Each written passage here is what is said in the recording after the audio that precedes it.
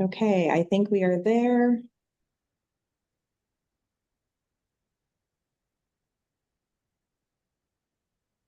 Right. Good morning, everybody. I'm Karen Edwards. Okay. I think we are there. Let me get that. There we go. Now we shouldn't receive that feedback. Good morning. I'm Karen Edwards. I'm one of the two assistant section managers on the Recreation and Conservation Office. And today we are going to be together all day today for another day of technical review presentations for applications in the Urban Wildlife Habitat Grant category. Our first one is scheduled for 9:30. It is the Bainbridge Island Land Trust project. I will go ahead and provide controls over to Gina. Okay, and Gina, you might want to just start moving your mouse a little bit. I'll let you know when it appears on the screen. Okay, can you see it now? Not yet. Keep moving it. It took a And I'll little try bit. clicking. There we go. Okay, so I can see your mouse now. Great. So if you start advancing slides, it was taking a little bit to catch up yesterday. But once it caught up, then there was no lag time. Huh. There we go. Oh, okay. Great. Okay. All right. And the floor is yours. Great. Thank you very much. My name is Gina King. I'm the Conservation Director with the Bainbridge Island Land Trust. And I just want to start by making it clear that although my colleague Fawn and I are presenting two grants right now in the urban wildlife category, our intention is actually that one of these should be moved into the riparian category. And we're hoping that the technical team could help us decide which one might be best suited to that program. So yeah, this is the Little Manzanita 4 project. It is an acquisition of 34 acres of high priority conservation lands on Bainbridge Island to complete a significant nexus of protected forest habitat, wetlands, stream, estuary, shoreline, and nearshore, all the way from Manzanita Park to Little Manzanita Bay here. The Bainbridge Island Land Trust is a 35-year-old nonprofit organization accredited by the Land Trust Alliance. The project area is highlighted in white here.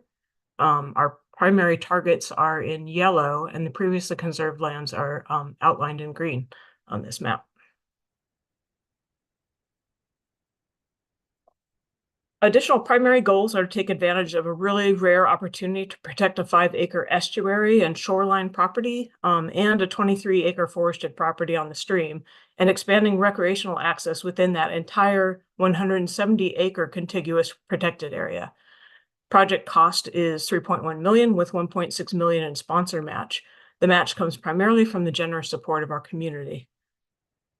The project lies in Kitsap County, central Puget Sound, in the usual and accustomed territory of the Suquamish tribe, and lies just south of their Port Madison reservation, 6 miles west of Seattle. Bainbridge Island, with a population of nearly 25,000, is entirely zoned as a city and as an urban growth area. The 4-county central Puget Sound area is growing rapidly and now has a population of 4.3 million people.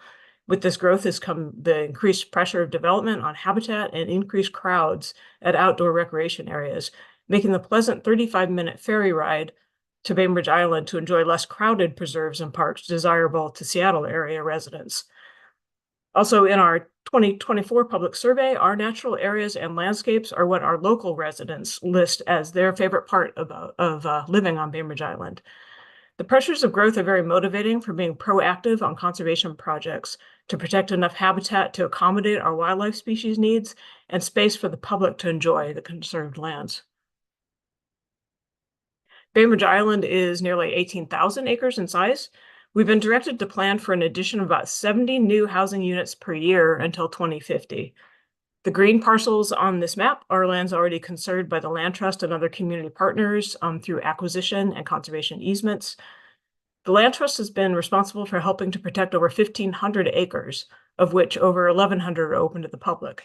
The Little Manzanita project builds this community conservation landscape, and for visitors is a 10-minute drive from the ferry or 6 minutes from that Agate Passage Bridge if you drive over. Moving on to criterion one, the satellite image really shows how that regional growth translates into loss of our forest habitats. With the addition of the fast ferry service to both Bremerton and Kingston, we anticipate maybe even accelerated growth in those areas. And the island provides a really important forested habitat. It's an important travel pathway for migratory birds in particular. Here are the targeted properties in the landscape context. And here, the gray shaded parcels, we found in our new analysis of property status to be at least partially developed parcels. Green are those that have some level of protected, and then orange are our remaining unprotected and undeveloped parcels. So this Manzanita Ridge parcel was one of only 5 of these over 20 acres in size that we found remaining on the island. So we moved to purchase that property with a waiver of retroactivity in late 2023. The purple outline green areas are owned by the Land Trust and Parks Department. And you can see here how the primary target completes that 170-acre protected area that would extend all the way from the parks property down to the bay. Looking at fish distributions across the project area, the system is used by coho and cutthroat and chum. And in recent years, fall salmon surveys, most of the adults detected in island streams have been found in this Manzanita system. The project protects over 1,000 feet of fish habitat stream and 5 acres of hydrologically connected wetlands, helping to maintain healthy stream conditions for our aquatic species. Proper functioning of our wetlands and watersheds is also vitally important to Bainbridge Islanders who rely on our sole source aquifer for water. Now moving down to that parcel BG at the estuary, there are a lot of important shoreline resources here. So basically this whole area is Chinook and rockfish critical habitat and WDFW PHS marine wetland habitat, and also herring spawning area. And then smelt spawning occurs just up the bay right here. This area that's bright blue is also a city designated priority aquatic area. So those are aquatic areas of sensitive and unique ecological value. All right, our conservation plan, in 2018, we modeled interior forest core areas kind of based on the habitat needs of flying squirrels. So there's a large interior forest core through this project area. And we also know that flying squirrels occur in that project area. Other forest species breeding in the project area include pileated woodpeckers, ravens, and great horned owls.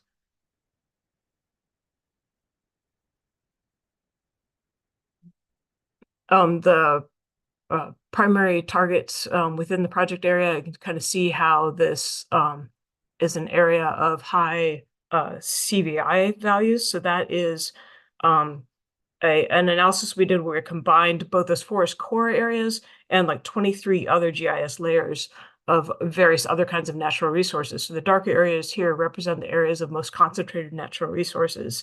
So this is an area that kind of pulls together this entire contiguous area of high conservation value index. This large nexus of stream, wetland, and forest habitats connecting all the way through to Puget Sound will be increasingly important as species respond to the stresses of warmer, droughtier conditions anticipated under climate change. The aerial really highlights how the surrounding land uses have fragmented what was once a landscape dominated by dense forests of Douglas fir and cedars, hemlocks, bigleaf maple, madrones.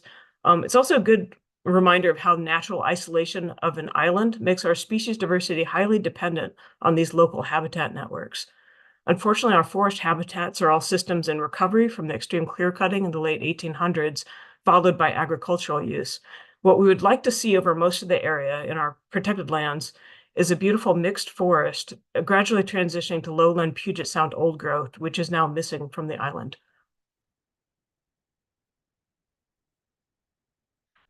The primary targets include 32 acres of forest habitat with plentiful snags and logs, and a nice forest of dense Douglas fir with some western red cedar, madrones, big leaf maple, and then alders in the wetter areas. So this is kind of the northern parcels in this project area.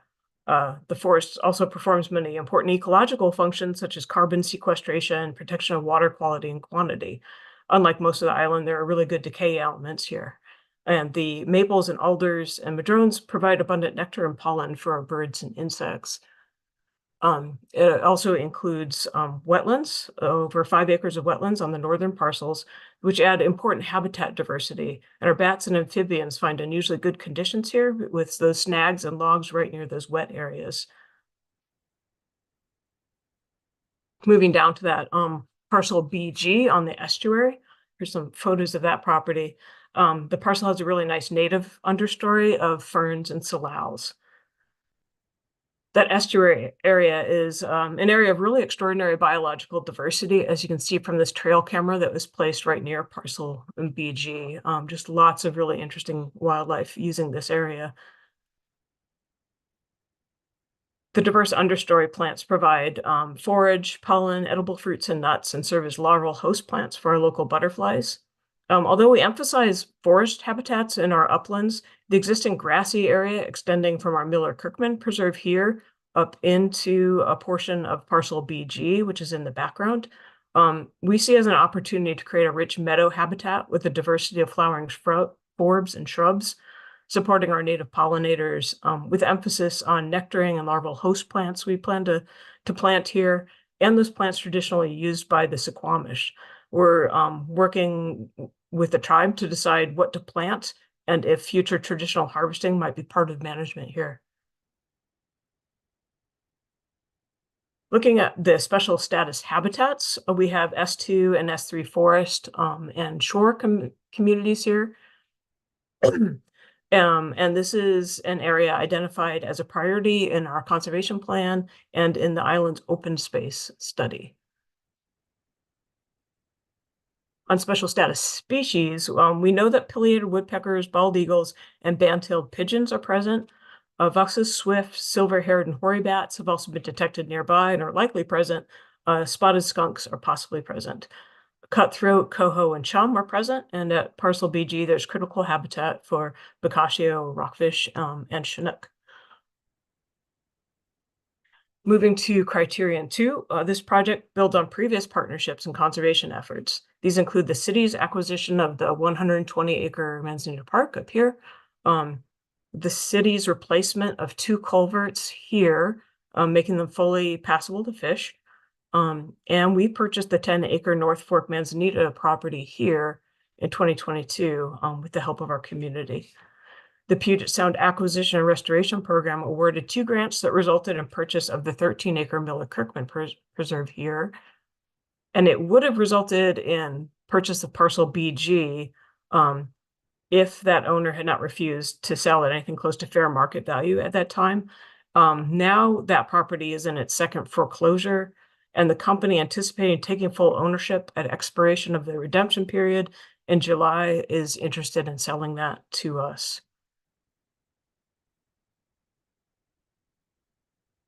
Plans supporting this project include, again, our own 2018 conservation plan, which is really the island's most comprehensive conservation plan at this point.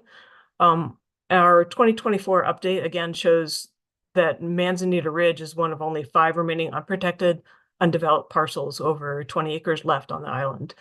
And the project also includes all the top priority habitats that were identified by the public in our 2024 public surveys, their top priorities.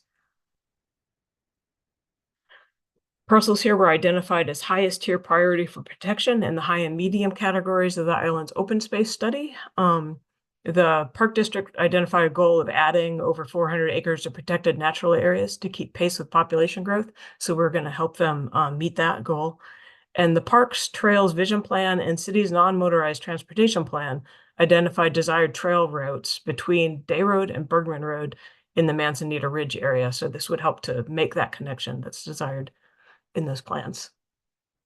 The area was identified by the Suquamish tribe as having moderate quality forests with high recent decline. The project is consistent with the city's comp plan, particularly in protecting interconnected habitats. There are also public benefits from watershed protection and control of stormwater runoff. Now, this was a study in Puget Sound lowland stream basins. Out of over 1,200 benthic macroinvertebrate study sites, they chose the Manzanita Basin to be one of their 4 focal restoration sites due to factors including that biological integrity score being far below the potential and feasibility of improving those scores. The study identified basin-wide forest health as the most impactful stressor, followed by riparian and basin-wide urban development. So this project implements the report recommendations to protect forest and allow them to mature, while our planners at the city are working on the recommended stormwater management improvements. Kind of goes hand in hand with their efforts. To keep pace with development and take a proactive approach to protection, the Land Trust stepped up our fundraising efforts through the Stand for the Land campaign, multi-year, multi-property campaign. We've had more than 3,000 contributions from over 1,800 households since 2017, in addition to county, state, and private grants. This map illustrates the diverse set of properties here in pink purchased under that campaign, representing stream, shoreline, wetland, forested habitats. And this has also been a chance to engage the community in education and conservation, conversation about conservation, species relying on these habitats and climate change. The Urban Wildlife Grant, if we received it, would allow us to continue pursuing the conservation opportunities within that grant area. This proposal is to acquire Manzanita Ridge and the BG parcel in fee. A CE was determined to not be a viable option for either of those. Parcel M is considered a potential conservation easement property. Built intends to hold the purchased lands, but should a property be sold to the Park District or transferred to the Park District, we would work to ensure that it's permanently protected to a high standard. But again, our intention is likely to keep those properties that we acquire and manage them ourselves. Now, access to the Little Manzanita Bay estuary is currently just by paddling. We have found an attractive trail route through Manzanita Ridge uplands for connecting Day Road to Bergman Road. And there is an area here that has been previously disturbed and graded that could be redeveloped into a parking area. And we feel like if we were to be able to develop that trail in the parking area, that would really facilitate access to be able to get people down here on foot to the Little Manzanita Bay area. We anticipate implementation of those improvements in 2025. The islands, the traditional homelands of the Suquamish, who have lost access and connections to this land. The Little Manzanita Bay was an important area with a wealth of natural resources that supported a summer village circled here. Like most of the island shorelines, the stretch right at that icon for the summer village has been highly developed, lots of homes through here. But if we acquire parcel BG, the contiguous estuary and stream preserve area south of Bergman through here would encompass 18 acres. And we hope that could support reestablishment of some cultural uses the tribe might desire near their traditional village site. Thanks to FUN, we're also rapidly expanding our community education work and have begun a project here on the Miller-Kirkman Preserve where Western Washington University students are monitoring survival of plantings. The lands we own will be used for educational outings we lead, and materials to guide learning will be made available to educators who want to take school groups out. The goal for this preserve is to support its transition from mixed forest into lowland Puget Sound old growth. There are very high infestations of weedy plants on those northern parcels, and working with the owners of parcel M to eliminate knotweed that's currently choking the stream is a really important goal of this project. Management plans to guide our actions on the parcels we buy will be incorporated into will incorporate our robust integrated pest management plan and have clear plans for the native plants we establish in the spots that we clear once we get rid of these invasive species. We have a really robust stewardship program relying on staff, contractors, Washington Conservation Corps to tackle those invasives. We set aside funds specifically for stewardship and management of our own properties at about 15% of the purchase price. We work within the first year of properties that we acquire, which would be these two, to do a really detailed management plan and work to implement that in the subsequent years. In this case, on Manzanita Ridge, it will be several years of invasive management, followed by replanting of natives. On parcel BG, much less intensive invasive removal work is needed on that property, fortunately. And then parcel M, we'd be working with the landowner to tackle that knotweed. So again, here are our project goals, 34 acres of protection from Manzanita Park down to Manzanita Bay with $1.6 million in sponsor match. And really appreciate the opportunity to present the project to you, and happy to answer any questions you might have. Great. Thank you so much, Gina. And you have 52 seconds to spare. Oh, gosh. Nice work. Okay. Thank you again. Any questions, comments, recommendations for Gina on this presentation? Go ahead, Joe. Good morning. Thank you, Gina, for that presentation. Appreciate that. You had mentioned a few ecological system types or ecosystem types in the project area, and I saw that they were also on your species table. For this year's grant application, there's new guidance on how to include natural heritage data, because I see that you referenced the Natural Heritage Program for the source of those. So I would recommend going back to and looking at that guidance, which is a part of, I think it's cited in Manual 10B. They actually have to be documented locations in the Natural Heritage Program database to be included in that table. So I would just go back and see, follow that guidance. I would also recommend taking a look at the Department of Fish and Wildlife's 2015 State Wildlife Action Plan. They have a list of things called habitats of greatest conservation need, and you might look to see whether or not any of the ecosystem types in your project area might be identified in that document as well. So thanks so much. Thank you, Joe. Dave and then John. There we go. Hey, Gina. Hey. Really good presentation, and I really love the focus on goals and objectives, what you want to do with the property, where you want to go, and what you want to see there, in the future. I think it's fantastic. Just a couple of things. The slides, like the map colors on your slides, you probably use better contrast so we can see the properties. I was getting kind of focused on making sure I knew what property was what, and just from the boundaries, and making sure I'm seeing the boundaries a little bit there. And then probably some more photos, especially of the shoreline area, would be beneficial as well, or make them kind of instead of having them off to the side, make them the backdrop like you do with some of the other photos, like this one. Make them the backdrop, and then bring out the text that you want. I think that would be really helpful. Great. Yeah, but great presentation. I just wanted to let you know that. Don't change a thing as far as your goals and objectives. Thank you. Goodbye.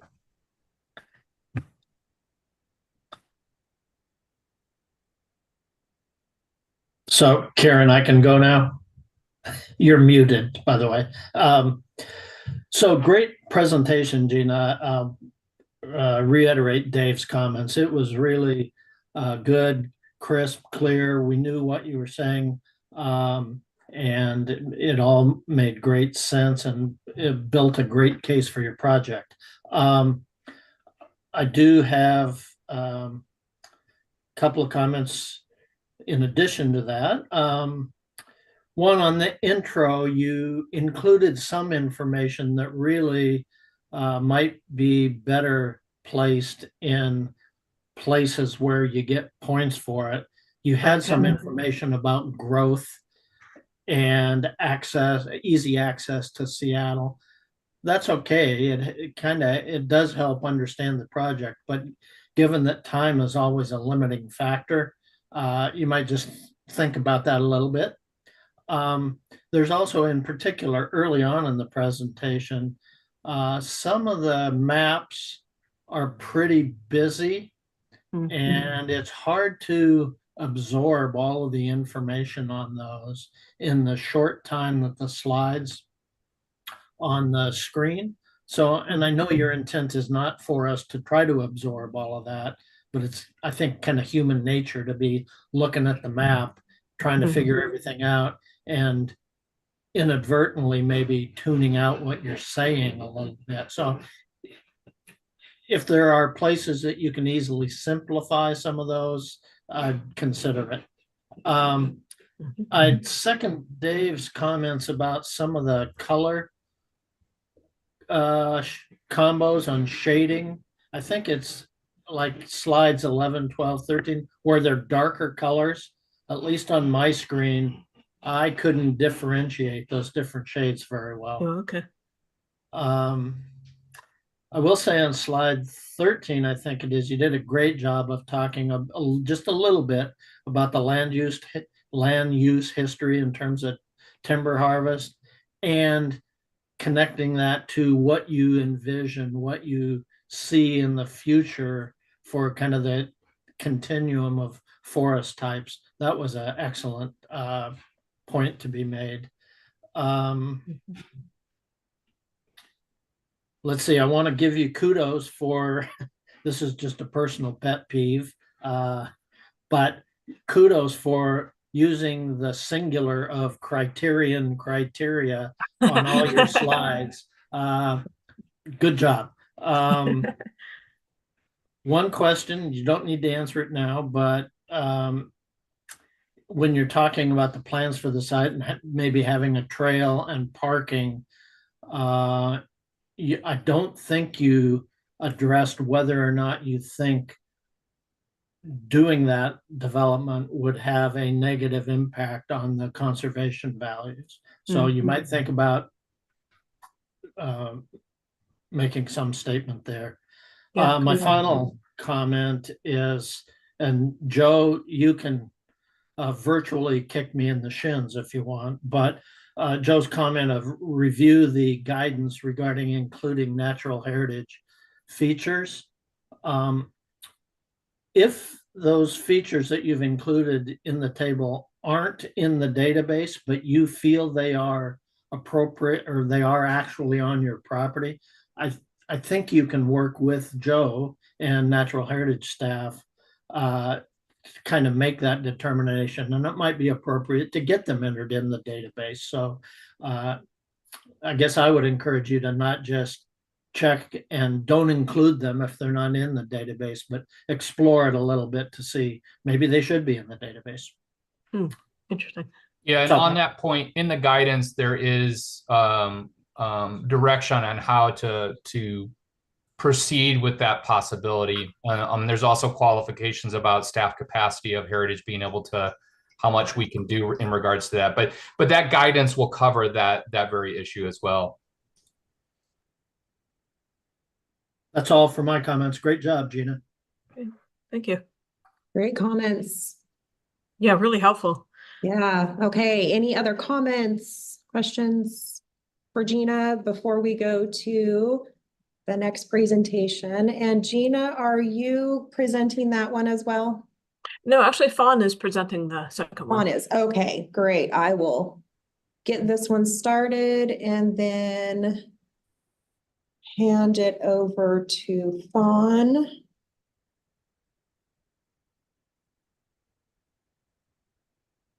Okay.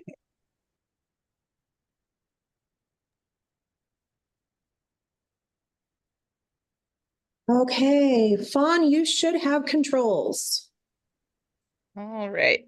Well, good morning, everyone. My name is Fawn Wagner. I'm the Community Education Manager for the Bainbridge Island Land Trust. And today we're presenting on Inner Eagle Harbor protection.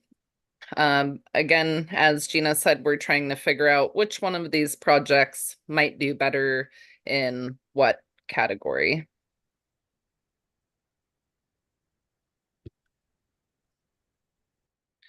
So for the Inner Eagle Harbor project, what we're looking to do is to either acquire or protect some of the available properties within the Inner Eagle Harbor project area. And the goal of this is to conserve some of this remaining natural habitats within Inner Eagle Harbor and also to build on some of our existing protections. Our project cost is around 1.9 million with a 1 million match at 51%.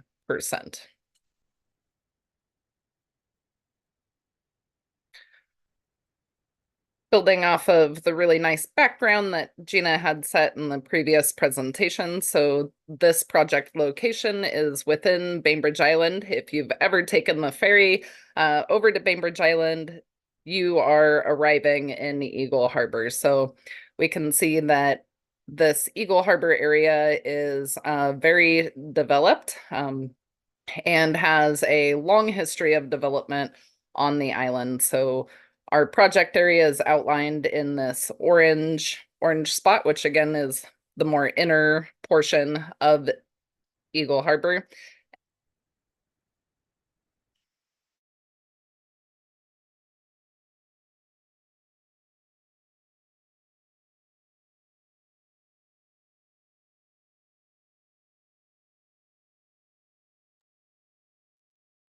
Nope. Fawn, are you still there?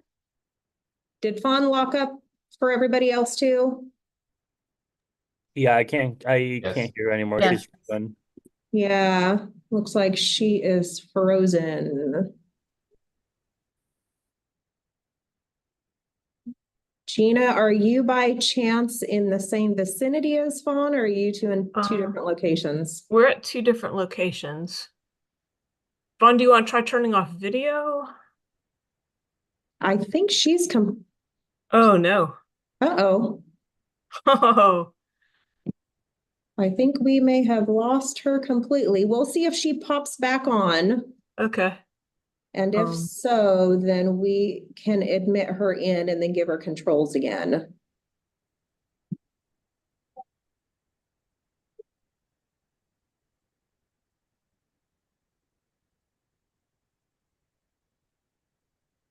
Okay. I'm not seeing her pop in. Gina, would you Yeah. like for me to give you controls? Yeah, I guess, let's go ahead and do that. Okay, go ahead and give that a shot. And then if she pops back on, I'll certainly ensure to admit her in. Okay. Okay, you should have controls now. Okay, yeah, this reiterates, yeah, the population, of the area. And see if I can get this to work. There we go. Yeah, again, the big picture is intact habitat areas are rapidly diminishing around Puget Sound, so we're a really important forest refuge on Bainbridge Island here. Ecological and biological characteristics. So this map again shows that the partially developed properties are shaded gray here. Ones with some degree of protection are shaded green. And then orange are the ones that have no protections and no development thus far. And our target properties are property L here on the shoreline, property N on the south shoreline, and then parcel B here along a creek that flows into Eagle Harbor. Gina, we do have Fawn back. Oh, great. Yes, so do you want me to give Fawn controls or do you want to keep controls Absolutely. and Fawn okay. Yeah. We'll go ahead and do that. So I will stop controls with Gina and I will hand them over to Fawn and you should be ready to go, Fawn. All right, sorry about that, folks. I don't know quite what happened there. Well, thank you, Gina, for stepping in and being amazing. So here we are. This is our project area outlined in yellow. And again, the purpose of this project area is trying to connect these remaining undeveloped parcels, particularly along the shoreline and stream habitat, and then also to add to our protection around the island. The orange areas are ones that are undeveloped, unprotected, and then we have some areas of development, and we'll look closer at those properties. But the green parcels are all have some area of protection. You can tell around the bay that we don't have many parcels that have some level of protection left. And many of these areas along the shoreline are armored and have lots of development happening. Again, considering that the ferry terminal is located just outside of Eagle Harbor.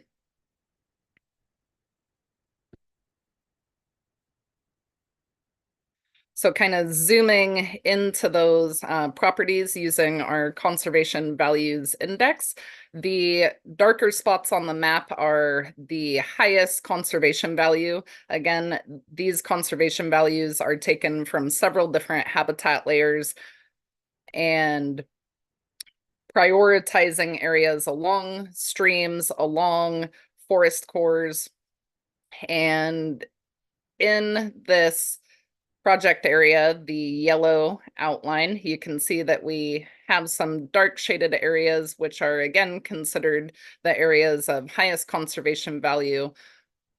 One of the project parcels, Project B, contains a portion of stream as well as some really nice intact older forest with high conservation values that's connected throughout this corridor. So the Bainbridge Island Land Trust has some properties around here. And again, our goal is to connect a lot of these properties with some type of protection, whether that be through acquisition or conservation easement, so that we can have contiguous lands protected along these areas of really high conservation value. The other parcels, L and N, that we were looking at, outlined in red here within the project area, do contain some level of development, but also have some conservation value, particularly being along the shoreline and near shore habitat.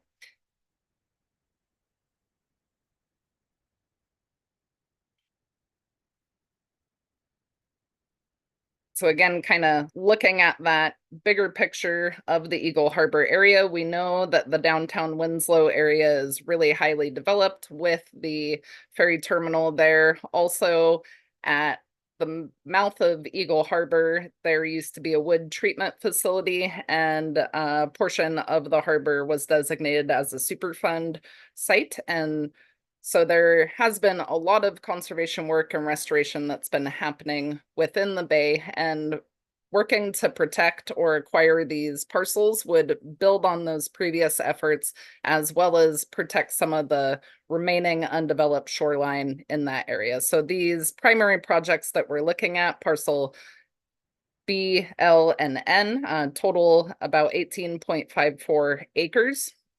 Most of the acreage is concentrated in this parcel B location that again is within that forest core and along the stream. Here's a little bit of viewpoints of Eagle Harbor, and we can see kind of the amount of development going on here. A lot of the shoreline is armored.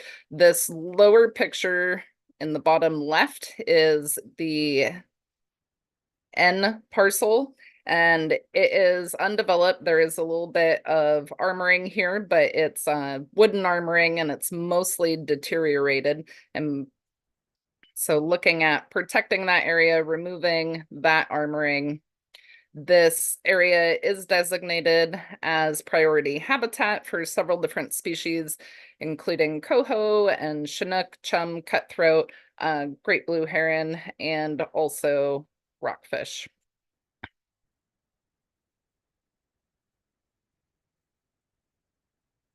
Looking at that habitat designation, the it's not highlighted here, but the L parcel is considered priority habitat because there is a heron rookery on that site. And again, it's one of the few undeveloped shoreline areas. And with that being said, it's one of the last places that heron colony could exist within the Eagle Harbor area, because again, many of the shoreline habitats have been modified. Their nesting trees are no longer existing in that area. There are quite a few different tributaries that drain into Eagle Harbor. And also, we know that there are southern resident orca that are sometimes located within the harbor out there. So zooming into that project area, again, that project area that we are looking at is in yellow. The primary targets that we're looking at, parcels B, L, and N, are highlighted and hatch marked in white. And then we do have secondary targets identified within the project area, also going off of that conservation index value. So areas of high value. But for this project, we're primarily focusing on these undeveloped shorelines or areas of smaller development. And all of this is, again, located within areas where we have already protected portions, so adjacent to forest core areas and existing protections. Considering that we're looking at both forested areas, shorelines, and nearshore, there are several different fish and wildlife species that could benefit from this project. We know that there are definitely pileated woodpeckers, great blue heron. We have bald eagles in the area, purple martins, and we also know that for aquatic species that we have quite a few present in the area, or at least historically. This picture in the top left is from the N parcel. There are quite a few great blue heron nests on that parcel, which is one of the reasons we're so interested in protecting that area. Just to look at that connection of forest cores. So the forest cores here are highlighted in green. So this is contiguous forest habitat.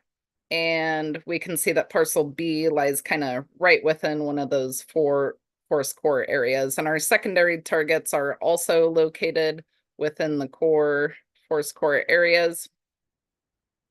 And this project envelope, the project area, again, is most important because this downtown Winslow area is really highly developed, and the cost of acquisitions on Bainbridge Island is really expensive, and this area is just going to get more expensive. And this might be one of the last chances to be able to protect some of this undeveloped or partially developed shoreline habitats.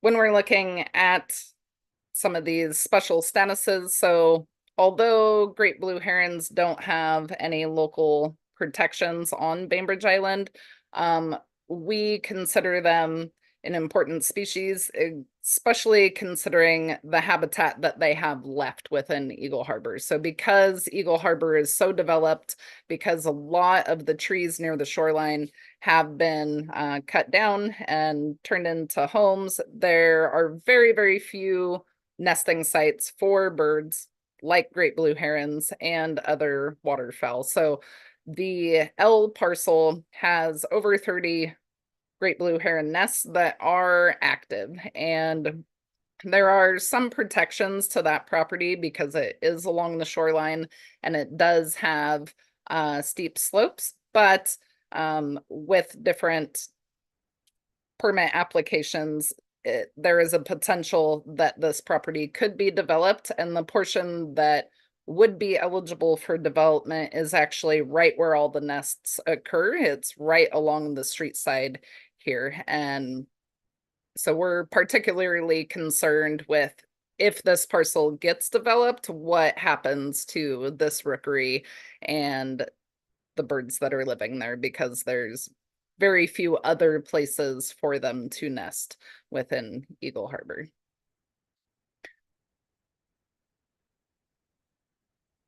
The parcel N has some level of development. So there is a dilapidated house that exists on the parcel.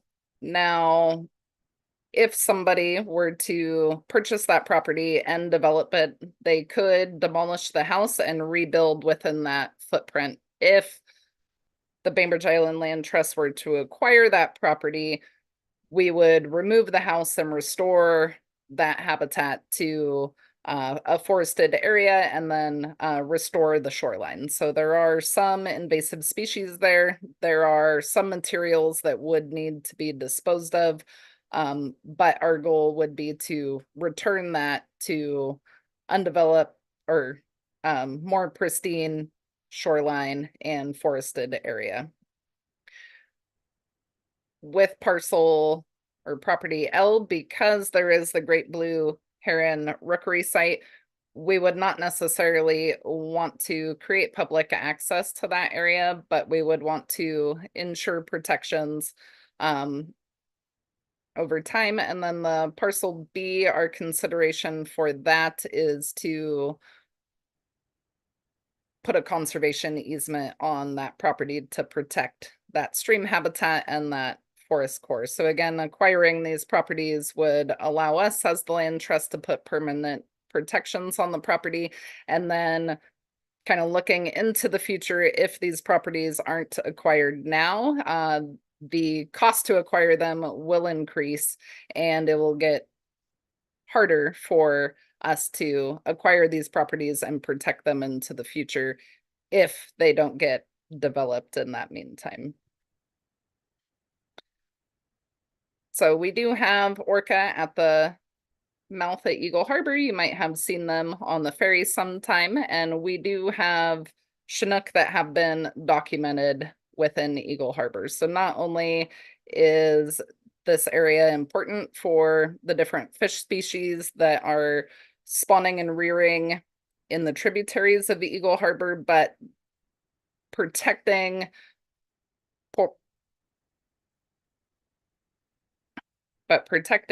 portions of Eagle Harbor will help ensure more Chinook throughout the area, and then also hopefully benefit our southern resident orca species.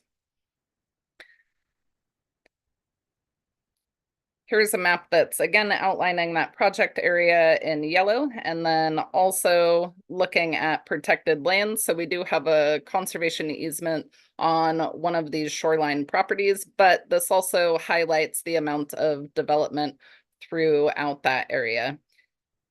Now, on parcel N, again, there is one structure there that is dilapidated and needs to be removed. But if a developer were to purchase that property, it could get some additional development in there. So there is an ADU that's feasible. That parcel B, which we hope to protect with conservation easement, could have up to 9 units, as well as additional ADUs. And then on the property L, there is 1 unit feasible. So in total, development poses a huge threat to this area, not just the rookery site, but also the unprotected shoreline and the forest core area along the stream. And there could be up to 11 different units plus ADUs within these primary target parcels.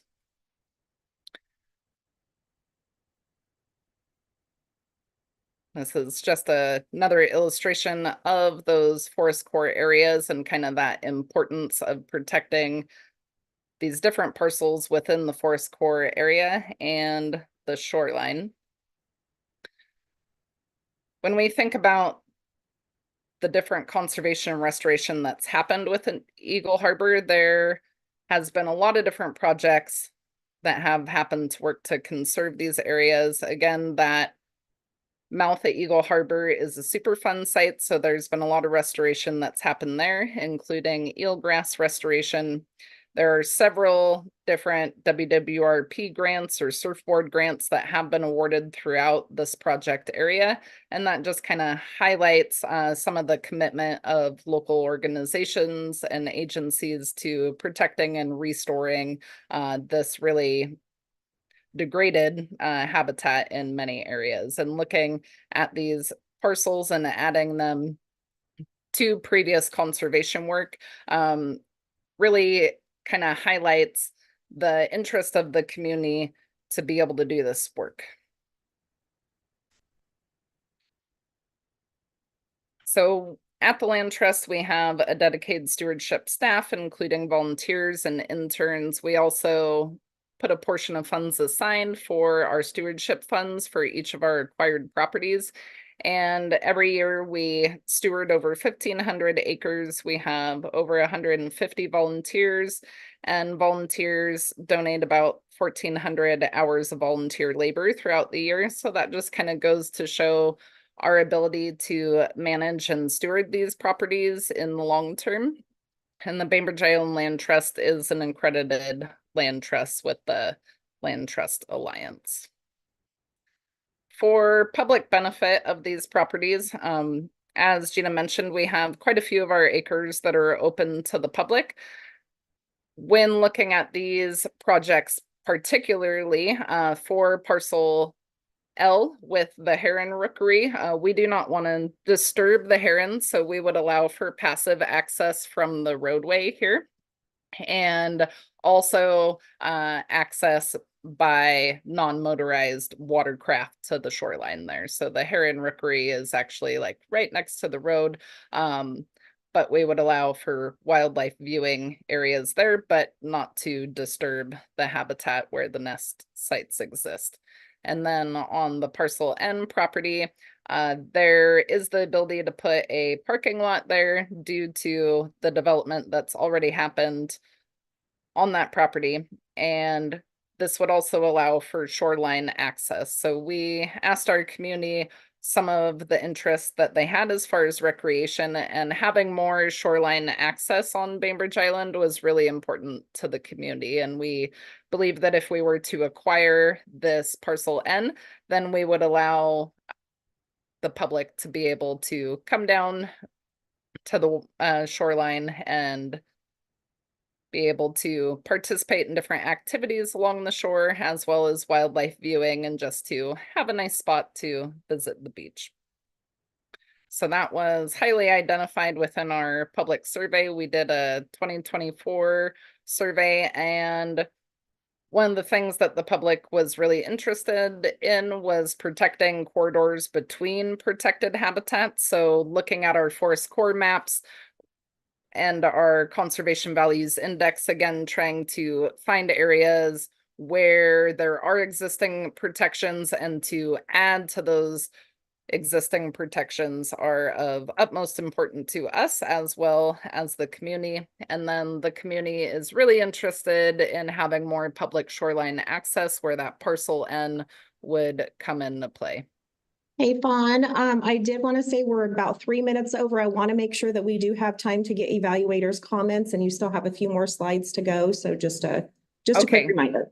Thank you. I You bet. will run through. To look at the public benefit and community support, as Gina had mentioned, we have just launched a wider, broader community education program where we hope to engage the community in some citizen science and wildlife research opportunities, as well as community outreach and engagement.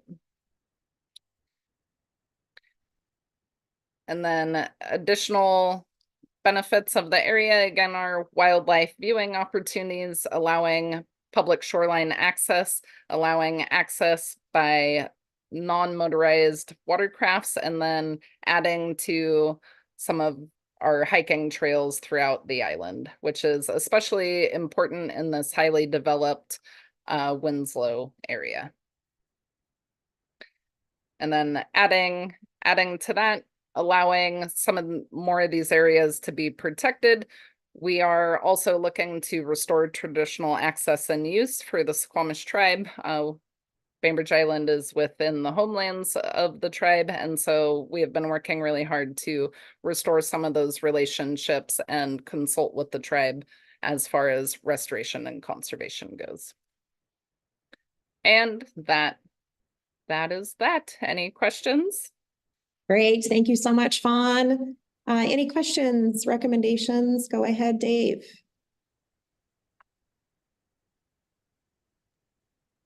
Hi, Fawn. Thanks for a good presentation.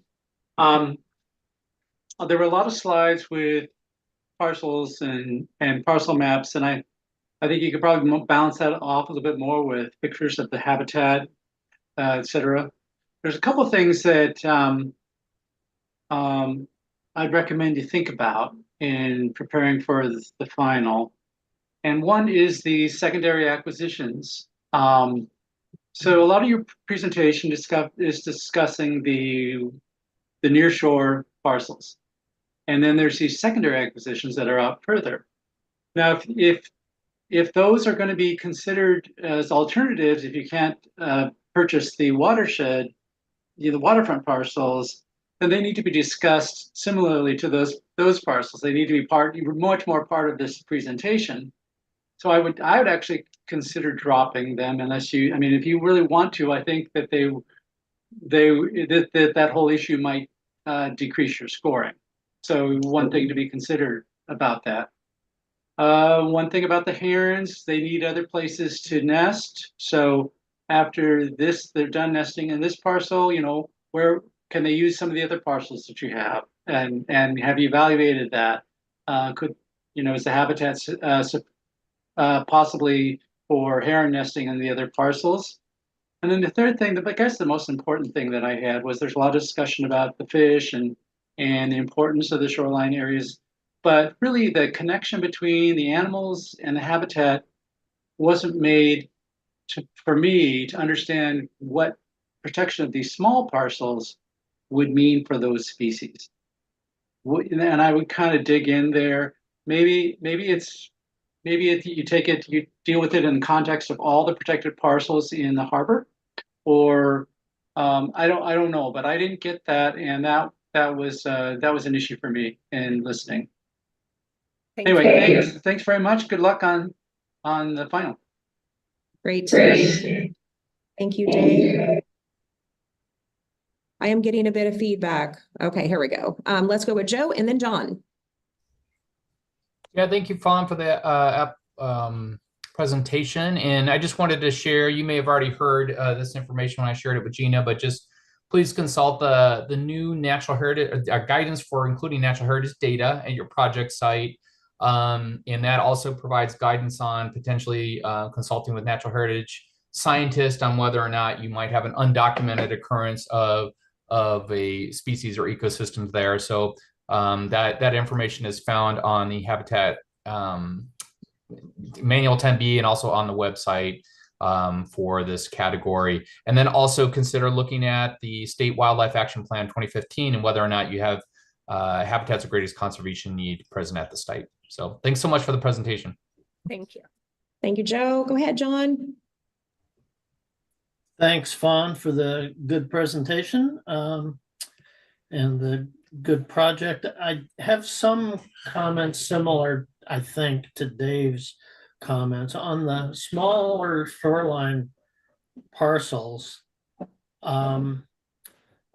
I guess you didn't really give me a reason in what you presented to be optimistic that those parcels are going to contribute to successful conservation of the features of interest.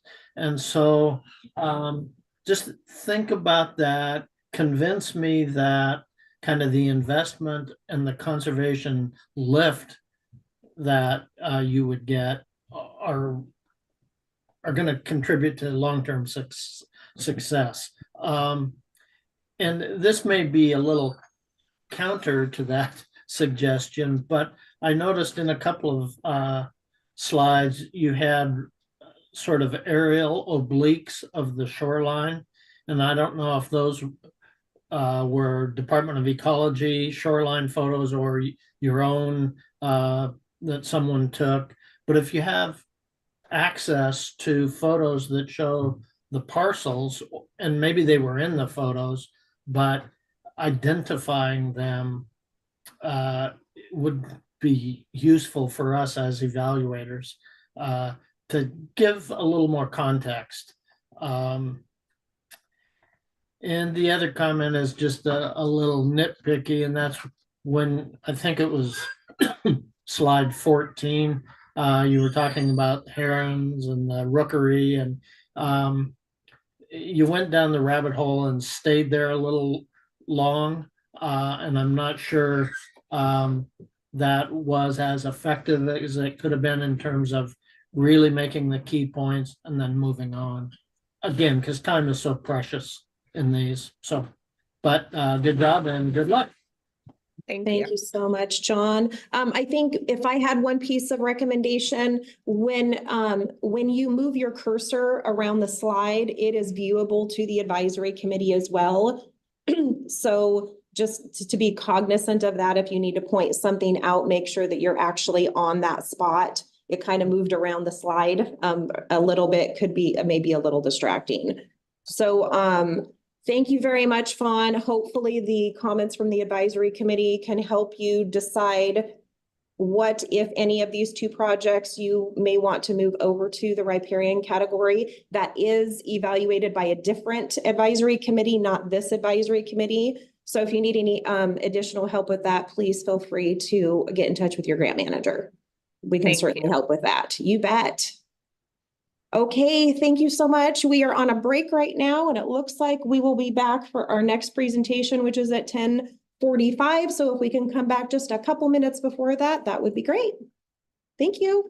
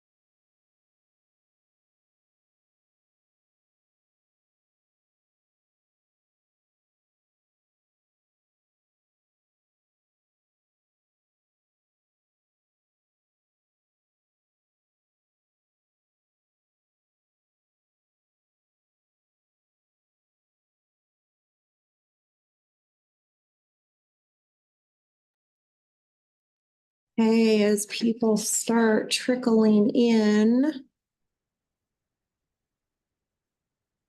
Thank you, Monica.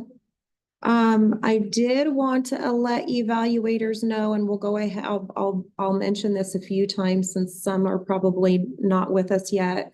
There is gonna be a Prism enhancement that is gonna start at 5 o'clock this evening, which is gonna take Prism down for about 2 hours this evening.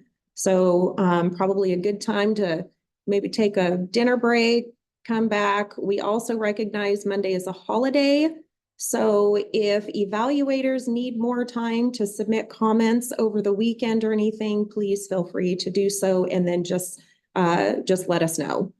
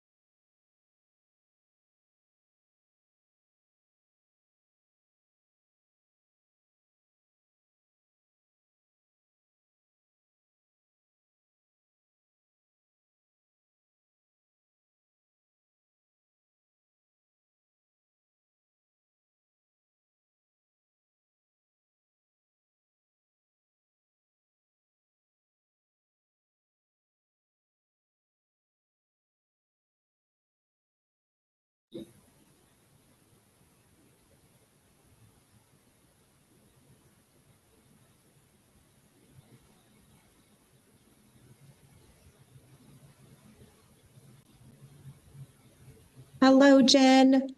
Good morning. Hi, do you prefer to go by Jen or Genevieve? Genevieve. Genevieve, okay. Good morning. Good morning. All right, so we are back with Urban Wildlife Habitat, and next is Riverside State Park with Genevieve Dial. And Genevieve, I will go ahead and hand controls over to you. You should have them now. There we go. I can see your cursor.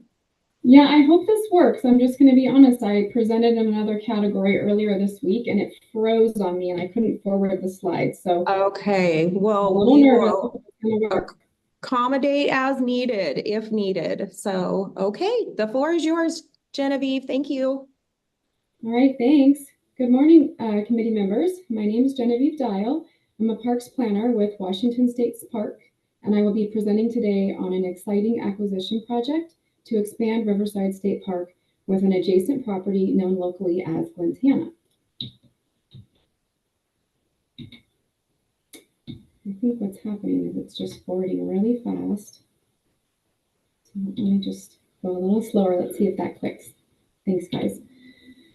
So to orient you a bit to the project area, I wanted to first show you where Glentana sits within the state. The Washington state map in the right-hand corner of this shows you that the property is located in Northeast Washington near the border of Spokane County and Stevens County. It is situated just outside Spokane County's urban growth boundary along the eastern edge of Riverside State Park. Riverside State Park's boundary is in that bright yellow there, and you can see Glentana kind of outlined in the white and the black.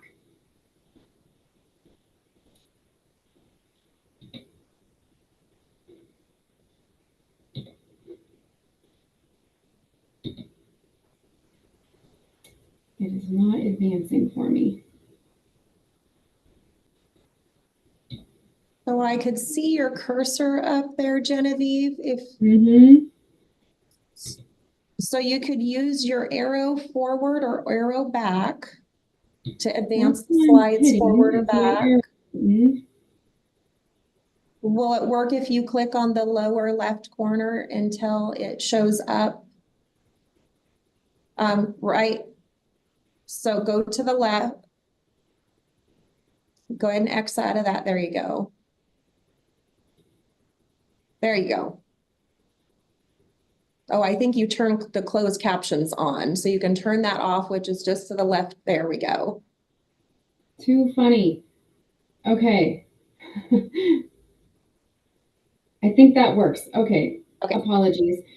So this map offers a closer view of both Riverside State Park, which is again highlighted in the bright yellow, and the acquisition project site, Glentana, shown in brown with the white outline. This map also illustrates just how close in proximity Glentana is to the existing eastern edge of Riverside State Park's 13,000 acres. What you can also see is how both the Spokane River and the Little Spokane Rivers flow through much of Riverside and Glentana. The portions of the river in our current state park boundary are protected, offering recreational and habitat corridor protection. Acquiring Glentana would further protect portions of the Little Spokane River. This map also shows the proximity of Glentana to the urban core of Spokane, just to the south of the project site. Glentana is less than a 10-minute drive from downtown Spokane. Riverside and Glentana work as a greenbelt around Spokane metro area. And because of Glentana's riparian and upland habitats and proximity to Riverside, this property has been of interest to our agency since 2018, when we adopted a new long-term park boundary for Riverside State Park to include portions of Glentana.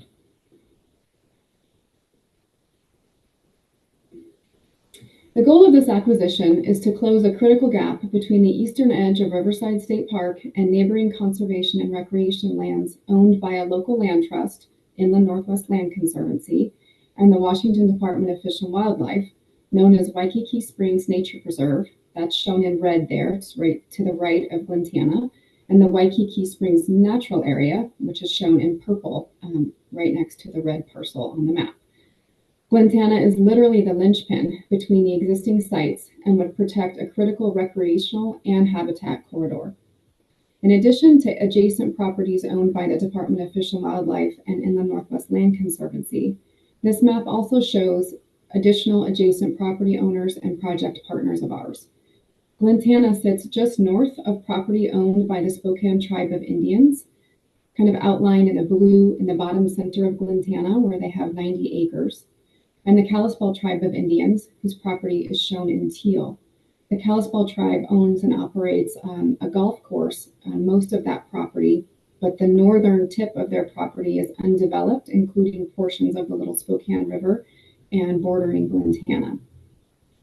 Acquiring Glentana further protects environmental and cultural resources important to both tribes.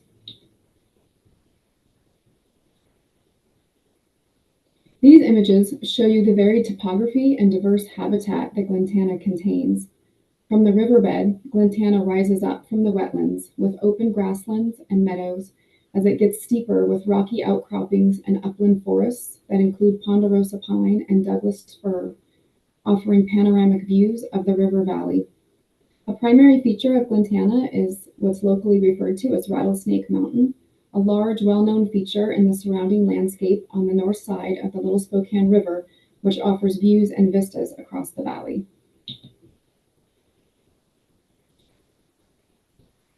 This property contains a 2-mile segment of the Little Spokane River, a stretch that, if protected, will preserve a 20-mile contiguous river corridor, including portions of the Little Spokane River and the Spokane River.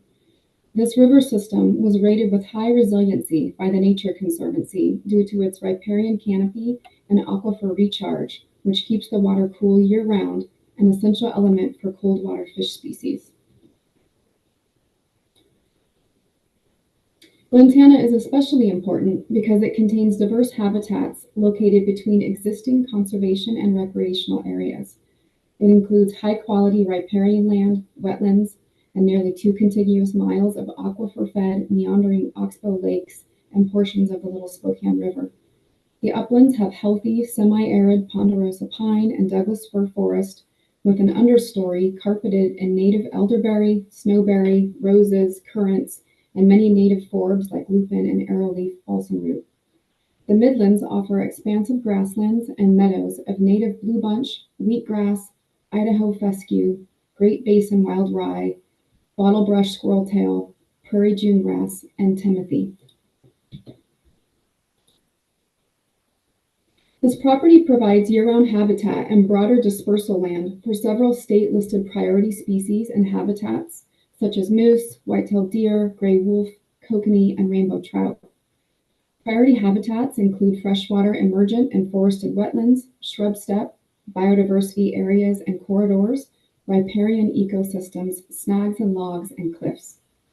Glentana is also home to numerous species prioritized for protection in the State Wildlife Action Plan, including several species of bat, American badger, bald eagle, Lewis's woodpecker, tiger salamander, western toad, Columbia spotted frog, and northern Rocky Mountain ponderosa pine.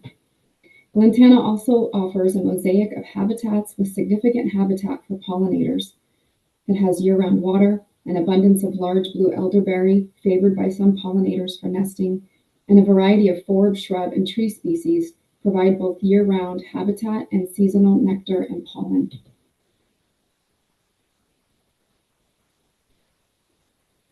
Glentana is one of the largest intact undeveloped properties just outside the city of Spokane and Spokane County's urban growth boundary.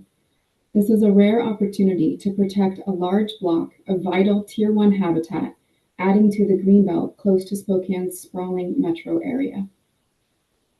The quote on the slide was made by our operations director.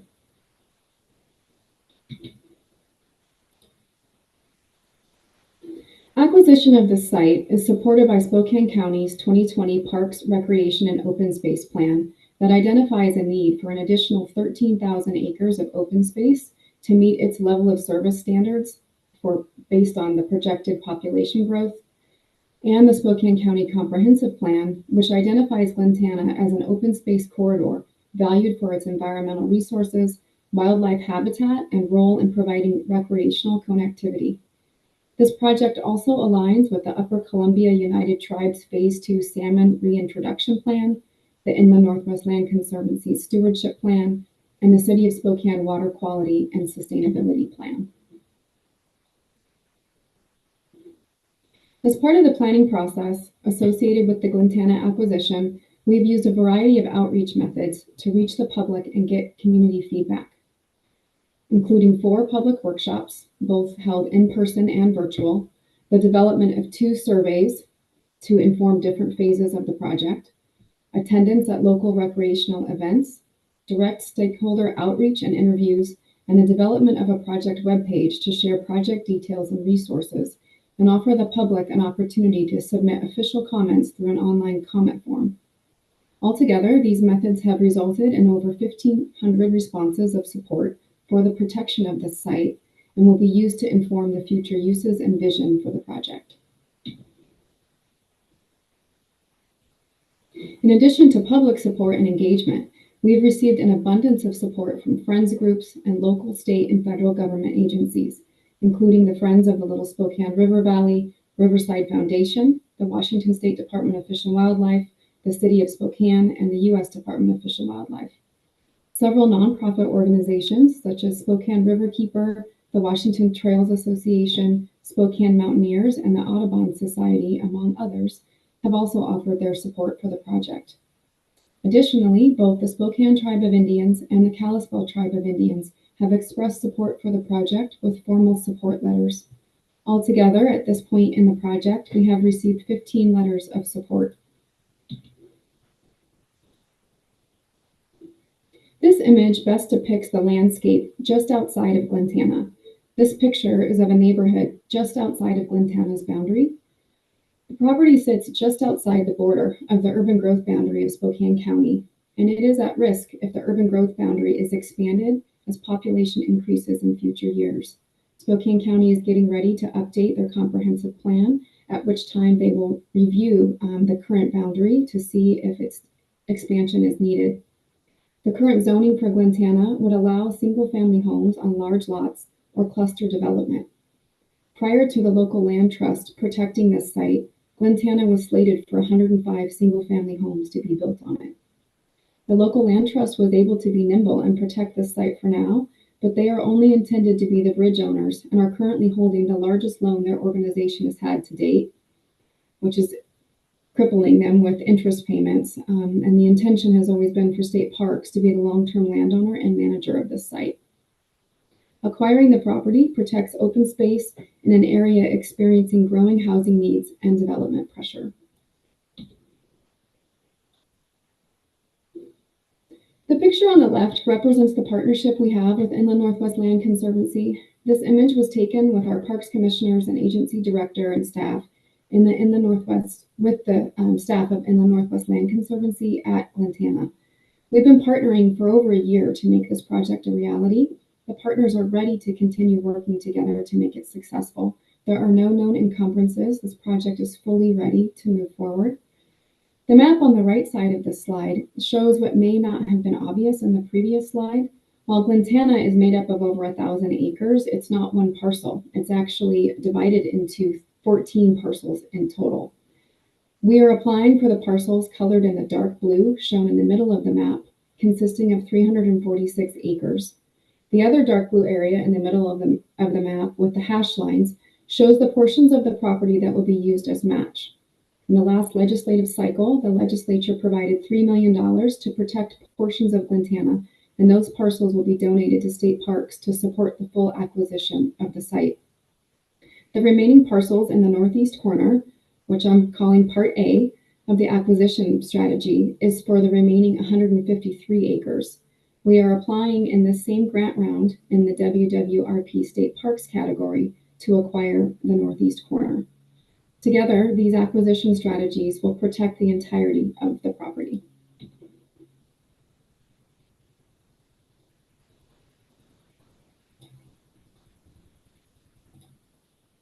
All right, let's see, sorry. The arrow at the bottom has disappeared and I'm not able to forward the slides. So they do kind of disappear until you hover over them. Here, I will go ahead and take control back and then I'll get your slide back up. Thank you. My footer on my slides is hiding that. I'll have to remove that footer for the next go around.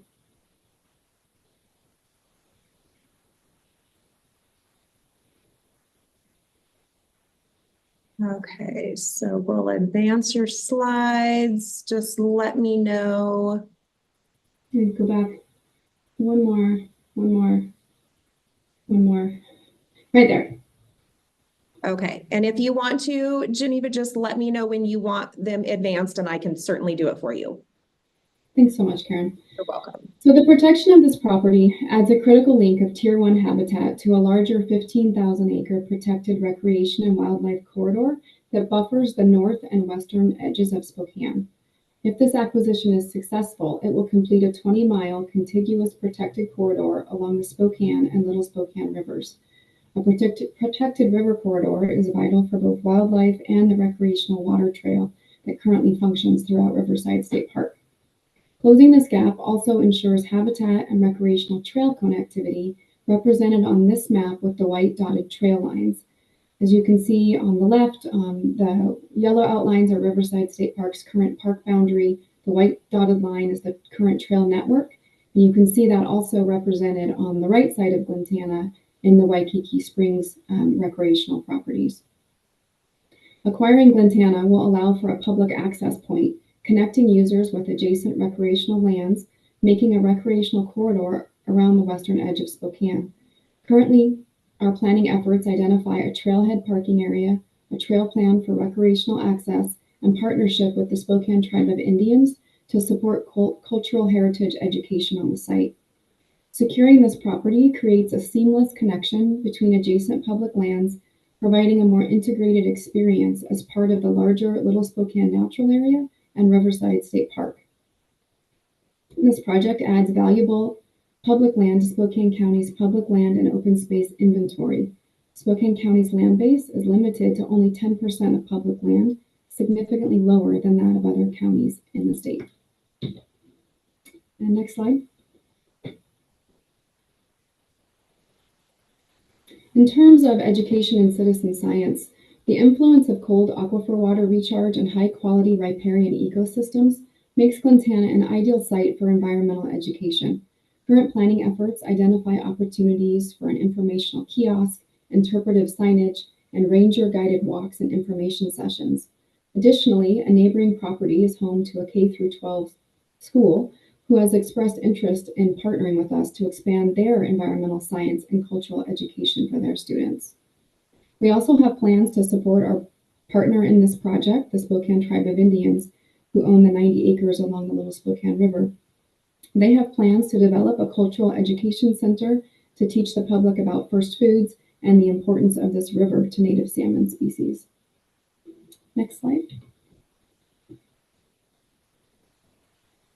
Outreach methods included considerations for a broad audience from a variety of backgrounds addressing park users with disabilities, limited income, and transportation barriers. We sent direct communication to traditionally underrepresented community organizations as well. The proposed future public access point is located within a few blocks of an existing city bus route and in proximity to the city of Spokane, making it more accessible than many of our state parks. Glentana is a linchpin tract of land between existing recreation and conservation areas, connecting Riverside State Park and to Palisades Park as well. Together, these form a 15,000-acre crescent of conserved land that rims Spokane in a 16-mile corridor. Next slide.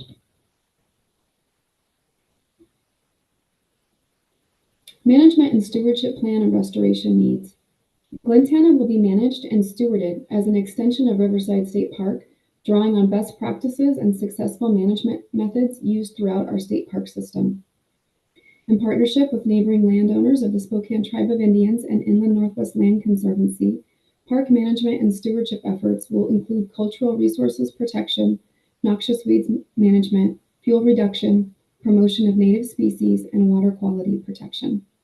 To augment Riverside's overall vegetation management program, a vegetation and forest management plan will include restoration and enhancement of natural vegetation. The plan will address control and eradication of noxious weeds and other invasive non-native plant species. There are no significant restoration needs currently identified. The next slide. In terms of organizational capacity, State Parks manages over 120 parks with a diverse set of needs, landscapes, and geological, cultural, and historical elements. Riverside State Parks operations staff will manage this site with experienced land managers, foresters, biologists, rangers, and park aides. Funding for all operations will be provided through our state agency. And the last slide is just for questions and comments from the committee. Hey, thank you so much, Genevieve. Yeah, thank you all for your patience with the slides. It worked out. All right. I saw you popped your camera on. Did you have any comments?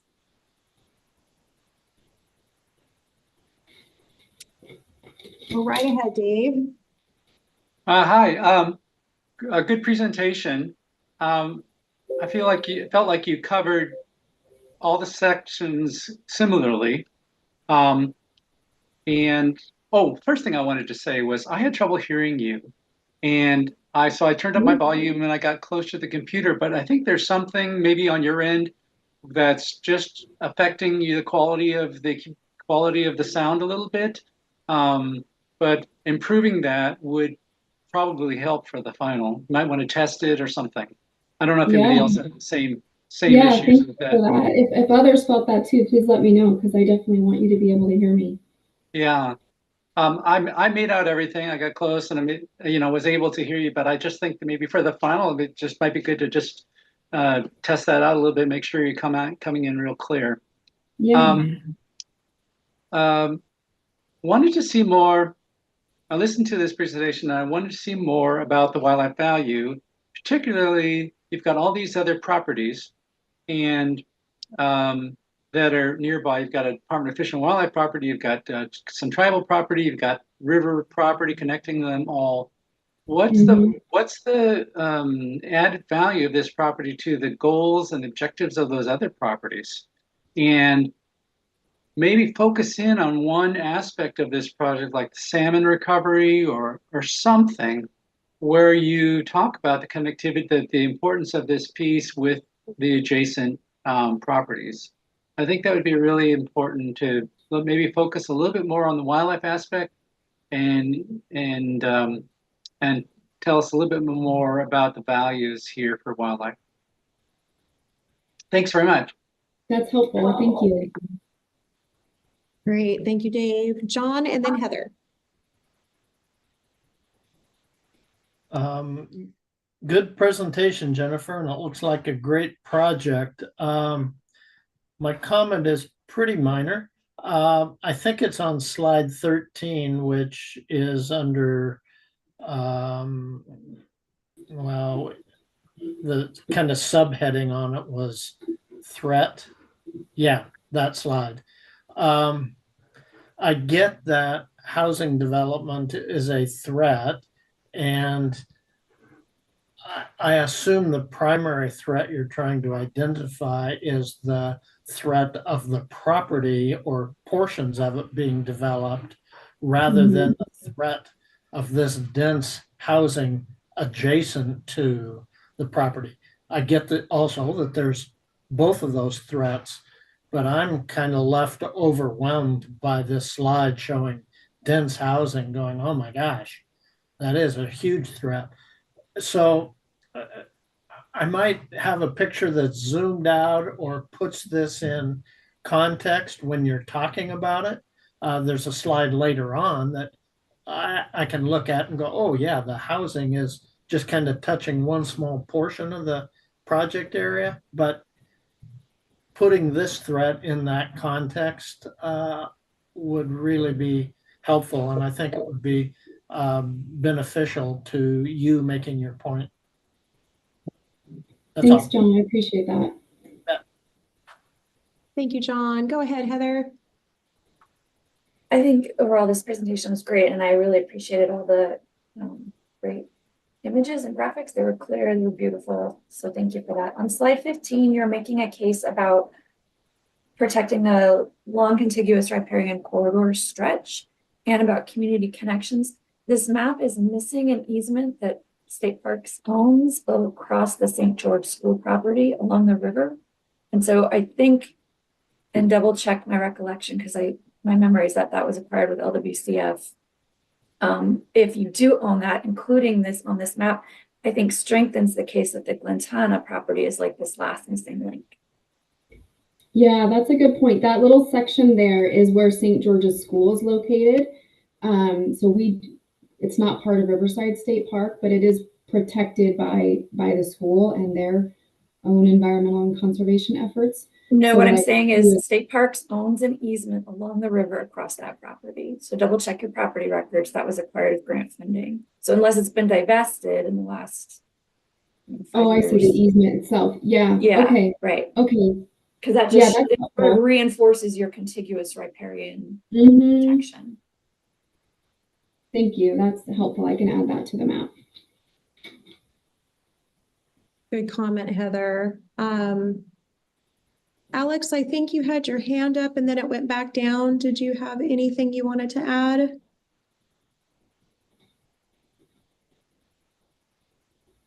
Okay, any other questions, comments, or feedback for Genevieve? Go ahead, Nancy. Thanks. I would just echo the comment that a little more emphasis on the wildlife and the species. You mentioned several species that make their home there, but some discussion about who's breeding there, who do you know is breeding there would be helpful. Otherwise, this sort of feels more riparian to me than urban wildlife. Yeah, that's helpful. The Little Spokane River is part of the Little Spokane River Natural Area, and we're doing a wildlife study there right now with some game cameras. So I actually could bring in some footage of that and some data from that, and talk a little bit more about the upland portions of Glentana and why that's important for different species and habitats than that of the riparian area. Great. Thank you, Nancy. Okay, any last comments for Genevieve? Okay, thank you so much, Genevieve. Your pictures were beautiful, by the way. Thanks, everyone. Appreciate the feedback. Okay, so next up,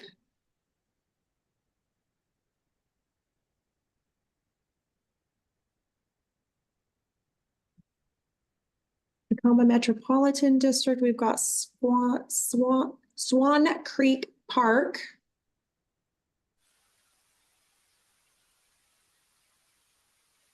And do we have, there's Alyssa. Hello, Alyssa. Yes. Hi. Hi. Morning. I'm going to go ahead and give you controls. Okay. You should have them now. You might need to just move your mouse a little bit. I'll let you know when it pops up on our screen. Sometimes it takes it just a little bit. And go ahead and try to advance slides and see if that will work for you. Not yet. I can see your mouse moving around. Yeah. Yep, so there you are. If you can move your arrow forward to advance forward and then your arrow back to go back a slide, or if you hover over the lower left corner of the presentation, it will pop, it should, right there. And you can advance. Okay. Here we go. Okay, and the floor is I'm in business. You're in business. Thank you. I'm in business. Okay, thank you. So good morning. I am Elisa O'Hanlon Regala with Metro Parks Tacoma. I am the long range and strategic planner for the Park District. And I'm really pleased to be able to talk with you this morning about the property acquisition at Swan Creek Park. So let me zoom you into where is Swan Creek Park? This, of course, is the boundary of the city of Tacoma. And Metropolitan Park District manages all the parks in the city. And Swan Creek is here on the east side. Some of you might know Point Defiance Park. It's the largest park in Tacoma at some almost 800 acres. And Swan Creek is the second largest park natural area. And the property acquisition we're talking about is that little red dot that was formerly owned by the Probst family. And so a closer zoom in here, you can see that it's two parcels that we're talking about acquiring. Actually, we already have, but we were granted a waiver of retroactivity to be able to apply for funding of the acquisition. So I will talk more about this as we get into the program, but really what we're filling in here is a many years vision of being able to acquire this property to add to the natural spaces of this park. So we're looking to conserve the natural spaces, the trees, to expand the opportunity for recreation and passive open spaces. certainly the wildlife habitat conservation, and I'll talk about that, particularly the stream that is Swan Creek. That's a salmon-bearing stream, and the tree canopy coverage. When we look at this acquisition, again, 2 parcels, and from this view, you can see how close we are to Swan Creek. The north parcel is fully undeveloped, never been developed or touched in any kind of way. So mature forest there. And then the southern parcel is where the family had its home. And it does fill in this, this gap that would make make Swan Creek Park more continuous all the way down to the southern edge of the park. As I noted, the northern parcel is 4 acres, and the appraisal that we had conducted on the property estimated that it could be developed into 25 single family homes. And while housing certainly is a priority in Tacoma, so is the preservation of natural space. And I'll talk more about why in this particular neighborhood that is particularly essential. This is the southern parcel, which is a little bit more than 4 acres. And the estimate there was that it could be developed into 30 single family homes.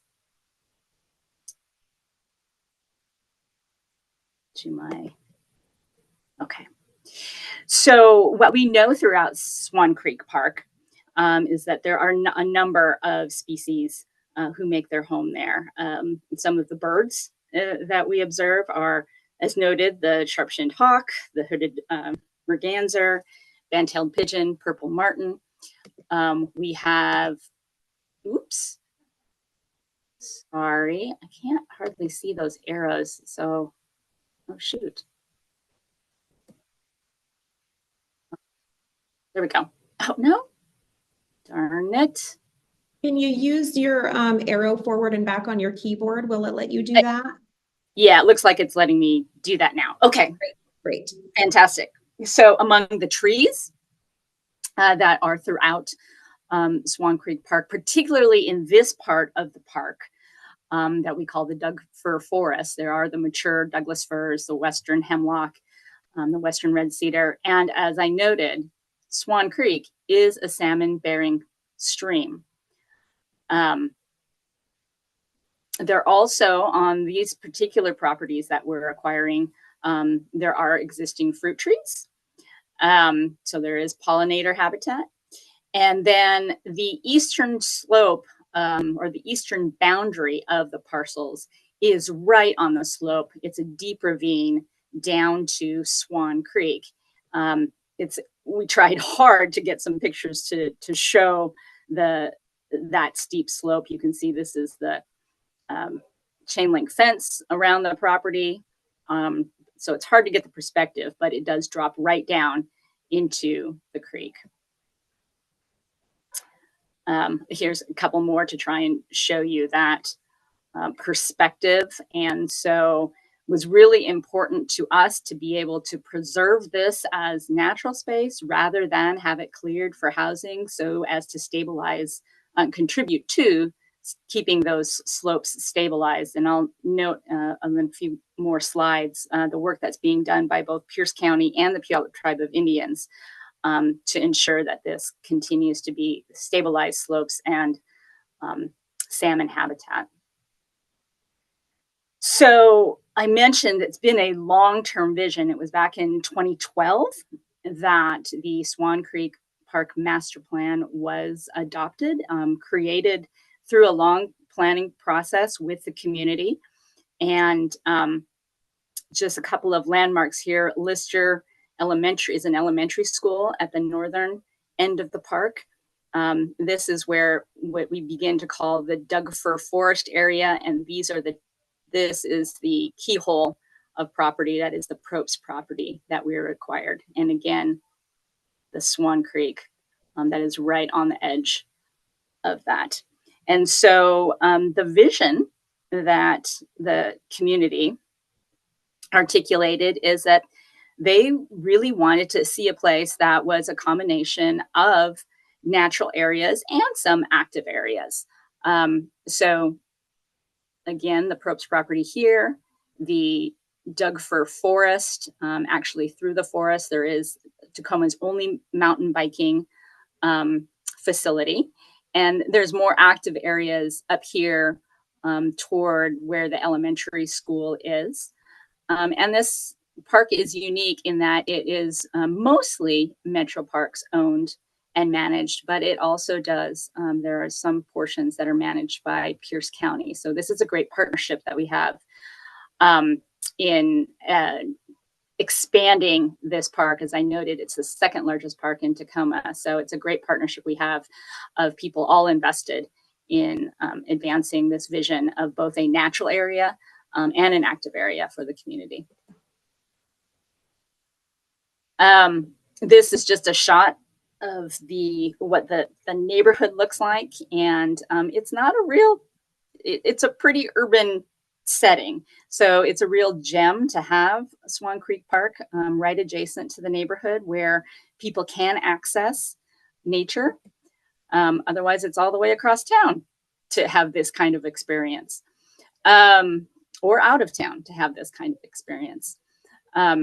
Here is just a little bit about, I noted the work that's being done along the stream. It is a partnership between Pierce County, who at the southern edge of the park becomes Pierce County jurisdiction, not the city of Tacoma. And so Pierce County and the Puyallup tribe are placing structures, logs and whatnot to stabilize the banks. There is a lot of housing that's south of this area, so the erosion is something to be very mindful of managing. We were successful in receiving funding from Pierce County Conservation Futures for partial funding of this acquisition. And so there is a conservation covenant on the Probst properties that those will forever remain as passive open space. And while there are other parts of the park that provide for that active recreation that the community envisioned, this particular parcel, these two parcels, would not ever be developed with any kind of active recreation. That is not the intent. The intent for these parcels is to have that forest experience that's not available immediately to this community. So we know that it is this nature experience that is really what this community enjoys Swan Creek Park for. A lot of bird watching, hiking, picnicking, and there is a trail that would extend with these parcels. We'd be able to extend that trail through these parcels. And we know that trail walking is the #1 priority that our community has expressed to us that they want to see more of in Tacoma, as we've just completed or at the tail end of completing our 6-year strategic plan. So this is a map of that trail, showing some of that trail system coming down here. And of course, because we didn't own these properties, it just makes a U-turn and goes right back up. But our plan is to be able to extend throughout the entirety of the park. I mentioned the Lister Elementary School. One of the programs that we are able to offer in Swan Creek Park is the Wildlife Champions, where these students get to go basically out of their backyard at the elementary school and into Swan Creek Park to bird watch, to learn about salmon. The Puyallup tribe does a salmon celebration every fall at Swan Creek. So this is a unique property to be able to get kids in particular out into nature that's not readily available for them in the neighborhood. And I want to note that or underscore that this nature opportunity really is not one that is readily available in this part of the community. The Salistrand neighborhood is adjacent to Swan Creek Park, and it is a federal HUD Hope 6 redevelopment, is one of the most diverse areas of town. And in Pierce County and the city of Tacoma, we have put together something that we call the Equity Index, and it looks at about 32 different indicators, not just poverty, but also looking at exposure to environmental toxins, air pollution, access to education, access to parks. And when an area is considered to be a very high opportunity area, that means that people have the means and the access to resources to be able to live their best lives, if you will, and succeed. A lighter colored area indicates someplace that does not have access, does not have resources, will experience higher poverty. And so, as you'll see in the next slide too, this area around Swan Creek Park has very low opportunity for success, also has very low green space opportunity. And that's best displayed, I think, by this tree canopy coverage slide. This was in 2017 when the city of Tacoma did a tree canopy assessment. And across the city, it is about 20% coverage, which is woefully under what even the U.S. Forest Service would say should be average in a state like Washington. And in many areas, as you can see by the light color, we're under 20% into the teens, and in some places even down to,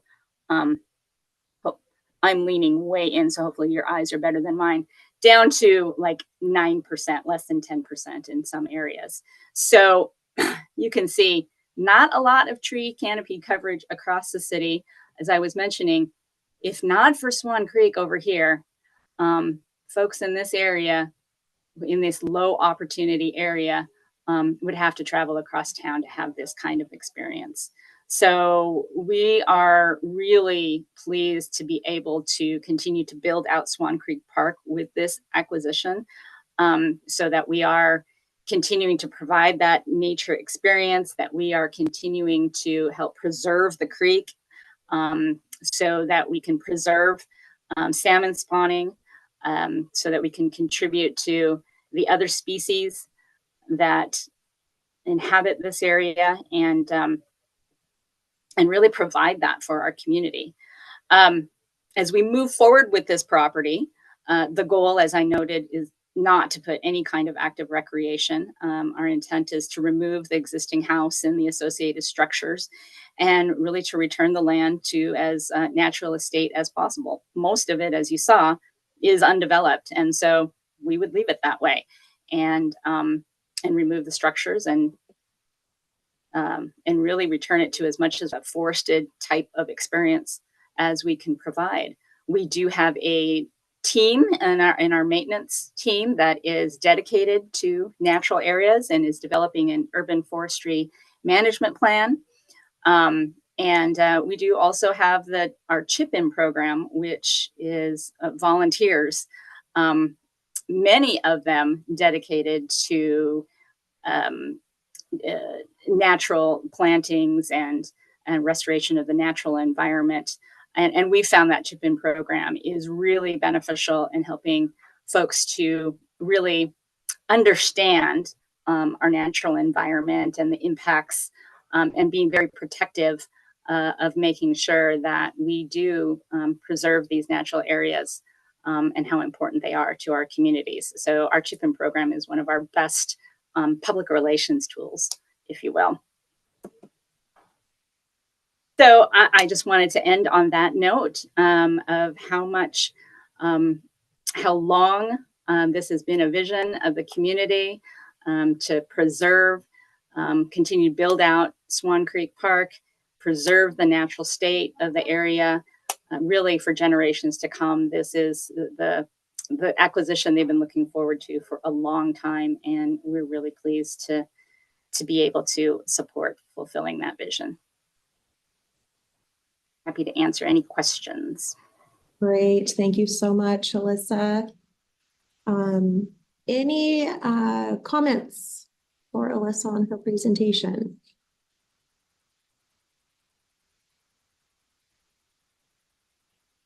Go ahead, Joe. Thank you, Alyssa. Really enjoyed that presentation. I wanted to provide some guidance on your species and communities table that you had submitted. It's a bit confusing in terms of the status column doesn't match the sources that are being cited. So for example, many of the animal species I think are cited as a priority species, priority habitat species, but the source is cited as the Natural Heritage Program. And so that's a mismatch. That actually is a Department of Fish and Wildlife status. So you may want to revisit that.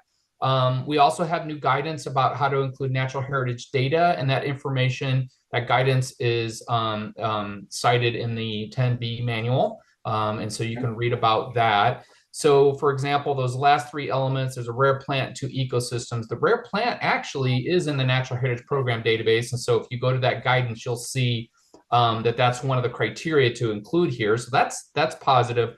However, the way that it's sourced doesn't note that, right? It actually notes it as a priority habitat and species rather than a heritage information piece. So look at that, and then look at those last two references to the communities, and then look at the guidance, because those two are not.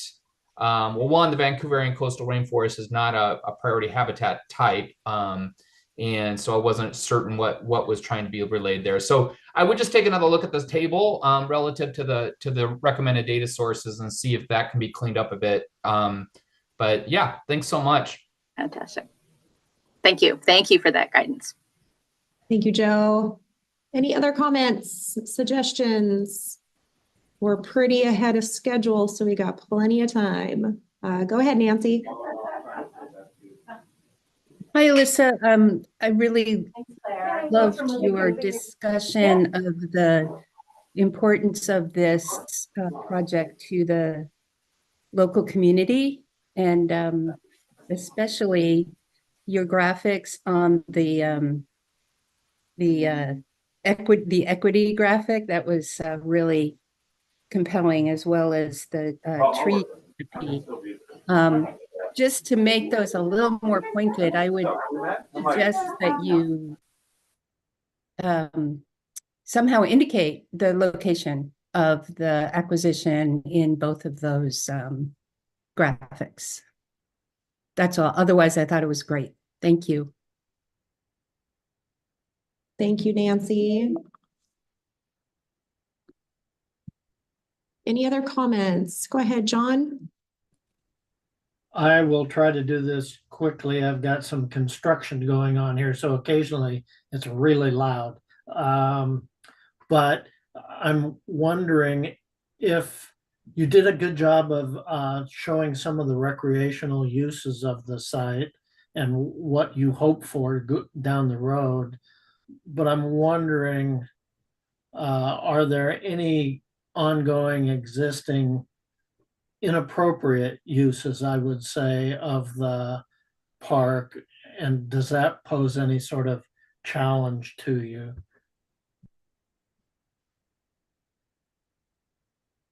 So you might, I guess, address that if there are. If there aren't, that's fine. And I guess if there are, whether or not I said it, how might you meet that challenge in the future? So you're muted, Alyssa.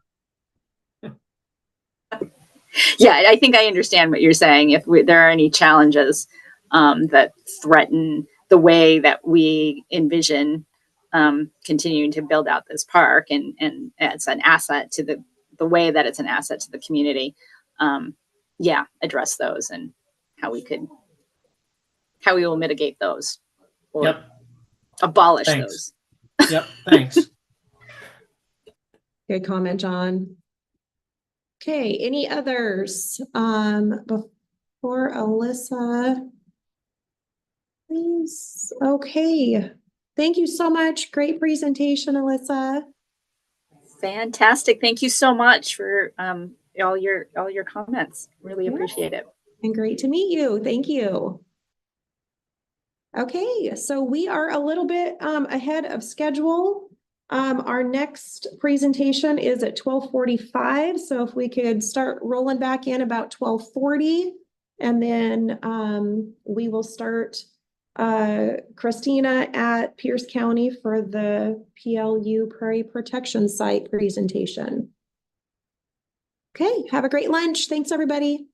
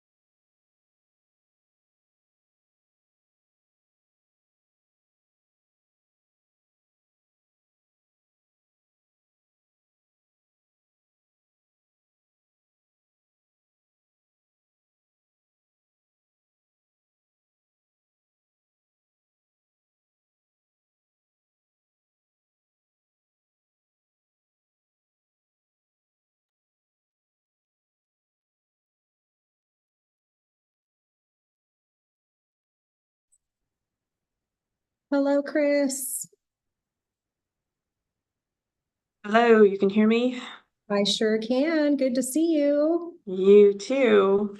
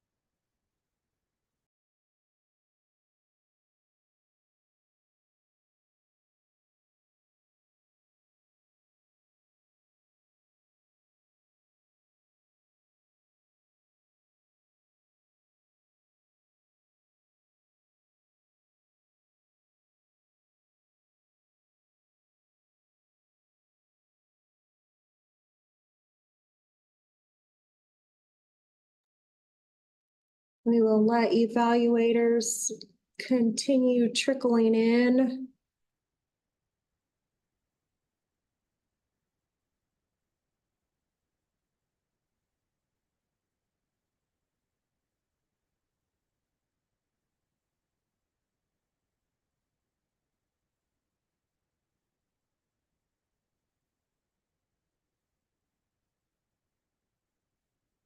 Welcome back, everybody.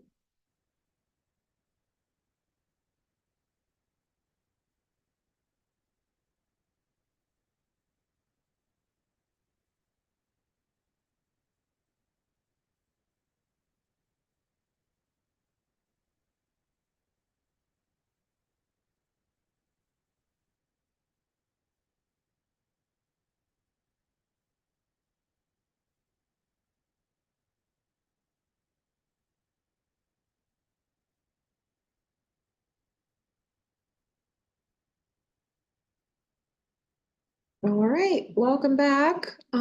We are going to continue with the urban wildlife category of WWRP technical review this afternoon, starting with Pierce County's PLU Prairie Protection Site project.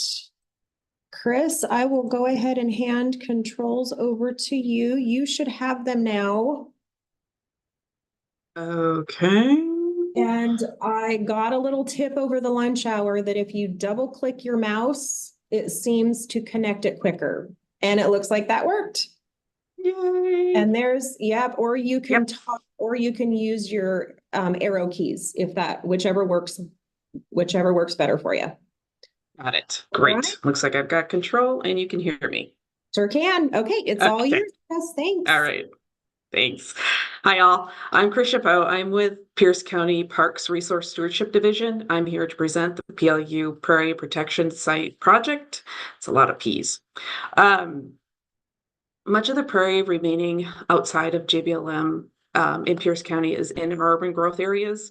Sites like the proposed acquisition area represent meaningful, smaller scale opportunities to provide ecosystem services such as carbon sequestration, shade, and recreation opportunities in our urban communities while protecting and stewarding critical and rare habitat. So the site itself is located in Pierce County, and we're nestled between Seattle and the Olympia area.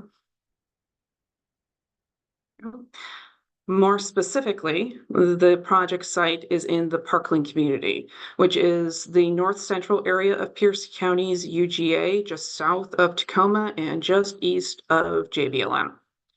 The area itself is experiencing an influx of people, seeing an increase of approximately 64% over the past 20 years and continues to increase.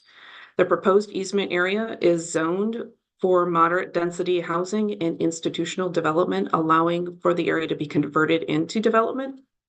Additionally, this area is near two major transportation corridors. State Road 512, which runs east-west, connecting the Tacoma and its suburbs to East Pierce County, its cities, and southern suburbs of Seattle, as well as State Road 7, Pacific Highway or Mountain Highway, depending on where you are on it, which runs north-south from Tacoma to Mount Rainier. The increasing population and the trends of focusing development near the existing major transportation corridors, like where the site is located, make the easement area ripe for conversion. Therefore, acquiring the proposed conservation easement is both time sensitive and important. And I just lost power. Yeah. We can still hear you. Okay, we're back. So the Pierce County is requesting funds to purchase 10-acre conservation easement. This is the targeted area highlighted in red to conserve the remnant prairie. If additional funds become available, an additional 6 acres, which is the highlighted yellow area within South Campus of PLU, would be purchased. The site will also support a community trail that is currently scheduled to be completed in early 2025 by Pierce County Parks. This trail will provide public access to the targeted area and connect adjacent neighborhoods from Keithley Middle School, which is located right here, south through the neighborhoods in Parkland community to Spanaway Park. It's important to note that the Parkland Community Trail easement is not part of the funding request. The targeted property surrounds the trail, but does not overlap the trail.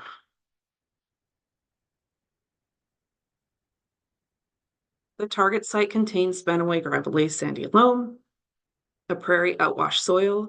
The property supports drought-resistant grasses, forbs, and other vegetation typically found in prairie habitats, which also supports federally and state endangered, threatened, or otherwise listed and prioritized species.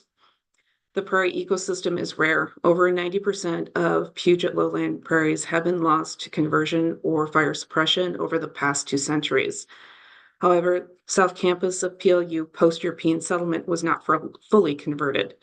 PLU has utilized this area as recreation, open space, and a living lab for educational purposes for many years. They have completed some maintenance activities on the prairie, including selective mowing, noxious weed removal, planting camas from harvested areas that have been developed on site, on the campus, and planted stands of Oregon white oak, allowing native prairie plants to persist over time. The project area composition has been confirmed through vegetative surveys completed several times between 2013 and 2023. The latest survey was completed to map and conduct population density sampling, identified the areas with the highest camas concentration and the most significant amount of native prairie plants and plant diversity. And that was using a stratified random sampling approach.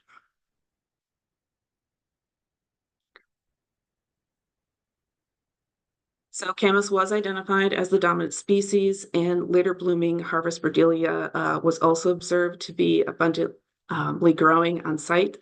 Additionally, scattered occurrences of native prairie plants, including holy sassafrage, bluebells, prairie lupine, and Romer's fescus, along with some death camas and hooded Lady's tressus orchid, were also observed on and mapped on the site.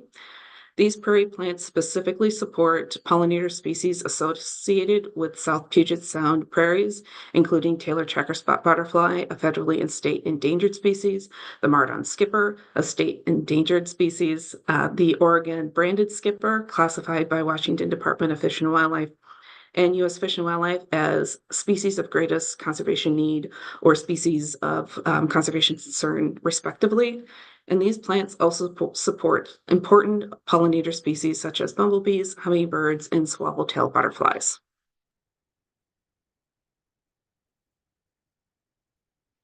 The site contains Mima mounds, which DNR has verified during a field visit in 2009 during a study on Mima mounds formation and climate change. While they are smaller than their brethren in the Mima prairies south of Olympia, they can be seen in the 2020 LiDAR there on the screen. Many prairie conservation strategies led by the state and federal wildlife agencies focus on larger areas of remnant prairie for species recovery. Adequate management, attention, and priority must be given to the smaller remnant prairie parcels. Smaller parcels are important for biodiversity, species resiliency by providing connectivity between other prairies, such as in this case, between Parkland Prairie Preserve and Shibig Natural Area, and other conserved prairies or grasslands in the area, creating a pollinator network and habitat corridors. And I'm just realizing that the page that came through is not the greatest, but Parkland Prairie is located here on the map just south of the target acquisition area. It's literally across the street. And the Shibig Nature Preserve is located here. The big blue blob area on this map is a wet prairie that is owned and maintained by Pierce County. So the subject site's characteristics make the target property a valuable and unique location in the South Puget Sound. PLU has been planning for mission-aligned future use of this space, which has been ongoing and recently gained momentum through secured and in-progress partnerships. Between 2019 and 2020, PLU undertook a multimodal engagement effort in this planning work with 23 groups representing campus community, local community members, neighborhoods, and institutional leaders. This effort resulted in goals for land use and alternative development plans on the South Campus. PLU has begun to explore different options for using the area, including development options, with the announced partnership in February of this year to build a healthcare center immediately adjacent to the east of the proposed target site, and conversations about potential residential development options. The site conservation is needed to abate the threat of conversion to development for the property. The proposed conservation easement would prevent the land from being subdivided or developed for residential, commercial, or industrial purposes. This would ensure the preservation of the area's natural beauty, protect its unique ecosystem, and maintain its value as a recreational and educational space. The easement would require regular monitoring, enforcement, and defense of the easement conditions, as well as stewardship of the identified conservation values. This includes development and implementation of a restoration and management plan, which would further enhance the area's ecological health and biodiversity.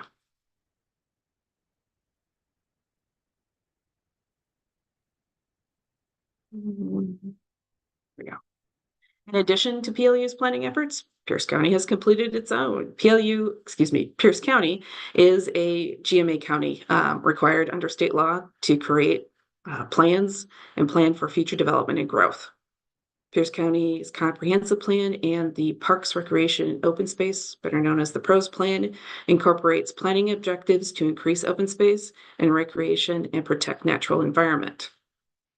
The public input shaped these planning policies, goals, and objectives every step of the way. This project implements the community's shared vision and aligns with the objectives, policies, and adopted plan.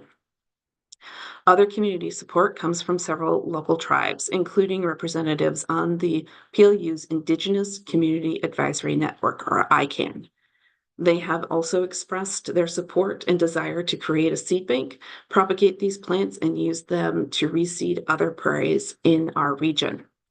And finally, JBLM has provided a letter of support for this project, recognizing its positive impact on reducing encroachments.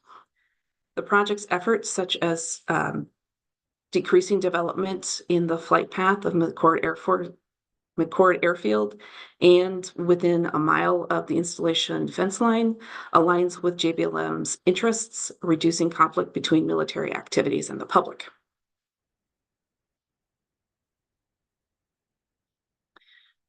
So the property and conservation easement provide many community benefits, including conserving remnant prairie, adding biodiversity, complementing the existing patchwork of preserved prairies, and increasing species resilience in the face of climate change by supporting a pollinator network, provides passive recreation and open green space for nature-based activities and a respite in our urban landscape, allows for educational opportunities for the university and surrounding neighbors and schools, and enriches the cultural activities for tribes, fostering a deeper connection to their heritage.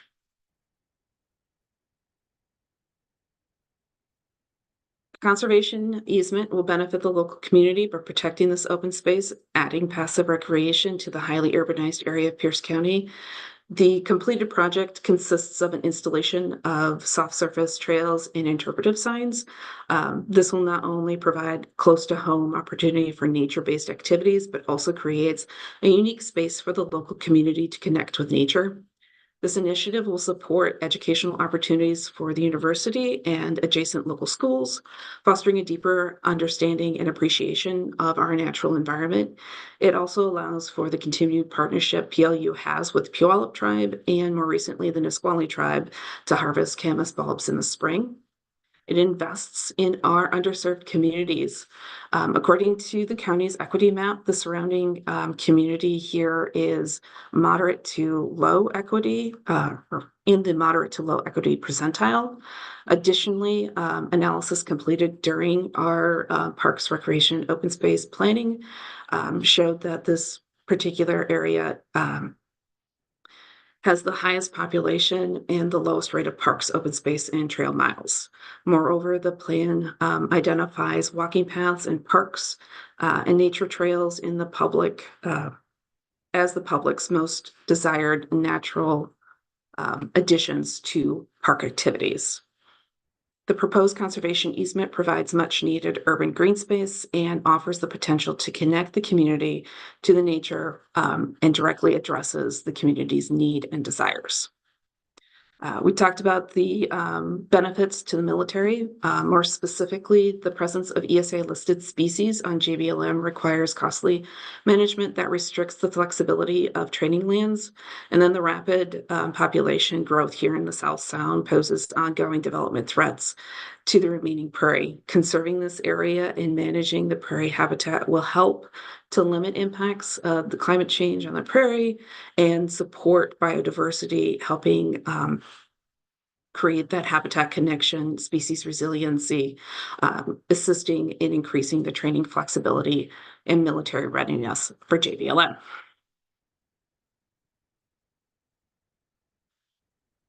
If acquired, the property would undergo restoration as the site is suitable for a more natural setting, resembling the adjacent Parkland Prairie Preserve. As part of PLU's master planning work, a prairie restoration plan has been produced, offering a renewed and fully functioning prairie habitat with rejuvenated white oak stands and protected NEMA mounts. The plan would be revisited and revised to guide perpetual stewardship. The university has expertise in its science department in advising on native plant ecology. The faculty member has also incorporated into her class, which uses the target property as an outdoor classroom, and her students have been actively restoring and transplanting the area in the property. Additionally, Pierce County Resource Stewardship Division and other partners such as Eco Studies Institute, a nonprofit conservation organization, has expertise and can mobilize crews to implement for maintenance activities. PLU is actively finalizing MOUs between Pierce County and Eco Studies Institute to formalize the partnership and ensure durability. If the project is funded, other funding sources outside of the county and RCO have been identified and will be sought by our partners, including Eco Studies Institute, to fund restoration and conservation work.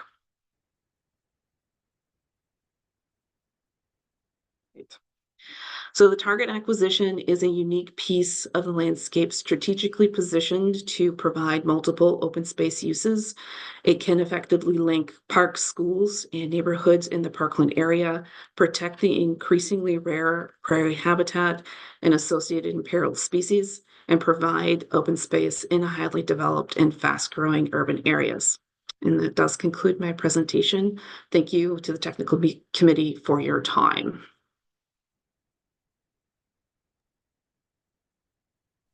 Great. Thank you very much, Chris. We'll go ahead and grab controls back.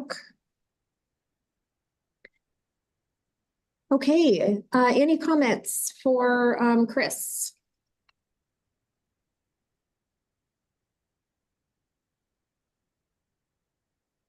Joe. Hi, Chris. Thank you for that presentation. I really enjoyed learning about this little remnant.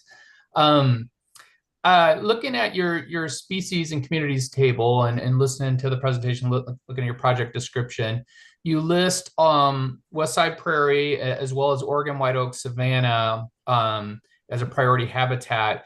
And I was curious, it might be helpful to talk a little bit more about the oak. You mentioned it a little bit, I think, but looking at the project parcel map, it's difficult to see where the oak savanna actually is on the site.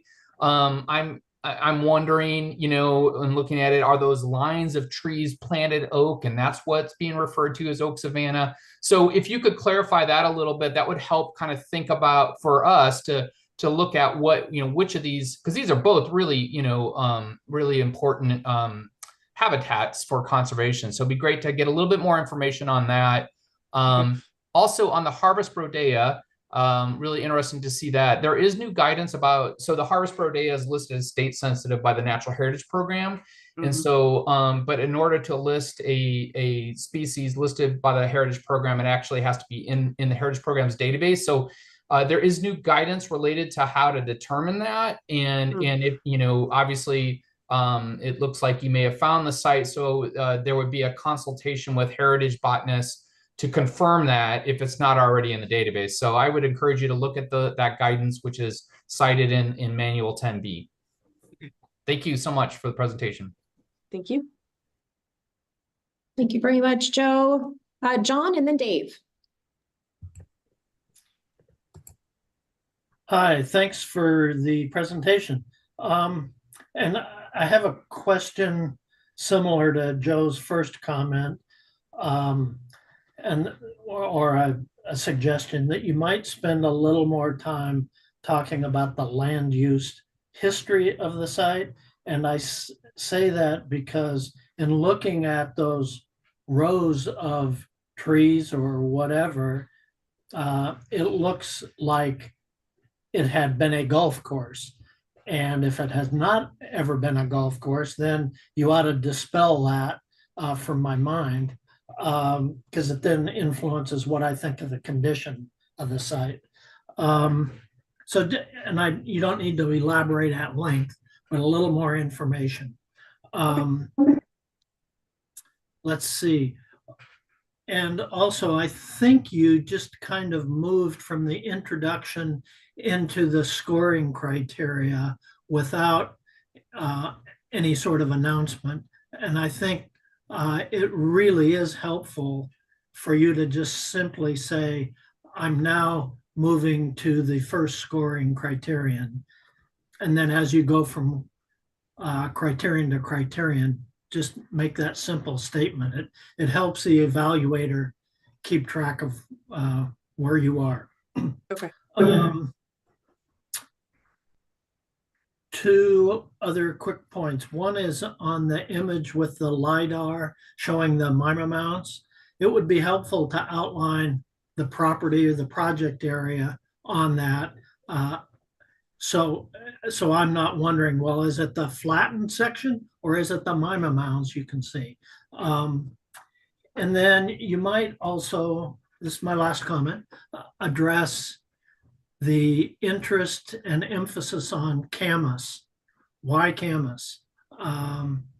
Right up front when you say, you know, it's a dominant species, well, give us a little bit of so what when you do that.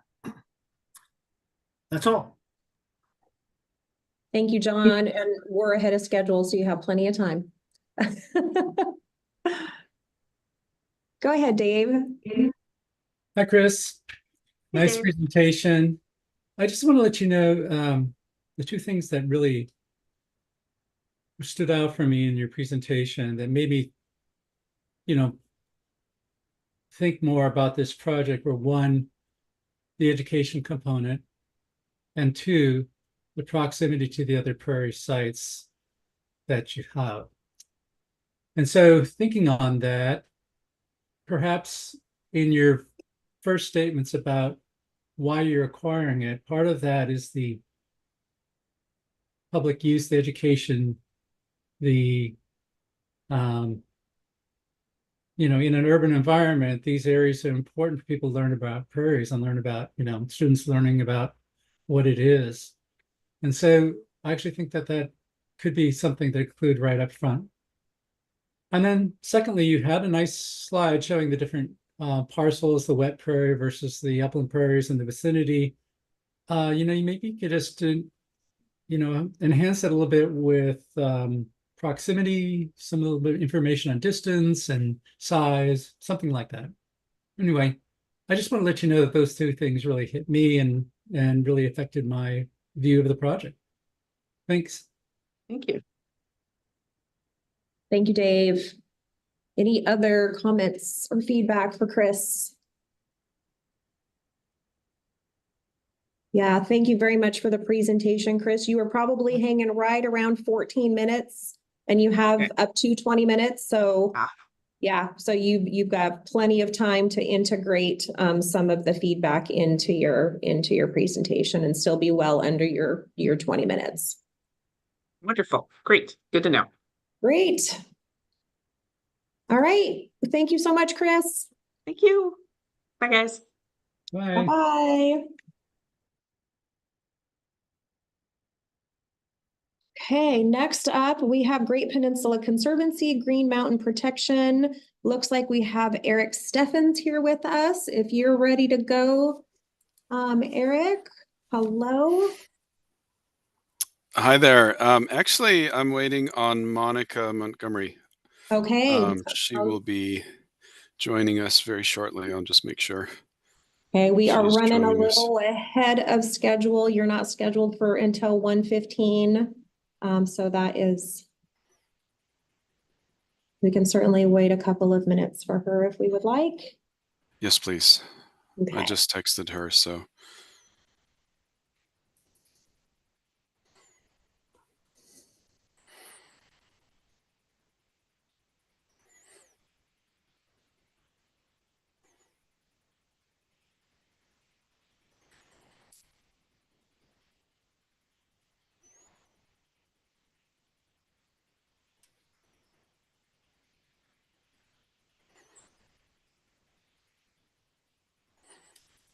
Hopefully everybody had a nice lunch and hopefully was able to go outside for a little bit.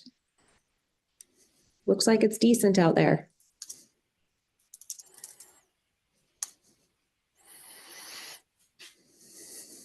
All right, looks like Monica is joining us. Oh, good, Pat. Hello, Monica. Hello, sorry. Oh, no worries. We're running a little bit early, so thank you so much for joining us. So Eric, am I handing controls over to you or to Monica? To Monica, please. Okay. Does that mean I can advance the slides on my own? You will be able to. So I've just given you over controls. Try double clicking your mouse. There we go. And now you can either use your keyboard arrows or you can use the advanced slide at the lower left corner of the presentation. They're hidden right now, but if you hover over them, they will appear. Okay, great. All right. And all right, I'll turn it over to you too.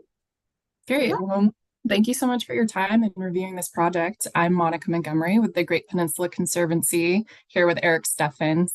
We are a 501c3 nonprofit, land trust accredited by the National Land Trust Alliance. To date, we protected over 11,000 acres of community green spaces, salmon-bearing streams, forests, and family farms protected across Kitsap, Pierce, and Mason counties.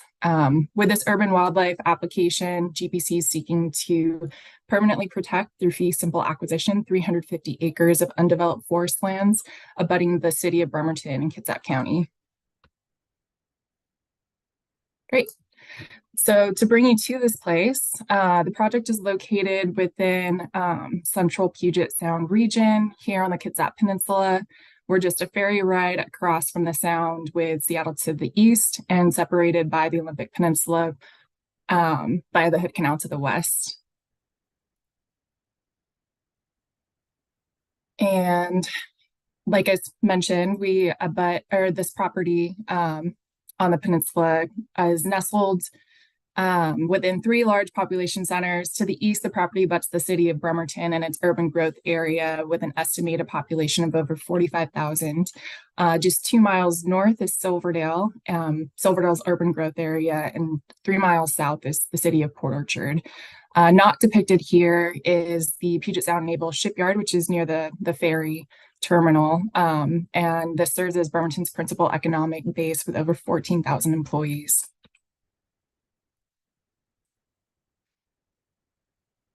I think I advanced too far. There we go. Sorry.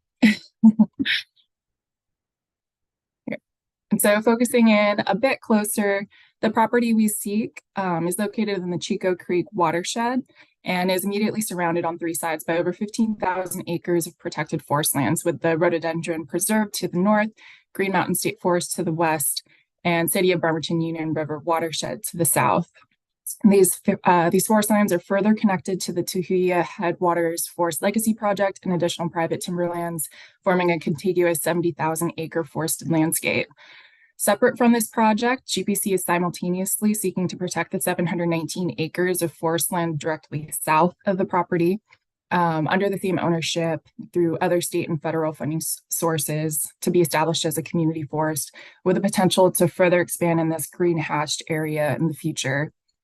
For this urban wildlife grant, our goals are to acquire this 350 acres of intact forest lands featuring mature and diverse forest stands, wetland complexes, meandering creeks, and productive salmon habitat. With its connection to surrounding protected forests, we aim to safeguard wildlife corridors and important spawning and rearing habitat. And with its already established trail system, acquisition of this property will continue to provide much needed respite for residents and wildlife alike.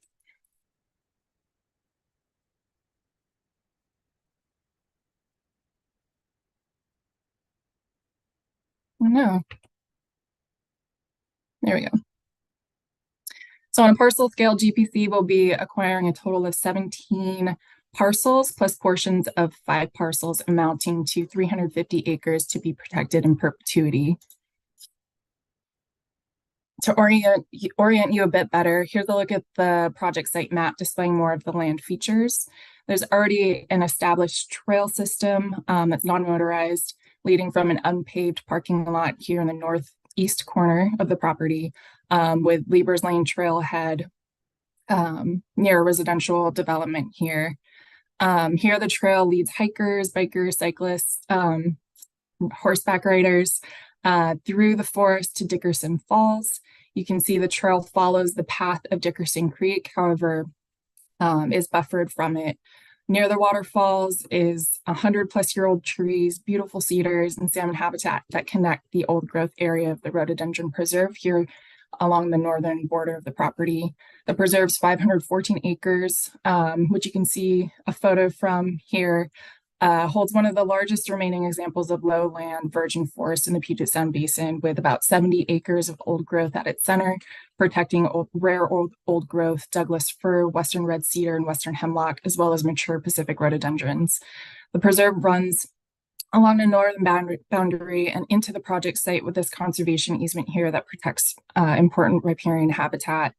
And attributes of this preserve's old growth forest will be buffered and expanded upon with acquisition protecting this property in perpetuity.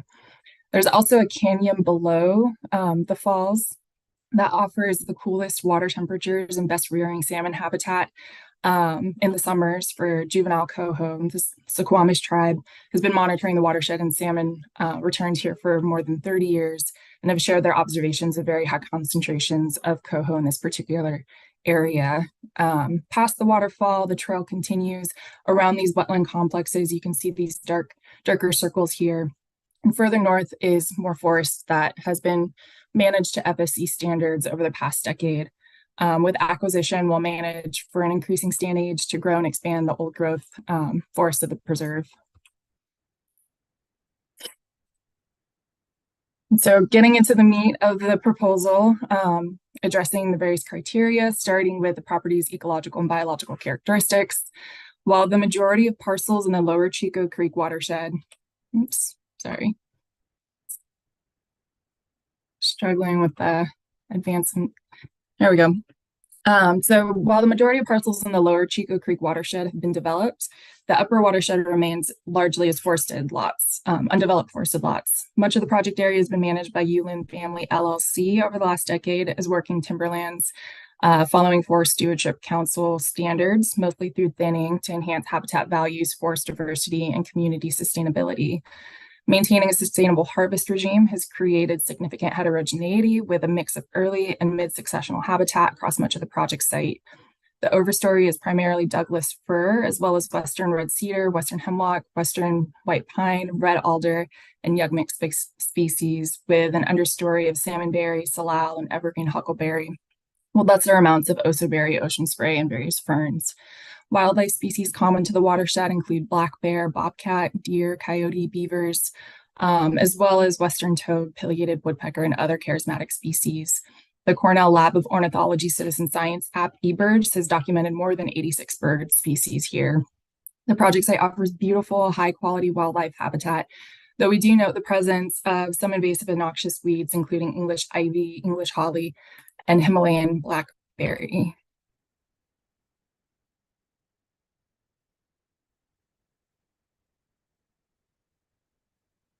Oh no.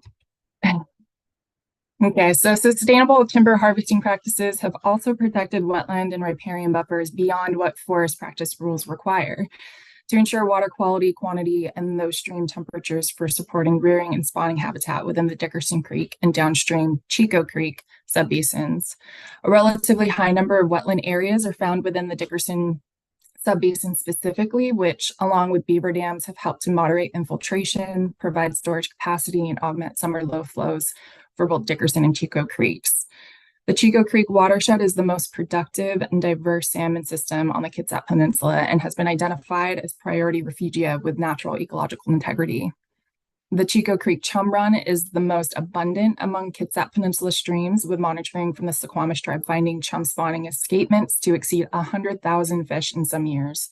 The abundance of adult coho in the Chico watershed is not as well known as for chum, though the 5-year average annual number of spawners is thought to be a few hundred. Most coho spawning occurs in the Dickerson Creek reaches, and when passage is favorable, considerable numbers of adults can be found in the upper Dickerson subbasin. Chico Creek steelhead is one of many small interdependent populations that make up the larger Puget Sound distinct independent population. Steelhead reds have been observed in Dickerson Creek, as well as a few adults, though abundance is assumed to be chronically low, at least in recent decades. And other salmonids known to use the Chico watershed include Chinook, salmon, and cutthroat trout, along with several other fish and aquatic species observed, including sculpin and brook lamprey. So by preserving critical riparian habitat and forested buffers along Dickerson Creek in perpetuity, this project will safeguard intact and fully functioning freshwater reaches for spawning adult ESA-listed steelhead, fall chum, coho, and coastal cutthroat trout, primarily during late summer, fall, and winter. It'll also conserve important year-round juvenile rearing habitat for steelhead, coho, and cutthroat. So some of the sorry, my computer is not loving this.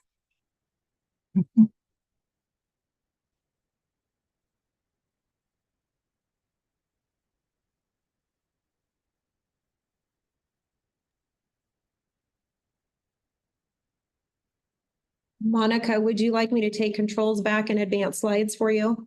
Maybe that might help. I appreciate it. Of course. Which slide 9 with the species and communities with special status, please. Slide 9. Okay, just say next when you're ready. Okay. And then I'll advance them. You're welcome. So some of the known species and communities with special status that benefit from keeping these forest lands intact include ESA-listed steelhead with Chico Creek and its major tributaries, including Dickerson, included in NOAA's proposed critical habitat designation for the Puget Sound steelhead distinct population segment. Also present are wetland and riparian areas that are critical for water quality, quantity, and favorable temperatures for salmonids. The property is also within less than 1.5 miles from high-quality forest communities nearby that are documented through the Washington Natural Heritage Program. Also documented as likely present is the western toad, designated as a federal species of concern, as well as a state species of greatest conservation need and DFW priority species, and the great blue heron, also a priority species. Next.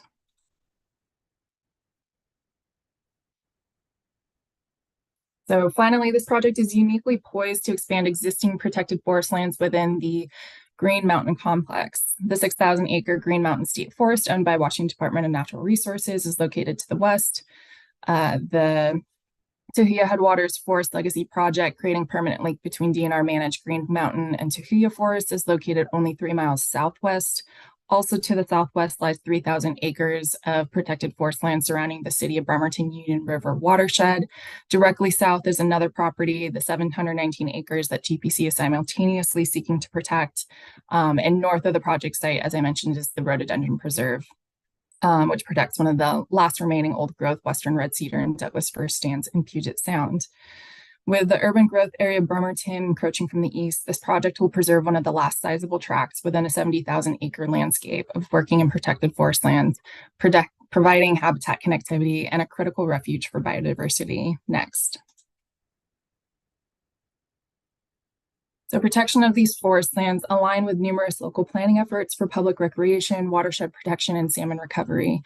There's great demand and desire for trails across the region, especially in and around increasingly developed areas such as Bremerton.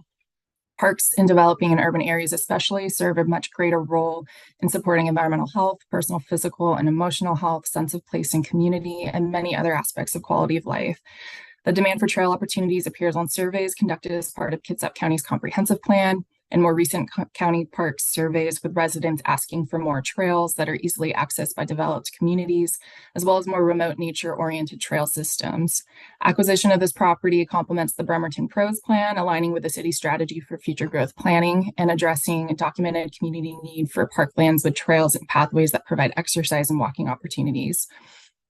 This project also aligns well with the broader Kitsap County PROS plan by contributing to the natural character of Kitsap County by providing protection for regionally significant wildlife habitat, native vegetation, view sheds, and green belts, which buffer the impact of developing communities. The project also aligns with local watershed protection and salmon recovery plans.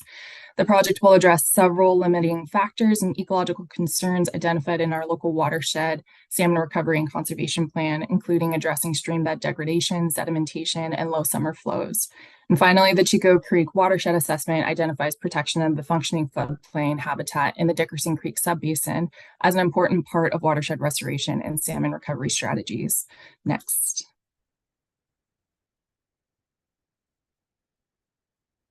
Acquisition of the property benefits from enormous constituency and community support as an opportunity to conserve a significant area of forest land in Kitsap County while protecting critical ecosystem services, such as improving water quality and quantity and creating more options for outdoor recreation with public trails and open space.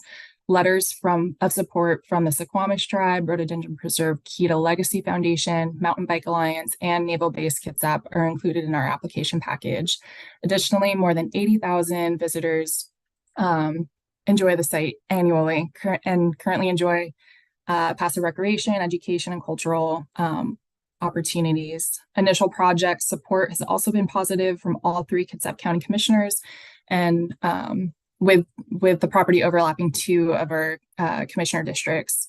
And we have a very willing landowner. The landowner who owns and operates Uland Tree Farm, as well as the farm's chief operating officer, are both nearing retirement and have expressed a wish to sell in the next few years, with interest in passing ownership onto a group that will maintain their legacy of habitat conservation, careful stewardship, and free recreational use. Next. While the land targeted for conservation includes a portion of a conservation easement near Dickerson Falls, the rest remains at high risk of conversion, falling within rural wooded and forest resource land zoning classifications within a region experiencing rapid population growth and urban development. The Central Puget Sound region is expected to grow an additional 1.8 million by 2050, with Kitsap County likely to experience some of the highest share of anticipated county population growth.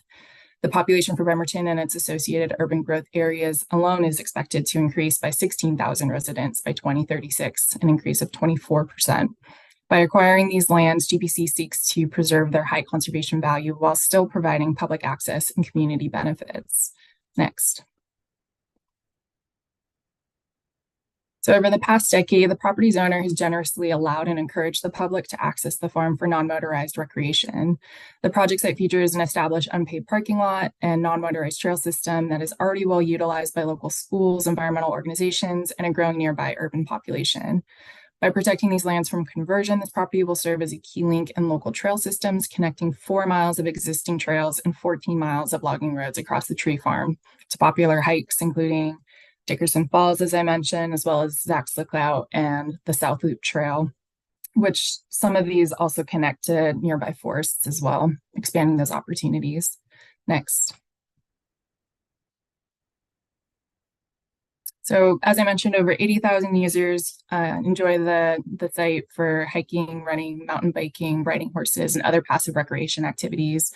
Most visitors enjoy the hike to Dickerson Falls, which is a 2.3 mile round trip hike from the trailhead off of Lieber's Lane, which is a public road. With acquisition, visitors will continue to enjoy these passive recreational activities close to home, including outdoor training opportunities by local search and rescue teams, fire departments, and the Navy, habitat conservation, environmental education purposes. Next.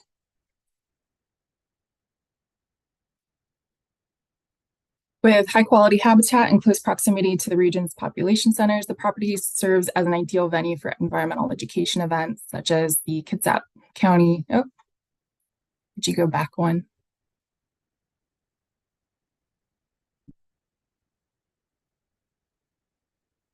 There we go. Yeah. So events such as thank you. Events such as the Kitsap County Master Gardeners annual Native Plant Salvage Weekend event and hikes led by Washington Conservation Corps, Olympic College, and various tribal groups. GBC will also host its own outdoor education opportunities, including our Land Labs program.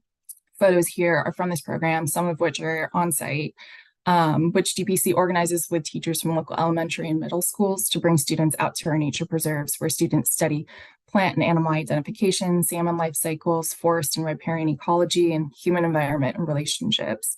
The project site also offers cultural opportunities as it holds great cultural significance to the Suquamish tribe, who have monitored the watershed and salmon recovery for over 30 years here. By protecting riparian habitat and forested buffers, the project will further advance the tribe's salmon recovery goals in this critical stretch of the Chico Creek system, with added benefits to water quality and shellfish beds for harvest downstream. Tribal members will also continue to enjoy forest access for traditional plants and medicinal harvests. Next. The target property currently contains healthy habitat function and complexity and will require minimal restoration effort. To maintain high quality habitat, GBC will continue to control invasive and noxious weeds, monitor forest health, implementing thinning practices as needed, and follow the best available science for mitigating the effects of climate change. By maintaining 400-foot riparian buffers and protecting the existing mature forest and increasing stand age, GPC will help to keep stream temperatures low enough to support juvenile salmonids and promote the infiltration of precipitation that is critical for maintaining stream-based flows during the drier summer months. We'll also conduct trail maintenance as needed to ensure continued public access and enjoyment of the property.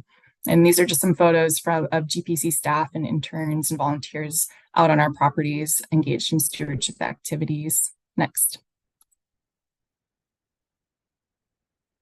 The project area will be managed for multiple uses, including wildlife habitat conservation, education, recreation, and other uses compatible with preserving its conservation values. Here is an initial cost breakdown for acquiring the property, which we estimate will total close to $6 million, of which we're requesting just shy of $3 million, with a 50% match.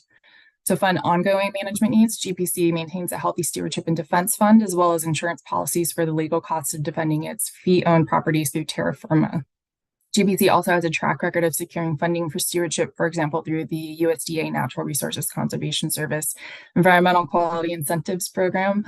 This will fund forest health treatments, road maintenance, and other important management activities in the first 2 decades of GPC's ownership. Additionally, GPC has an extensive track record of community engagement and benefit tiers, thus drastically lowering the costs of activities such as invasive species removal and native tree planting. Together, staff and volunteers will monitor the property regularly and conduct stewardship activities as needed. Though there are a number of reasons we're excited about this property, we're especially excited about its location being within a 3-minute drive from our new office. GPC has used the Yulin Tree Farm in the past for environmental education programs, and we feel that with its diverse and important habitat features, it can serve as a flagship wildlife and education site with regular GPC presence. Next.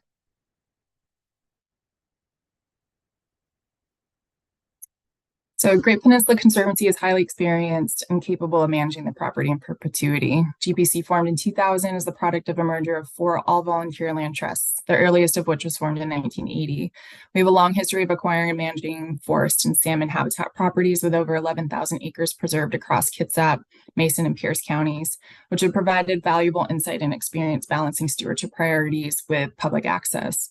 GPC's stewardship team is comprised of 3 full-time staff who, with the help of volunteers, monitor and steward our properties in accordance with the standards and best practices of the National Land Trust Alliance, through which GPC has been accredited since 2015.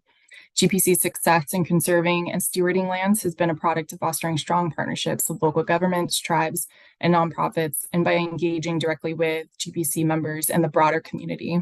Next.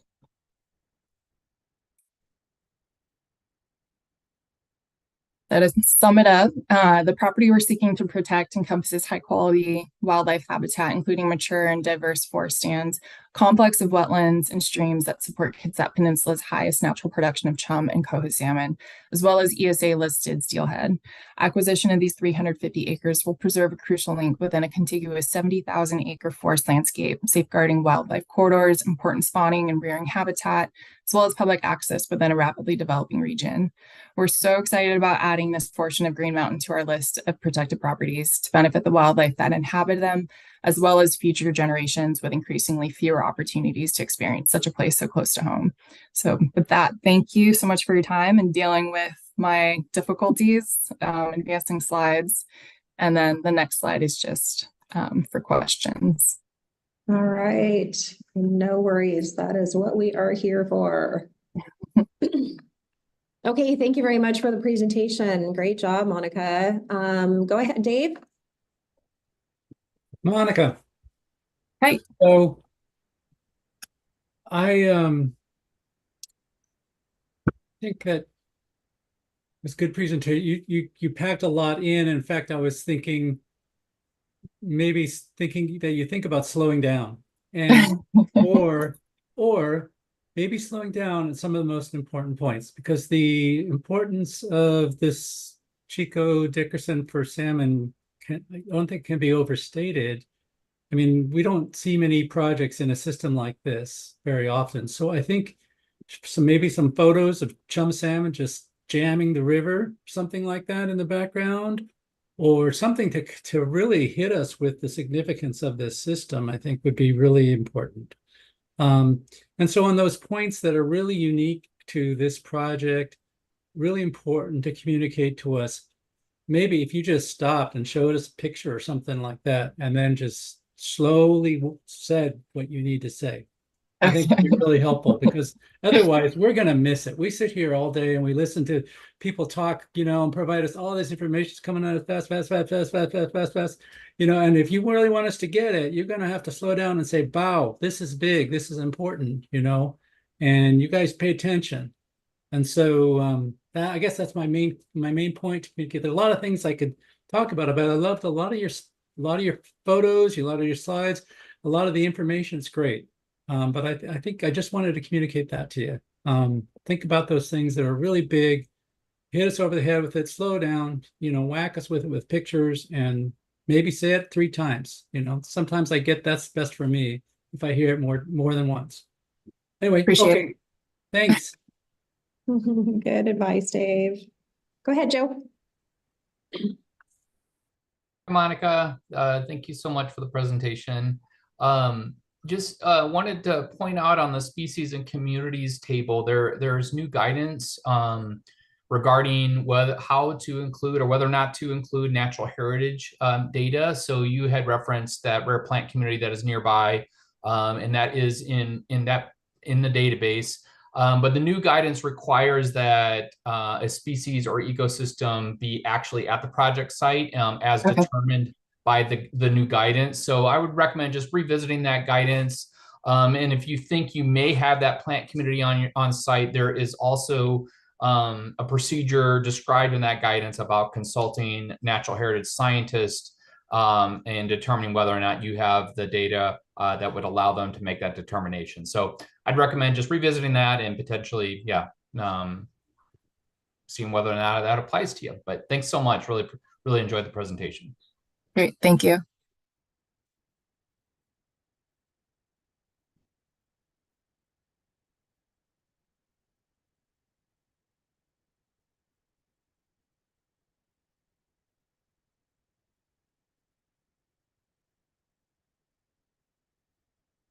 Any other questions, comments, suggestions?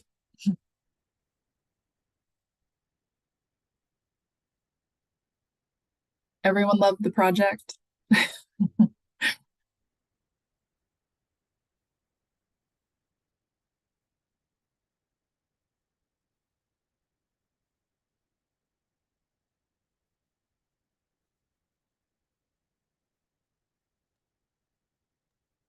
Okay, hopefully that gives you enough to integrate into your presentation for final evaluation in August, Monica. Thank you so much. Enjoyable presentation. Thank you. Okay, thanks again. Thank you.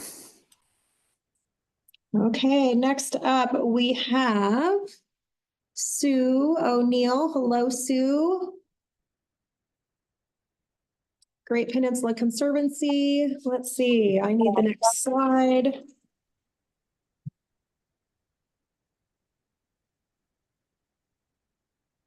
There we go.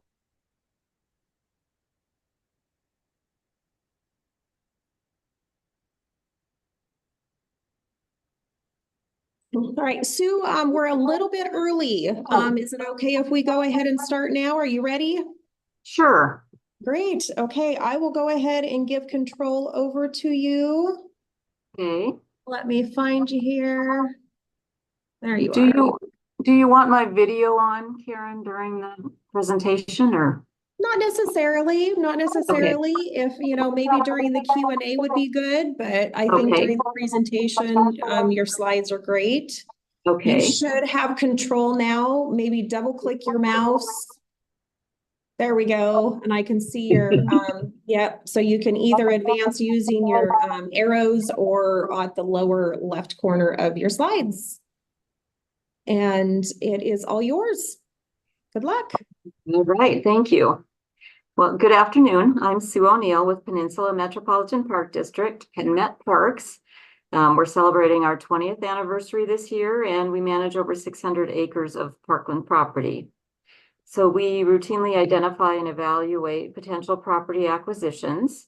And this grant application is for the acquisition of the Campen property, which is approximately 39 acres of undeveloped privately owned land that has been used for forestry and recreation for over 50 years. The property is located in Pierce County, Washington, near Gig Harbor, south of Seattle and west of Tacoma. The property has a stream and wetlands and sits directly adjacent to an urban growth area. It's uniquely located adjacent to two of our other trail properties, McCormick Forest Park and Rotary Bark Park, and within a short distance of our largest park, Zamel Homestead Park. Acquisition of this target property would allow for connection of these properties and expand opportunities for connecting people with nature. PenMet Parks will acquire fee simple ownership of the approximate 39 acres in unincorporated Pierce County adjacent to the urban growth area for the city of Gig Harbor. And the urban growth area is shown in gray on this map. Our two parks that I mentioned that have our trail properties are also listed on there. And then the target property has a yellow outline. The trail property acquisition project will expand existing protected public lands on the urban growth boundary.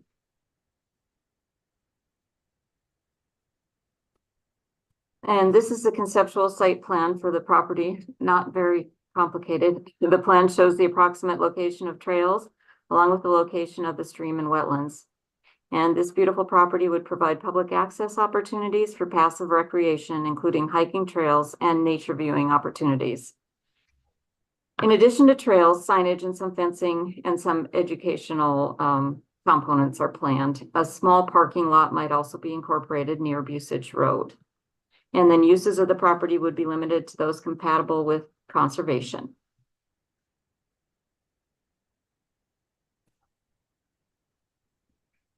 Okay, getting into the evaluation criteria, ecological and biological characteristics.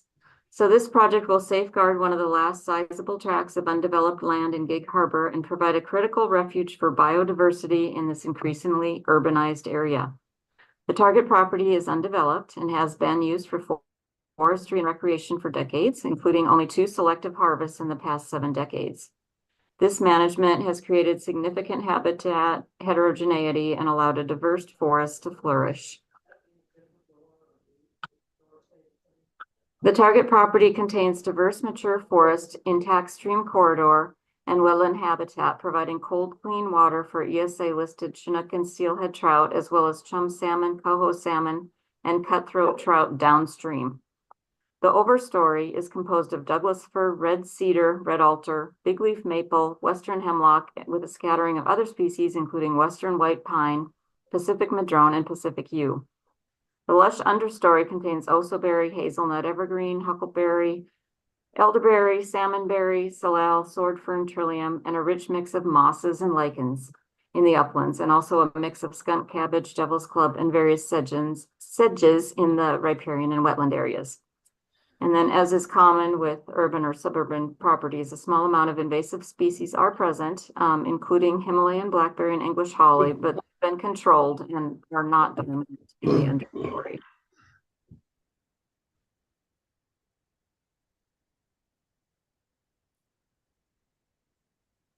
Snags and down logs are plentiful throughout the property, many with evidence of wildlife use, including from 3 species of woodpeckers identified by the landowners on the property, pileated hairy and downy woodpeckers. This habitat heterogeneity provides benefits to multiple species, including providing a wide range of flowering native plants, elderberry, salmonberry, Indian plum, trillium, etc., to support pollinator species.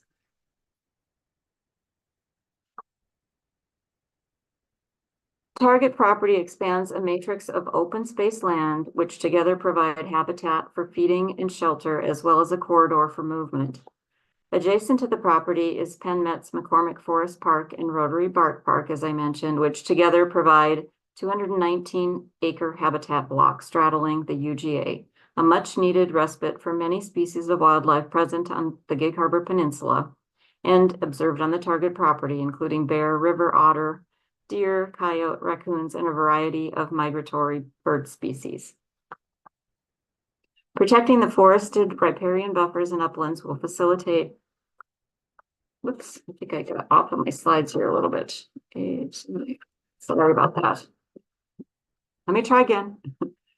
The target property is less than a mile from Penn Met's Zamel Homestead Park, which preserves 76 acres of meadow, wetland, and forest, and upstream of more than 30 acres of undeveloped riparian habitat along McCormick Creek, owned by the city of Gig Harbor.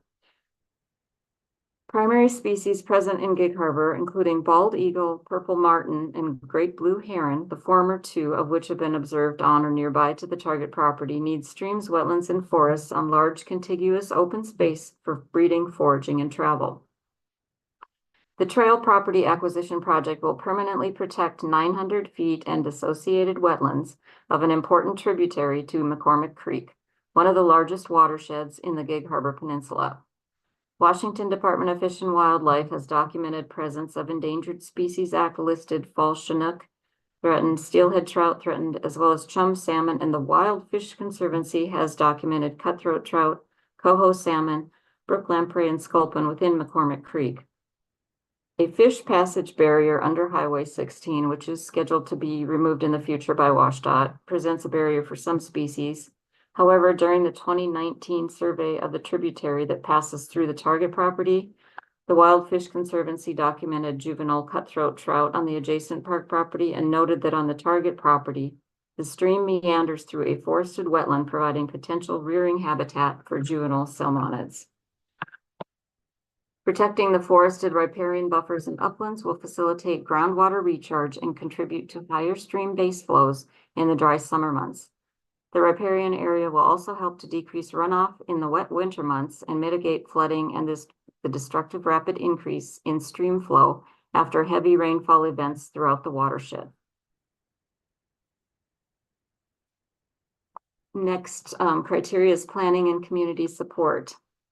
So the Nature Conservancy's Resilient Connected Landscapes project identified resilient and connected lands across North America and took 8 years to complete. Involves 60 scientists and developed innovative new techniques for mapping climate-driven movements. The Nature Conservancy's project identifies the target property to be in one of only 3 areas on the Gig Harbor Peninsula that provides 2 main priorities for maintaining habitat in the face of the changing climate. Climate resiliency, likeliness to maintain function in the face of climate change, and connectivity, vital corridors for movement across the landscape. This could allow the target property and adjacent lands to be a vital hub for habitat as climate-caused changes continue to affect the area.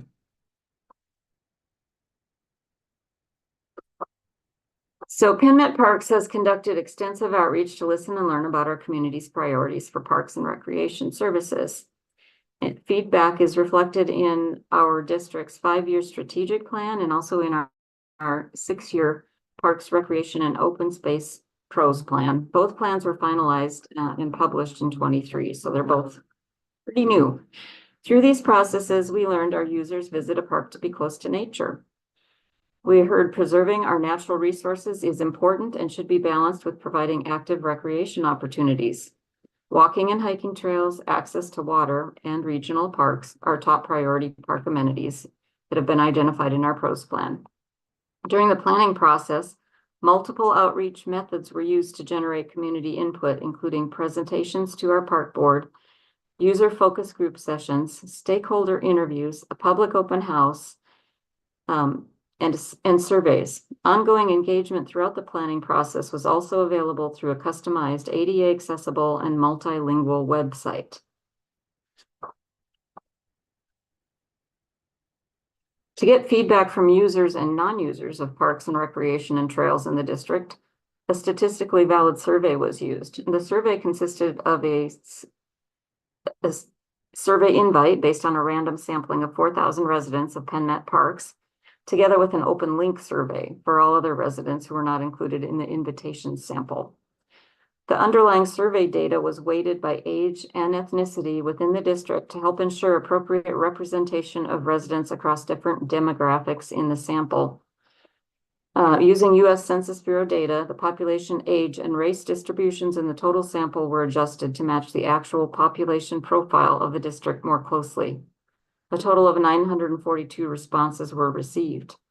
Among invite respondents, walking and hiking trails were rated as the most important amenity, with nearly 75% saying it is very important. We've received many letters of support for this property acquisition, and this project has been vetted with community members and groups, local government, state legislature, and conservation organizations. There's strong support, including the Great Peninsula Conservancy, Gig Harbor Land Conservation Fund, Tahoma Bird Alliance, KGI Watershed Council, Representative Michelle Caldier from the Washington House of Representatives, Pierce County, City of Gig Harbor, and the Peninsula School District. And this just shows you a closer view of the urban growth area. The project is adjacent to the City of Gig Harbor, as I mentioned, with a population of over 12,000 in 2020 based on the last census, and 3.6 miles from the City of Tacoma with a population of over 200,000, also based on the last census. The target property is immediately threatened by development.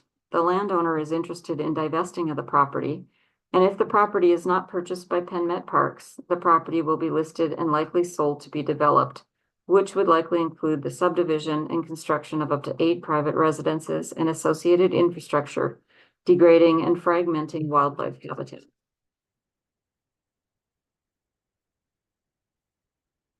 PennMet intends to purchase the property using funding from Pierce County Conservation Futures, which requires a stewardship agreement and restrictive covenant on the property after closing, and which is also compatible with RCO requirements.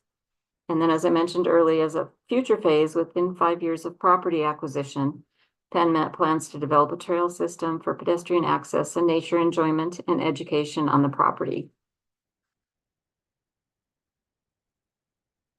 Moving into the next criteria, community benefits and public access.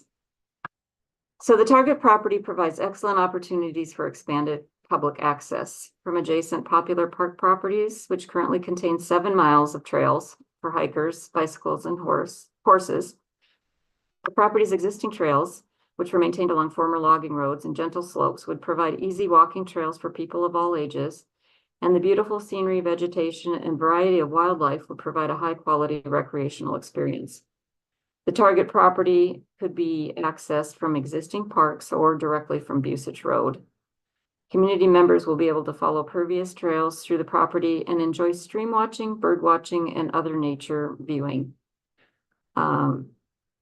The property owner is actually pictured in the picture on your right, Carl Campen, and his family has lived there for many years. Carl is in his 80s and about 6 feet tall, to give you some idea of scale. The project provides opportunities for integrating environmental education and programs. PennMet Parks provides a variety of outdoor programs for all ages. The adjacent McCormick Forest Park hosts Coil Outside, which is a wilderness skills camp for ages 5 to 14, a Juniors Explorer Camp, Junior Hiker Group, Senior Birding Program, and family birding walks, as well as many other rotating recreational and educational opportunities. Additionally, the target property is less than 10 minutes from 5 public schools, including elementary schools, a middle school, and a high school, well positioned to offer environmental education opportunities to more than 2,000 students of all ages. Recreational uses of the property will be limited to those compatible with conservation, including walking, hiking, and nature viewing. And as I've mentioned before, minimal infrastructure is planned for the site. And then the last evaluation criteria, management and stewardship. So the target property currently contains healthy habitat function and complexity and will require little restoration effort. To maintain the high quality habitat, PennMet Parks will continue to control invasive and noxious weeds and monitor forest health. We'll manage the target property in conjunction with adjacent lands, following the best available science for mitigating effects of climate change. We manage our parks to incorporate drought-tolerant plants, native plants, removal of invasive species, and forest management to mitigate the risk of fires and damage from extreme weather. One of our adopted goals in our strategic plan is to choose sustainable practices and other specific maintenance and operations procedures and policies to reduce our environmental footprint. So PennMet Parks is principally funded through a regular property tax levy, with other revenue collected from sales tax, charges for services and rentals, and other sources. The total $9.5 million operating budget, along with our $29 million capital budget, represents a holistic approach to advancing priorities of the district. The general fund budget is balanced with revenue equaling expenditures, and the budget preserves the general fund's $2.9 million beginning balance, which functions as our district's unrestricted reserve fund. So we have a Park Services division with 17.25 budgeted staff managing capital projects and maintenance parks. This includes 13.25 FTEs responsible for park maintenance, with a 24 annual maintenance budget of a little over 1.94 million. And it's available for stewardship and maintenance of parks, which would appropriately support the costs of future management of this target property. Additionally, PennMet Parks maintenance works with various volunteer groups who also assist with trail maintenance. If PennMet Parks is successful in acquiring this property, our 6-year capital improvement plan will identify funding for trail development and identify and allocate funding from the general fund based on the recommendations in our PROS plan. And so the PROS plan looked at operating expenditures per acre, and it's calculated by dividing total park-related operating expenditures by total parkland acres managed by our agency. We spend approximately $3,200 per acre in 2023. Nearly half of our park acres are natural areas, not requiring maintenance spending levels of developed parks like our Zamel Homestead Park that have facilities, athletic fields, etc.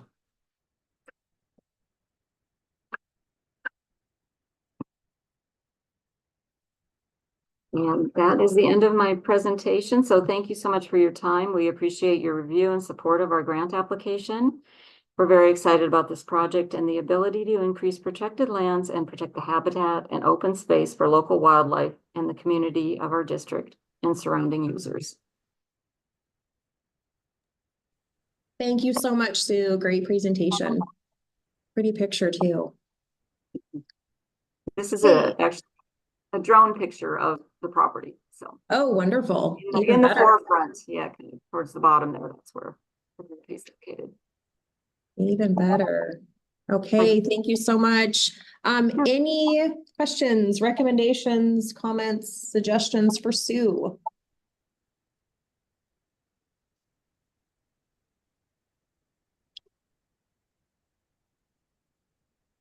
Go ahead, Dave. Sue, a lot of I liked your pace. You know, a lot of the information you came across really well to me. I could understand, I could take it in.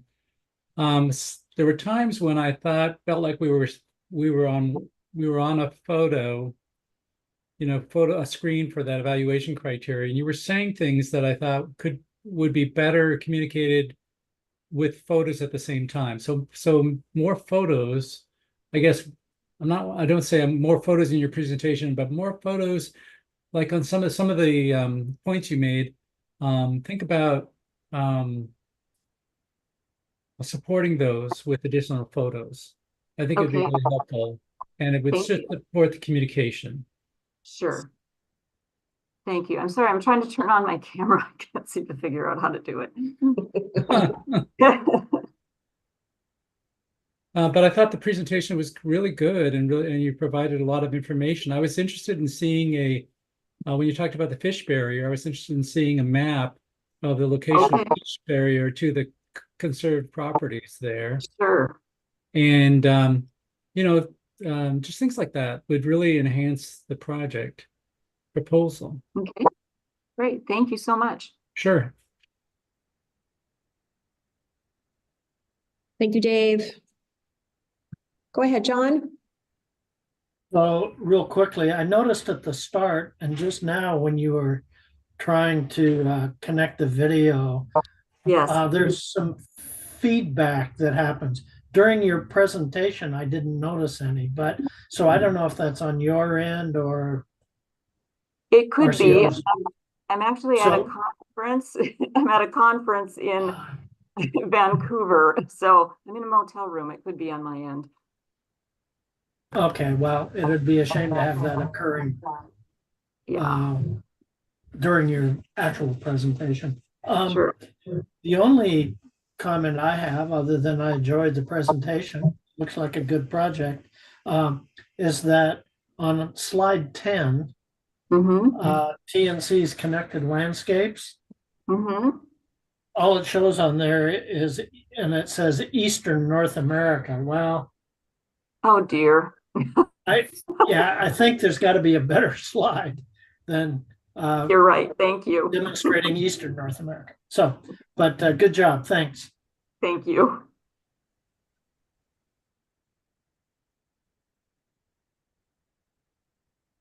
Hey, any other comments for Sue?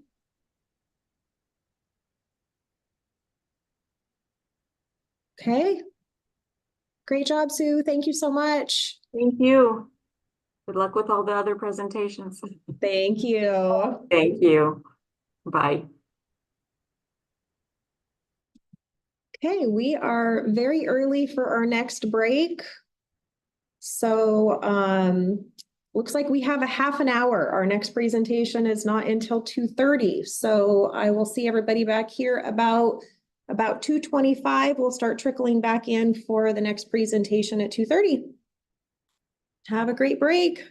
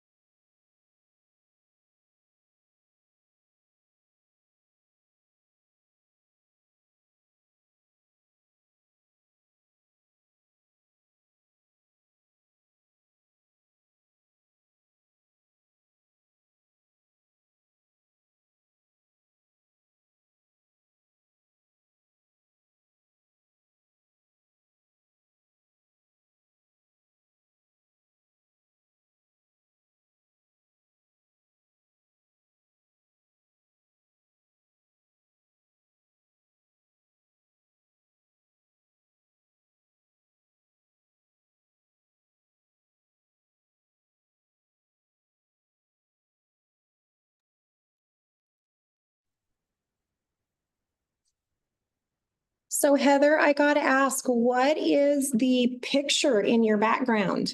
That's very pretty. Thanks. That's the ferry from West Seattle to Vashon. Oh, wonderful. I like that. Great picture. Thanks. How about you? Yours is beautiful too. Oh my goodness. So I will fully admit this is like a stock RCO photo that I grabbed from our gallery, and I Nice. knew somebody was going to ask me where it was and I wasn't going to be able to answer the question. Well, I'm sorry to put you on the spot. You'll have But to I need to ask find like out. to go there now. You'll have to say. I know. Isn't that beautiful? It is. It's lovely. I will find out. On Teams, I have a photo from our carbon project, and I often wonder if I should put something more King County up behind me. Oh, We'll see. Maybe next time. maybe next time. Hello, Annie. Hello, How are you? I'm good. How are you? Doing well, thank you.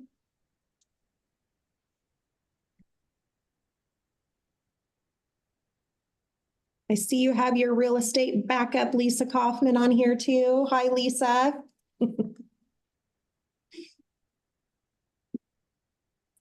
Yep, I've been here for a little while. You have been. You can't be. You're not too sneaky. Your name pops right up there. Thanks for joining, both of you.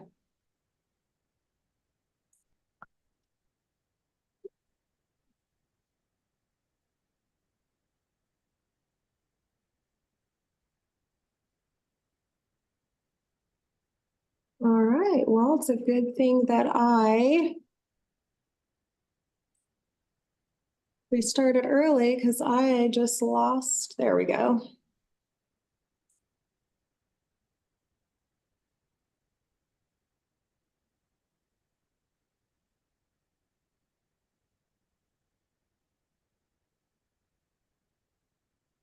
Oh.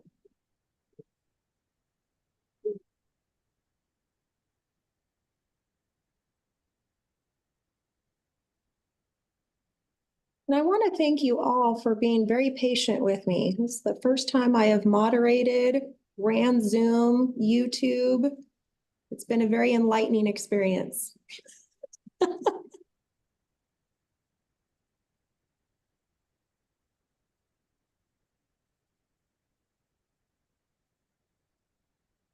Okay, we are getting close here, so I will get your presentation up, Annie. We'll let the advisory committee kind of trickle in as we get closer to 2:30.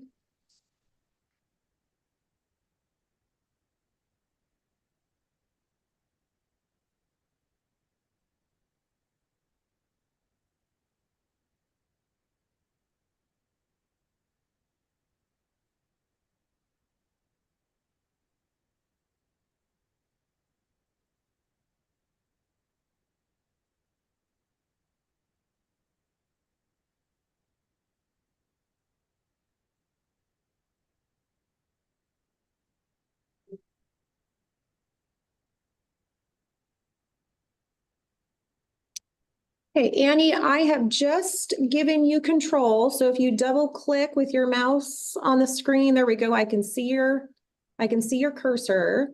Cool. And if you want to try to just advance forward and back, looks like it's working okay. Oh, how do I go back?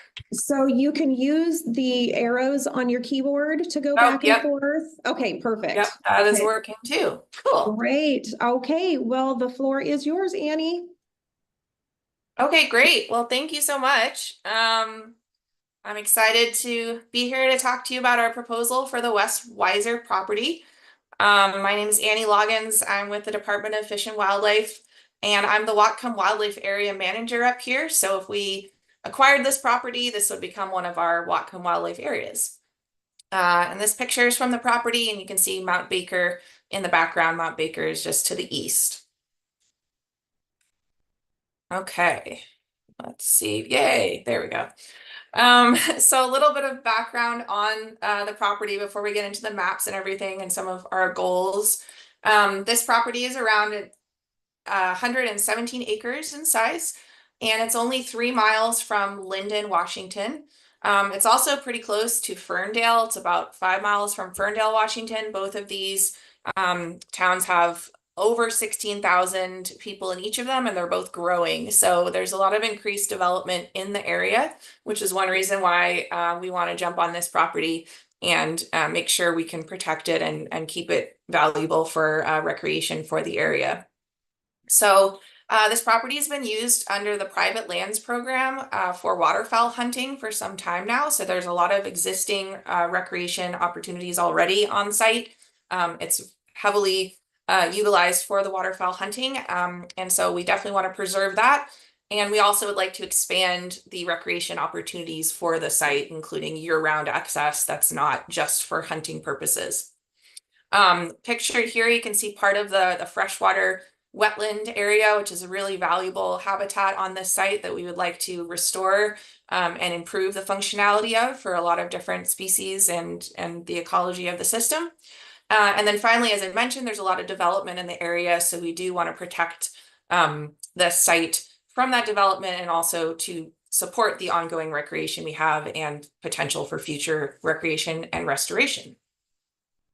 Okay. Oops. There we go. Oh, and I went too far. All right. So in the great There's a little bit of a lag. Yep. In the great state of Washington, the West Weiser property is located very close to the border with Canada up in the Northwest, right up here. And you'll notice that we are definitely on the western side of the mountains, sort of in these lowlands here. There's a lot of agriculture around in those lowlands, but it's also importantly, it's part of the Pacific Flyway area, and it's part of the critical zones for the Pacific Birds Habitat Joint Venture, which kind of identifies all the way from way up in Alaska down through California, sort of the Pacific coast and where those birds are migrating. So it is part of that area, and the freshwater wetlands are an important part of that as well. All right, zooming in a little bit closer, this area in purple is the property. And you can see we're calling it West Weiser because it's just west of the Weiser Lake, which you can see there. And the Weiser Creek from the lake actually runs through the property. This other river you can see there is the Nooksack River. And right here is the town of Linden, which is well within that dashed red line, which is the 5-mile radius.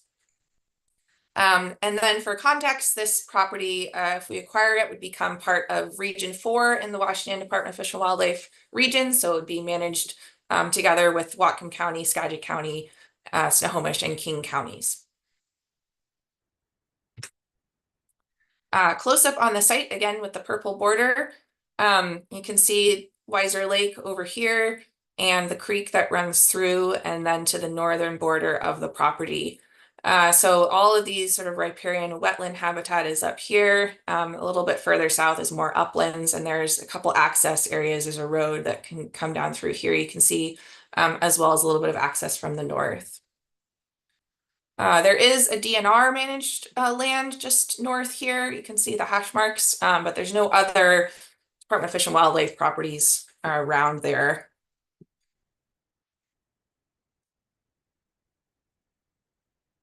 Okay.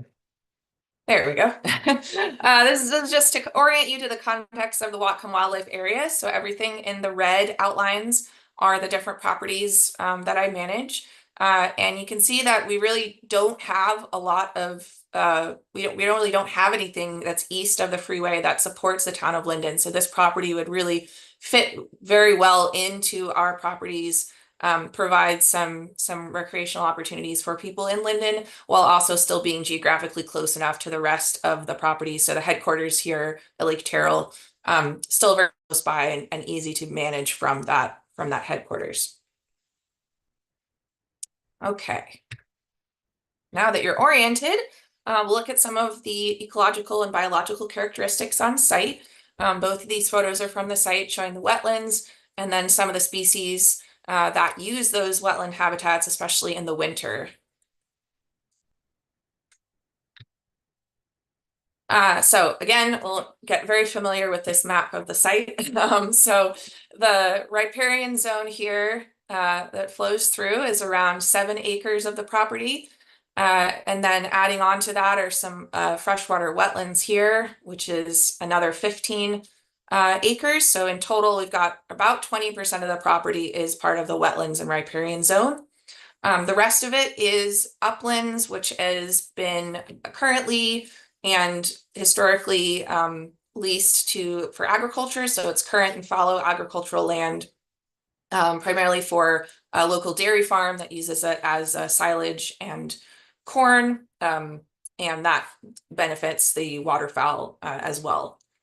And like I said, this whole area is increasingly developed, both due population increase and also just sort of pressure to convert certain types of agriculture into other types of agriculture. So we do see this property as being a refuge for wildlife in the area, because it is heavily used by those wildlife, and especially as other areas around it are increasingly less beneficial to wildlife. The key resource and the reason we're so excited about this property is all of its freshwater resources. So there's 975 yards of creek, extending out, like I showed you in the map, the freshwater wetlands and peat bog. And what's particularly exciting is it has a cold groundwater springs that allows cold water to keep seeping into the landscape and keep providing that water resource. And this is important for a lot of species, as we'll go into, but especially in the context of an increasingly warming and drying climate, the prevalence of that cold water and just the abundance of that fresh water, it's a very rare resource. And oh, sorry, there we go. It's a rare resource, and it's rare in the area to have those freshwater wetlands, and it's really critical for a lot of different wildlife. And that's just a picture of the creek, showing me that we do have some canary grass influx, and so we do have some areas we'd like to restore to a more native vegetation to increase the functionality of those wetlands. Okay, so looking at a few of the different wildlife species that value both the aquatic habitats and the upland habitats, along with our lovely waterfowl, which I'll show you a little bit later as well. We do know that this property is within the historic range of the Oregon spotted frog, which is a federally threatened and state endangered species. And we also would expect that with increased restoration of those freshwater wetlands, we have an even greater potential for good frog habitat, especially as they need multiple different aquatic habitats and abundant water for their life cycle. Also important, that cold water influx on the creek and in the surrounding area is really important for salmon, including the coho salmon and other salmonids in the area. And the Weiser Lake itself is very warm and shallow. And so that, again, that cold water seeping is even more important under climate change scenarios for those species. And of course, our lovely waterfowl that are part of that Pacific flyway I mentioned and that critical wetland habitat. We know that a lot of different species overwinter and migrate through these areas, including the very large and beautiful trumpeter swans, snow geese as well, including some other waterfowl such as the pintail pictured here and some widgeons, and teals and mallards as well use that area. And it's near a large waterfowl roost, so we know that it's important for these species. The abundant water in the site is also very useful for moist soil management, which helps with creating forage for the waterfowl. So again, that sort of combination of benefits of the agriculture of the annual crops that in turn support the wintering waterfowl is a really good synergy at this site. We also expect, especially with restoration of those wetlands, to have increased habitat for nesting species of waterfowl. So the wood duck here and the hooded mergansers are nest in wooded areas around water, and that would be very beneficial for them. We also have a lot of raptors using the site. So this picture here is showing the bald eagle nest that's on site. We also have harrier hawks, particularly in the winter. Harrier hawks, red tails, and falcons would be using that area too. And then finally, similar to the Oregon spotted frog, we see a lot of potential in the habitat with some restoration for pollinator habitat. This map is from the Pacific Northwest Bumblebee Atlas, and it's showing the detections around Bellingham area, which are these white circles, of the western bumblebee, which is a candidate species for federal and state listing. Now, there's not been as many surveys up in the rest of the county here, but given the fact that the habitats that the species has been found in include, roadside areas, meadows and grasslands and agricultural sites, we expect that with restoration and increasing sort of native flora on site, that this could be a really good habitat for a lot of pollinators, including some of the more sensitive and threatened ones in the region. All right, moving on to the planning and community support. So in the Washington State Department of Fish and Wildlife, we have a lot of different missions and plans that are all about supporting purchasing and acquiring properties that are critical for conservation and also going to benefit future generations, and especially timely purchases of these properties before they are converted to other uses that are not as valuable for conservation and recreation. So here is one of the quotes from their mission. The policy of the state is to acquire as soon as possible the most significant lands for wildlife conservation and outdoor recreation purposes before they are converted to other uses.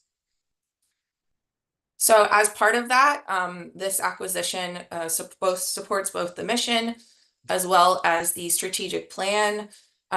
We also have the Whatcom Wildlife Area Management Plan, which outlines the desire to purchase and acquire more areas for conservation in the area that are particularly important to waterfowl and to outdoor recreation opportunities.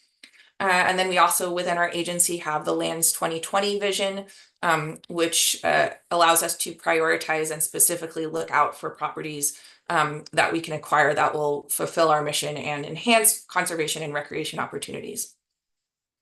I also mentioned the Pacific Birds Habitat Joint Venture, which again is highlighting the importance of areas to protect that will benefit migratory birds. As well as the Washington Comprehensive Wildlife Conservation Strategy, which outlines freshwater wetlands as being a particularly important resource to protect because they are limited and because they are so valuable for diverse wildlife. And then finally, because we have the existing private lands hunting program, we have the support of the Washington Waterfowl Association to acquire the property, and also the support of the Mount Baker Beekeepers Association. And this photo I took last week shows you some honeybees foraging on some plants in the wetlands. And like I said, that would probably even be more increased and enhanced when if we were able to restore those areas. Like I said, there is an existing agricultural lease on the property. We would like to keep that opportunity available on site, which enhances the support of the agricultural community to keep that available. And we'd like to use that as a management tool to support our waterfowl and the crops for waterfowl. And of course, again, the hunting community values this property. There's already existing access to that. There are 3 hunting blinds on site. We allow 1 group per site per day in the season, and that is very fully utilized. So we don't want to lose this site that is already being used for recreation as well. And just to emphasize again, the threats that are present in this site is conversion of the land to development. This property is on the open market, and there's a lot of pressure in the surrounding area to develop land or to convert from annual agriculture, like you see in the picture above, which is from the site in the winter, to perennial crops such as raspberries below. And this picture is just down the road. Oops, sorry, just down the road from the site. And these sorts of perennial crops are not beneficial for wildlife in the same way that the other crops are. They're much more water intensive. We could see a lot of those water resources I talked about being diverted from the wetlands and the creek area into supporting the growth of these crops instead, which would lead to degradation of that wetland habitat and also losing the opportunity of the site as a waterfowl migration and overwintering area, especially because birds such as swans can't navigate in those areas where there's a lot of perennial crop structure and things like that. And so along with just wanting to preserve the site, we also don't want to lose the recreation opportunities that already exist and the potential for future recreation and restoration on the site. So a little bit more on the community benefits and the public access to the site. This is the road that I mentioned on the south end where the uplands are that allows you to get into the property. We do have existing waterfowl hunting, existing blinds, and we want to see that continue into the future and support the people that are already using and valuing this site. But we also want to expand the access to the area, and so make the site available for year-round wildlife activities, including photography, bird watching, stopping for a sunset on your way home if you live or work near Linden or Ferndale, since it's so close by, and just have this as a great space for that in an area that it is increasingly populated and increasingly developed, where those accesses, those types of access are dwindling. So if you look at the site here, that road I showed you again is down at the south end. We could envision putting in parking area and picnic area down there, and also increasing the road access and trails to allow for more wildlife viewing. We also think that given the significance of the freshwater wetlands and the importance of that ecosystem and its functionality for the state and for that part of the state, we could see that restoring the wetlands would be an amazing educational opportunity and a way to show people, what that looks like and what a functioning freshwater wetland in Washington looks like. And because of its proximity to Linden and Ferndale, we could get a lot of environmental education opportunities out there. School groups, community organizations, things like that would all have very easy access to the site. With the increased restoration of the wetlands, we could also envision putting in a boardwalk in the future to allow people to see that site up close, and the value of the restoration of that area.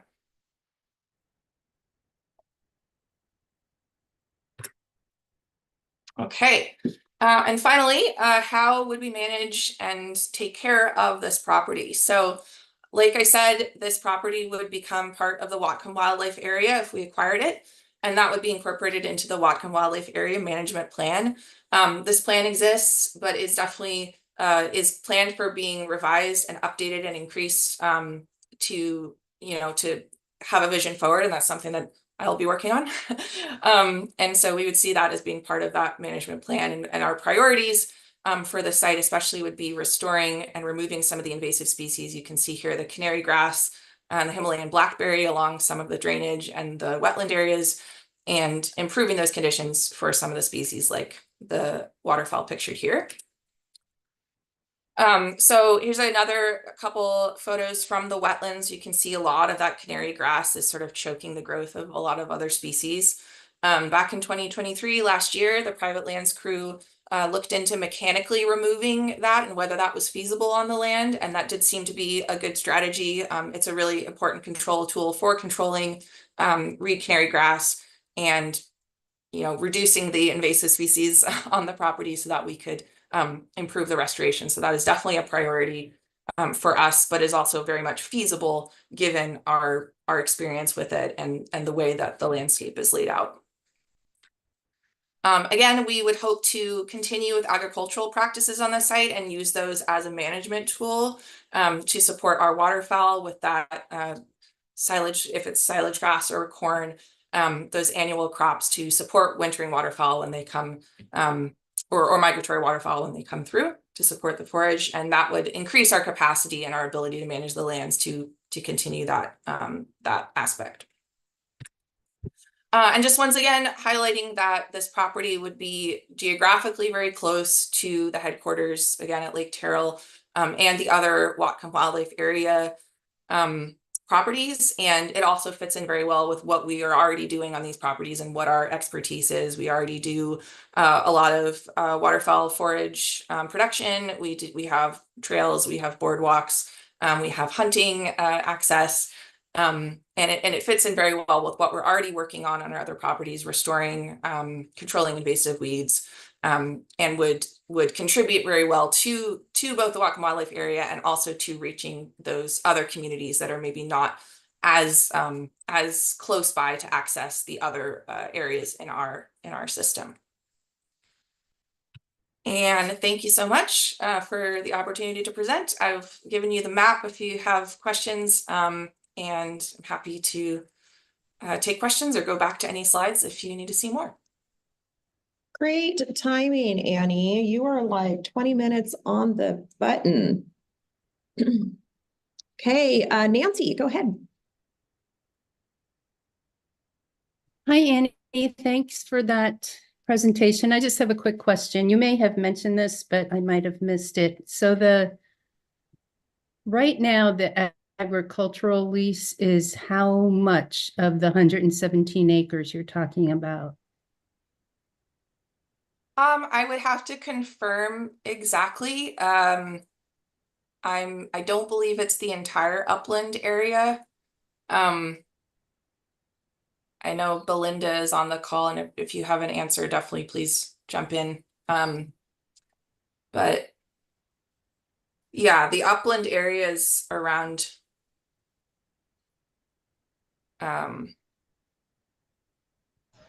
around 90 acres. Oh, Belinda's there, but I don't think that's all used at the same time every year. Is that correct? I would say it's at least 80 acres of the property would be my best guess. There are some kind of farm buildings and other areas that are further up that are not in farming, but that it probably is at least that. That's my best guess. And you said that's part of a dairy farm? Is that right? It is not part of a dairy farm. It is actually leased to a neighboring dairy farm. Yes. Okay.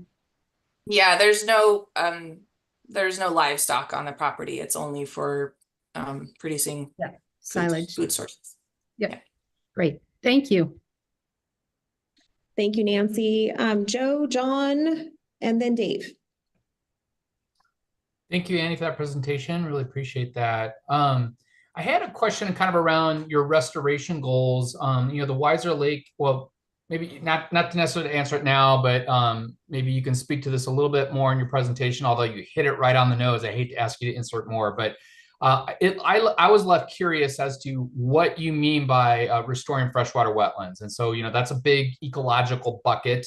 There's a lot of different paths restoration could take there. So I was just curious, like, are you looking at shrub swamp, forested, a fen, or a marsh, et cetera? If you can maybe speak to that in the future, that would be helpful. It also, for me, connects what kind of habitat you might be creating. And I also know that, I'm familiar with this area and Weiser Lake, as well as other areas in this part of Whatcom County, historically had vast kind of acreage of peatlands. And so I was like curious if that's where you were going. But I think obviously you can't get into depth on that, but to the degree that you could speak to what your restoration goals are at that site, that would be helpful to me to kind of understand what the long-term habitat values are going to be. So yeah, thanks so much. Thank you. Great. Thank you for that, Joe. Go ahead, John. So thanks for the presentation. And I'm going to struggle with this first comment or question I have, and that's the importance of retaining ag on this property. I think it needs a little more explanation, maybe earlier in the presentation. You did a pretty good job near the end, but I was left wondering throughout, how is it that a site that's ag, that's not natural, not native condition, is so important for species that are native to the area? So I guess what I'm asking is, how much of the natural habitat has been lost, how much it remains, and that then provides context for why this managed, not natural landscape provides the habitat. I don't know if that makes sense, but I don't think you need to go into depth on it, but I do think a little better or more thorough explanation early would help. And then just a couple of other quick points. One, you talked about the Oregon spotted frog, that the site is within the range. But it kind of left me with the question of, well, were you going to maybe suggesting that reintroduction efforts might be part of a restoration, or that the frog might recolonize or colonize the site? Just kind of close that unanswered question a little bit, I think would be helpful. And finally, and this is just a nitpicky detail, but on slide 15, on the right side of the slide, you had a legend of habitat types, but I don't see those mapped on the slide, and that maybe they're not meant to be, but it seemed like maybe they were meant to be. So a little confusing to me. Yeah, that's from their website. So I'm not sure exactly which site is where, but I could look into it more. Maybe now got it, but well, no, I still don't get it. So anyway, maybe more information to explain the right side of that slide.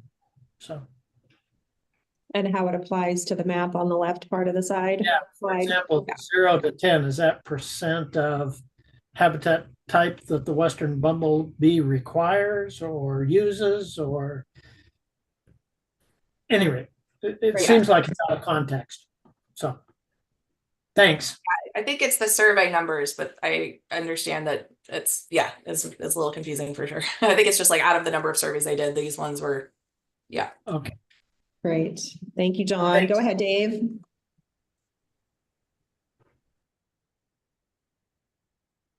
There you go. Thanks for the presentation. It was good. I enjoyed it. I was looking for a little bit more on the value of the property to waterfowl. Maybe like, I don't know if there's numbers that could be brought into bear, or the photo, I think it was slide 17, 18, 19, somewhere in there with the guy and all the waterfowl, in the air. That was really valuable if that's from the site. But something more, like is, how important we're trying to figure out, and we want you to communicate how important this area is for wildlife, and the important wildlife feature is waterfowl. And so anything more you can give us on that would be really helpful. More photos, kind of photos of the waterfowl at the site, how they're using the site, they're using the ag fields, it's just stuff like that would be really helpful. Great. Thank you, Dave. John, your hand is up. Okay, it's down. Any other comments, questions, feedback for Annie?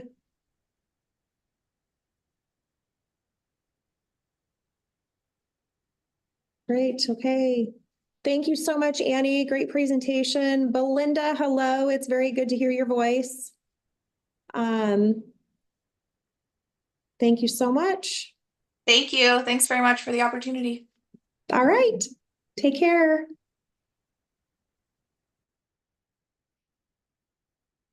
Okay, so next up, Department of Natural Resources, Woodard Bay, NRCA, we have Michelle. Hello, Michelle. Hi. Hi, I'll get this up here. I am going to give controls over to you, Michelle. If you want to just double click your mouse. There we go. And I can see your cursor. And if you just want to give the advancing slides forward and backward a try, it looks like you're set. Great. Okay. Shall I start? Please do. Thank you. It's all yours. Okay, great. Thank you.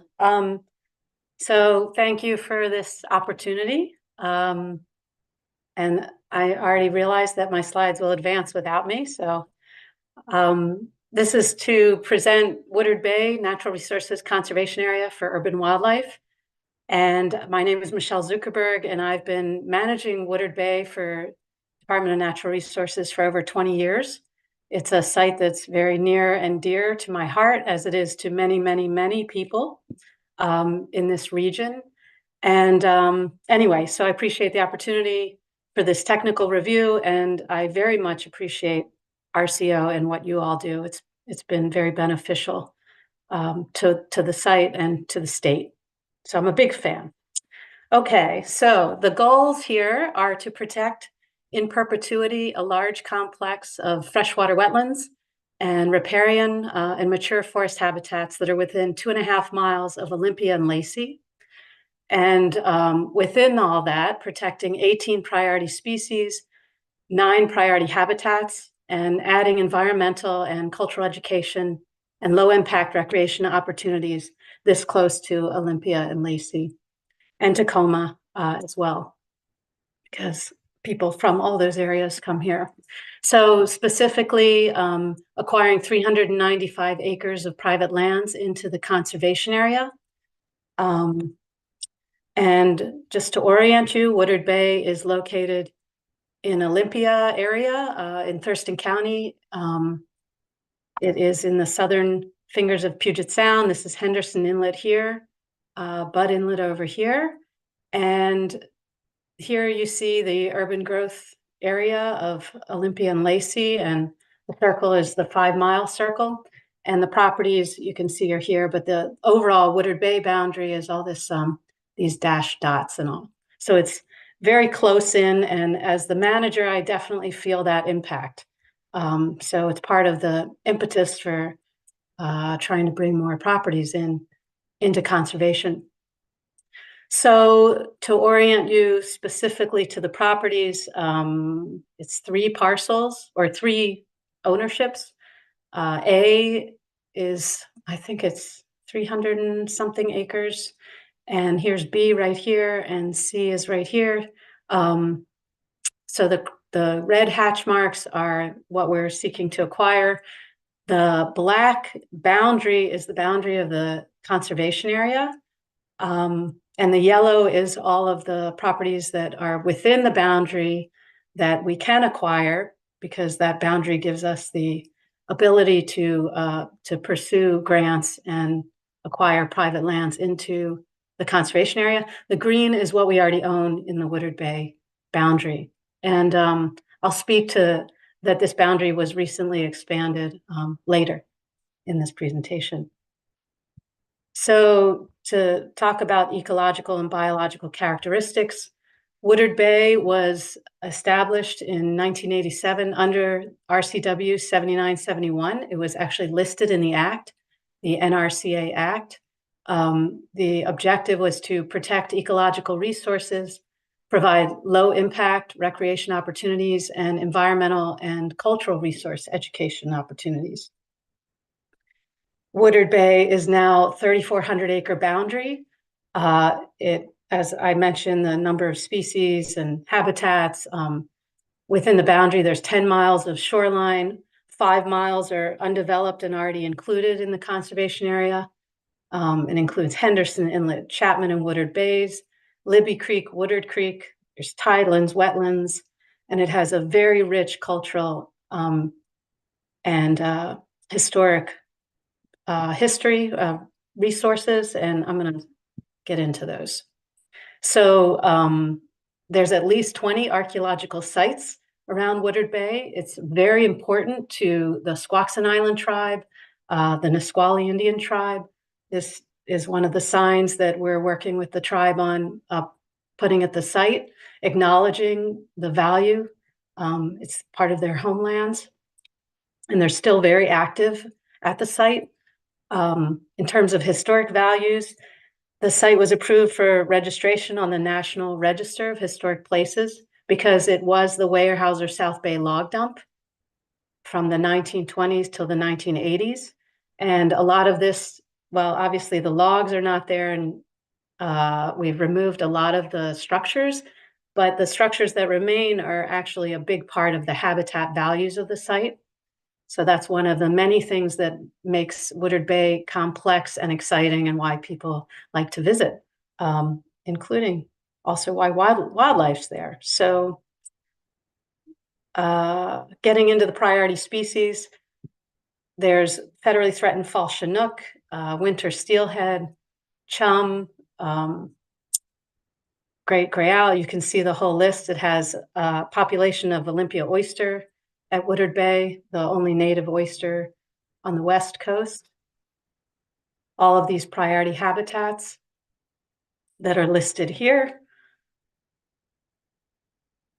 And highlighting that there are nesting great blue herons that have moved around the site since I've been managing the site. So, you know, that's part of the importance for expanding the site, what's in our ownership. And now next to the great blue herons, there's double-crested cormorants that have been nesting, and there's at least 1,500 nests that have been counted there. It's just, you know, stacked upon stacked, like busting at the seams with wildlife.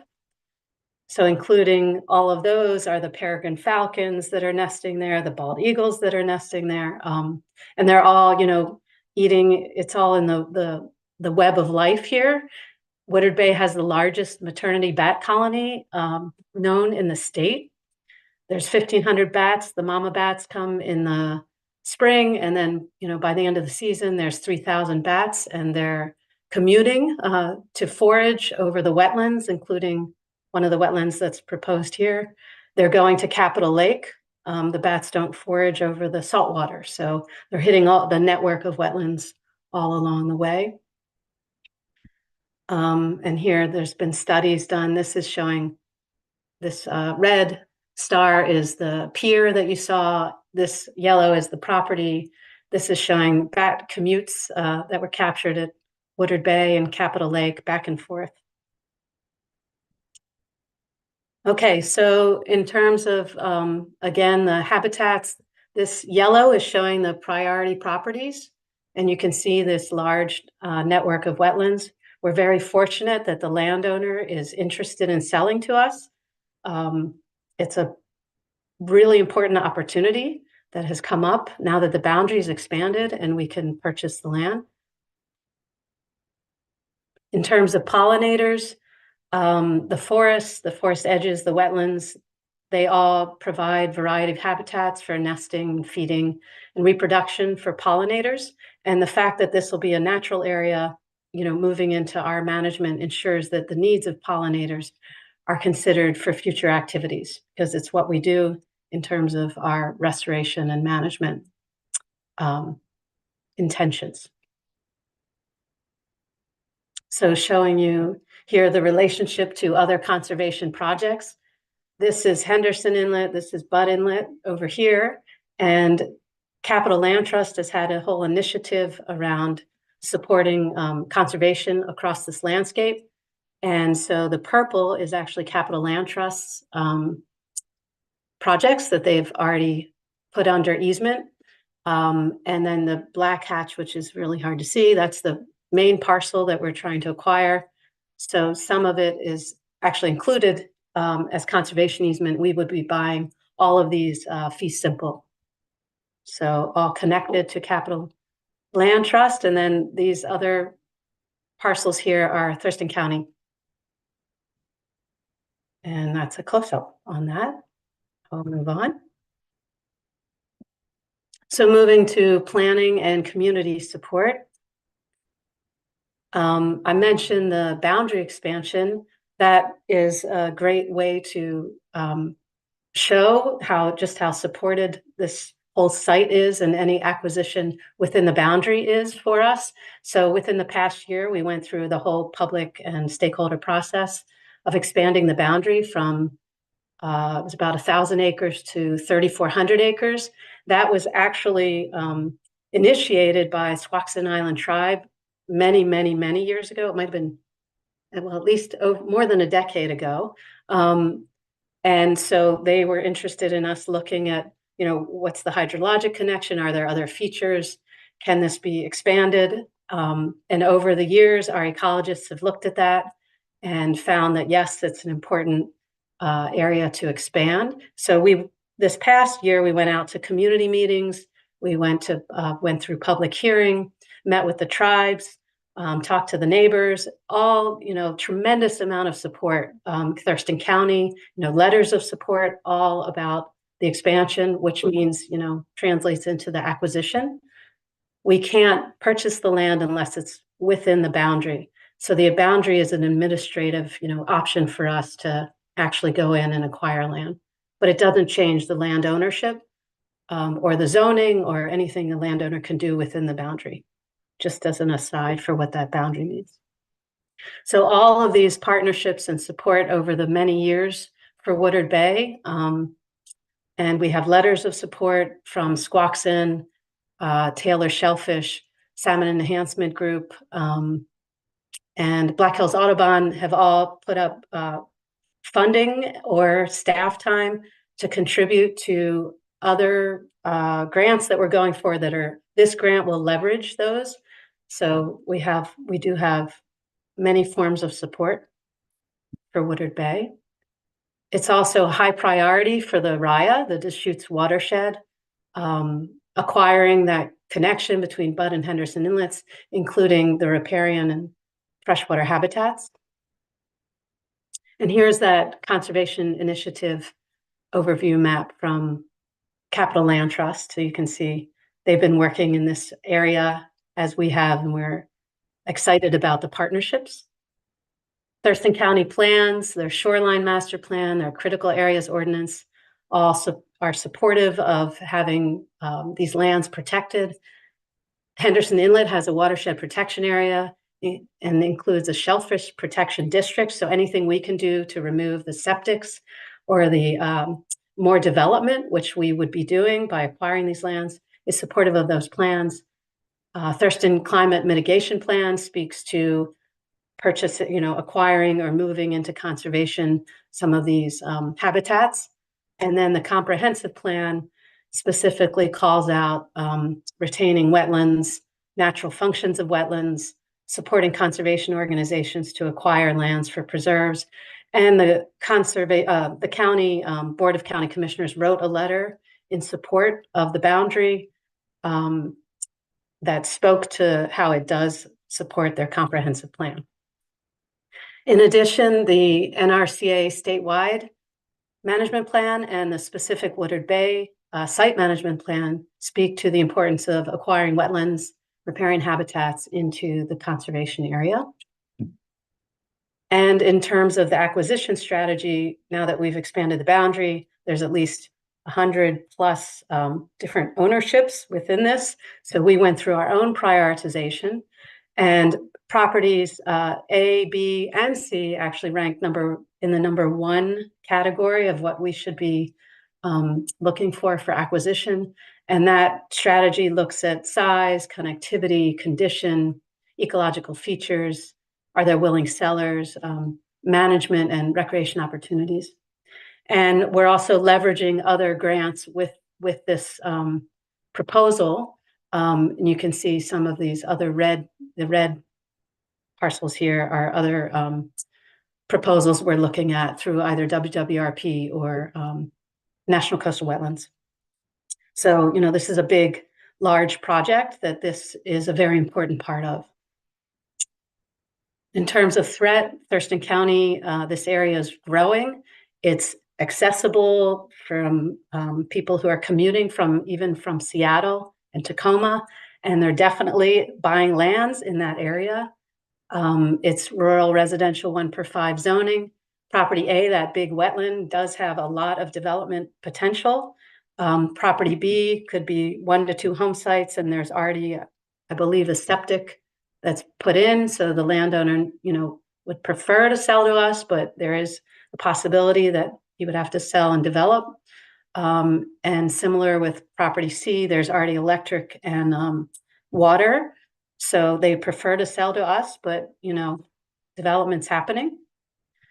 In terms of levels of protection, Woodard Bay is part of the statewide system of natural areas. If it's acquired, the lands, they're protected in perpetuity. We manage them under RCW 7971. And so that's what we do. We acquire, and majority is fee simple acquisition. moving into community benefits and public access. That picture, this one here, I got so many people writing me. I didn't even realize that people would, of course, go out there during, the Northern Lights. But they're all sending me pictures, all these people. And in fact, actually, my son was out there. I didn't even realize. So Woodard Bay is used in so many ways for low impact recreation and education. It has 3 different trail systems, a canoe launch. It's at the terminus of the Chehalis Western Trail, which is a rail to trail for that log dump. So that's at least 20 plus miles from from the Olympia area to Yelm. There's all kinds of interpretive features. And that very large wetland area, that property is a great opportunity for expanding trail access and environmental education. In terms of environmental and cultural resource education, there's so many people who are visiting Woodard Bay for different things. UW-Tacoma has a restoration class that comes every year. We've started a bilingual education day with the Pacific Education Institute. Black Hills Audubon, Puget Sound Estuarium brings beach naturalists out there to train them and has, meet the beach days out there. In fact, even DNR does cultural resource technician training at Woodard Bay because there's so many archaeological sites to learn from and to learn how to protect. And then a lot of schools come and visit Woodard Bay. We get calls all the time for different visits and projects, including scientific research and monitoring. So there's been studies on all of these things or monitoring occurring, bats, the herons, the cormorants, the seals. There was an Olympia oyster reintroduction at Woodard Bay. Purple martins out there being monitored. So lots and lots of activities all around Woodard Bay. And this would help support expanding those opportunities. In terms of management and stewardship, Woodard Bay has a dedicated natural areas manager. We have ecologists and technicians in our program. We have WCC crews available. We now have a cooperative agreement with the South Puget Sound Salmon Enhancement Group for site management. There's ongoing maintenance and operation funds in our program. We have volunteer site stewards. This picture here is Eagle Scouts that were out there a couple of weeks ago, putting in new fences as part of their Eagle Scout projects. The Olympia Mountaineers go out all the time and clear trails, learning how to do hand sawing of large trees that are blocking roads and such that have fallen down. The neighbors support the site. There's lots of volunteer stewards. And we've had a very successful restoration program at Woodard Bay, removing all kinds of the structures that were out there from the log dump and restoring the habitat. Okay, so in conclusion, I hope you will support this project, which is to acquire, I think it's 395 acres, including a large complex wetland. Thank you very much. And I don't know how long that took me.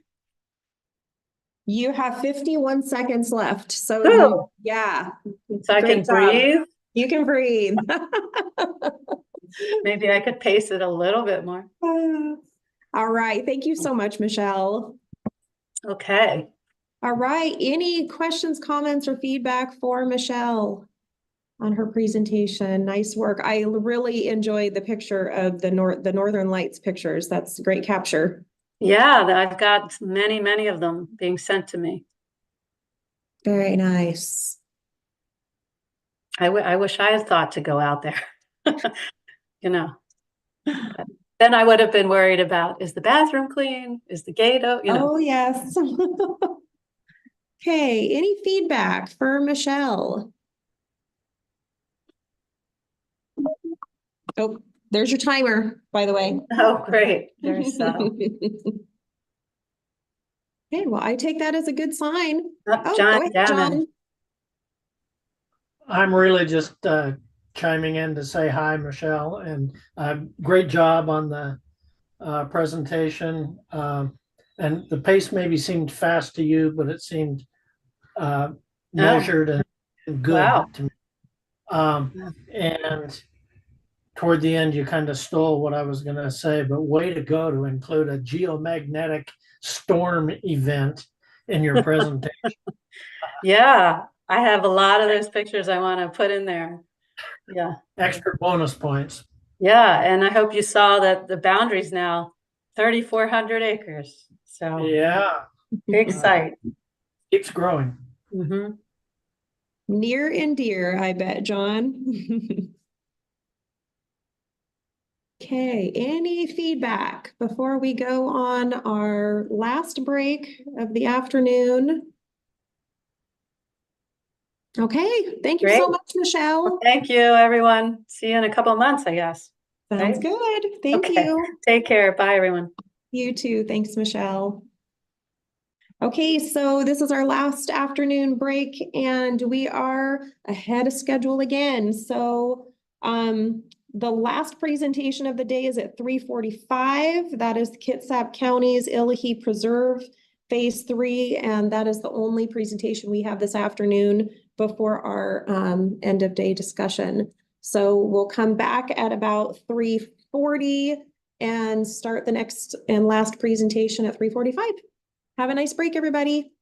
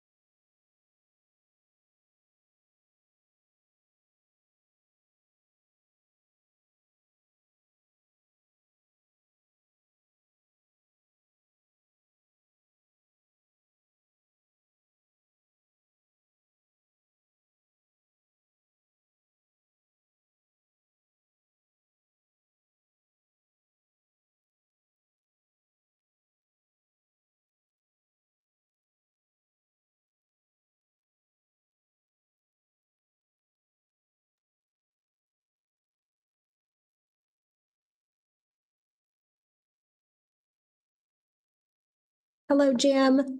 Hello, Karen. How are you? I'm doing fine. Good. Well, welcome. Well, thank you. I like your background. Thank you. I wish I could tell everybody where that was, but I don't know, but I need to find out because it is pretty. Makes me want to go.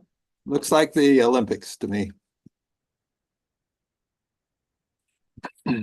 So we've got, so Jim, you're scheduled at 3:45 and advisory committee members will start trickling back in and then we will get started closer to that time. So thanks for being here. All right. Yep. Always like to log in a little early because you never know what might happen. And Indeed, indeed. but we're so used to Zoom these days that it rarely causes any problems.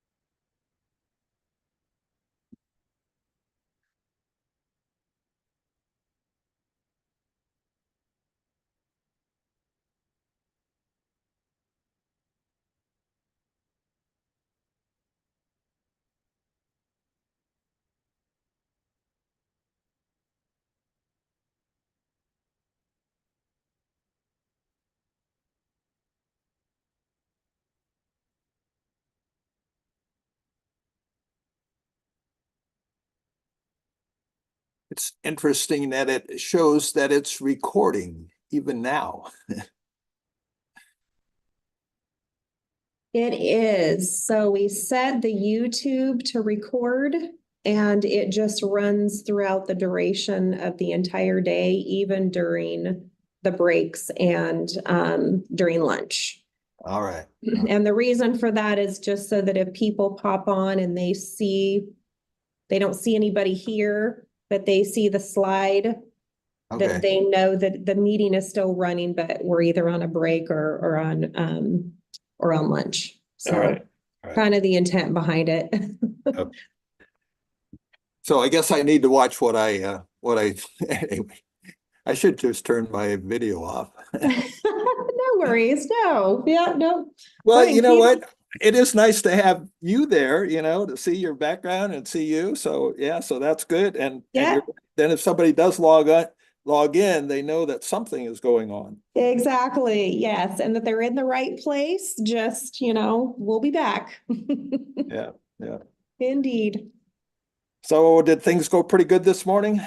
Yeah, things have been going pretty well. We this morning and then we had a technical review for the critical habitat grant category yesterday and things went well yesterday as well. So Wow. moving right along. You are the last presentation of the day, Jim. All right. That is good. That is good. Yeah. So we'll let people trickle back in. I have your presentation up. I'm going to go ahead and give you control of this, Jim. So that way you can control your slides. If you have any trouble, just let me know and I can certainly advance them for you.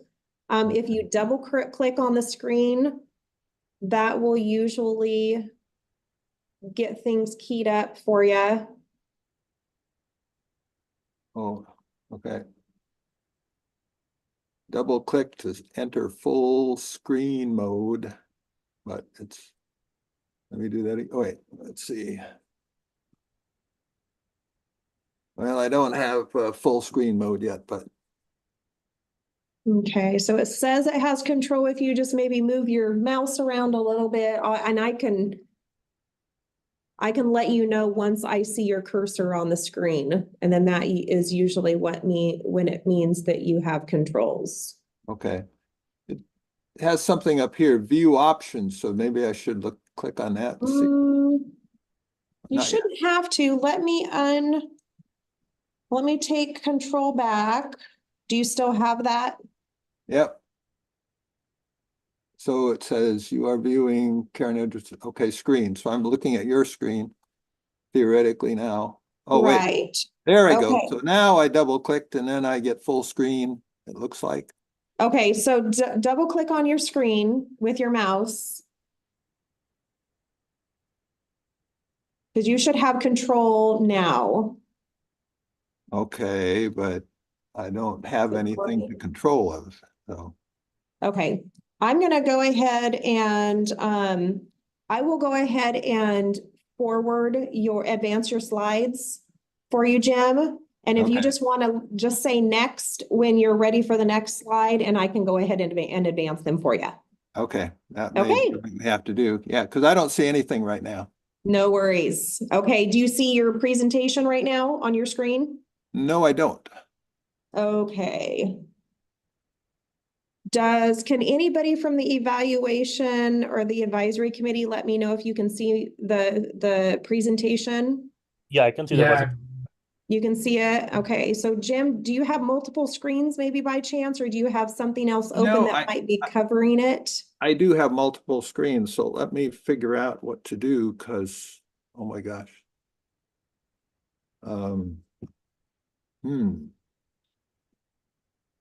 But I'm not really sure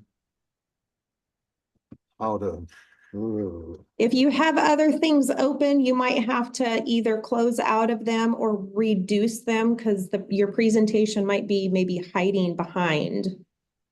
All right, so this is getting really interesting for me because I'm not a computer guy, and let me think. I'm going to have to reduce the size of this, I think, which I can do with an escape. No, I can't. We may just have to do this without me being able to to see the slides, but I do know what the slides are, so that will not be a problem. But I just won't have control of them. Right. Let me look at my view options. Hide video panel. Wow. Let me look at side-by-side mode. No, that's not it.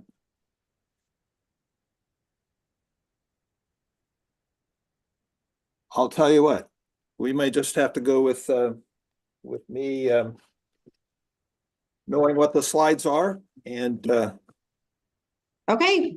And just let me know when you want me to advance and we'll do the best that we can. All right. This is going to be fun. I say that facetiously. So. Okay, it's all yours, Jim. All right. Well, let's go with slide 1. And I'm going to say good afternoon. My name is Jim Aho, and I am presenting for Alex Wisniewski, the Parks Director for Kitsap County, who had another commitment. I'm a park steward and volunteer at Illahee Preserve Heritage Park. We are applying for this grant to help complete phase 3 of land acquisitions for the Illahee Preserve.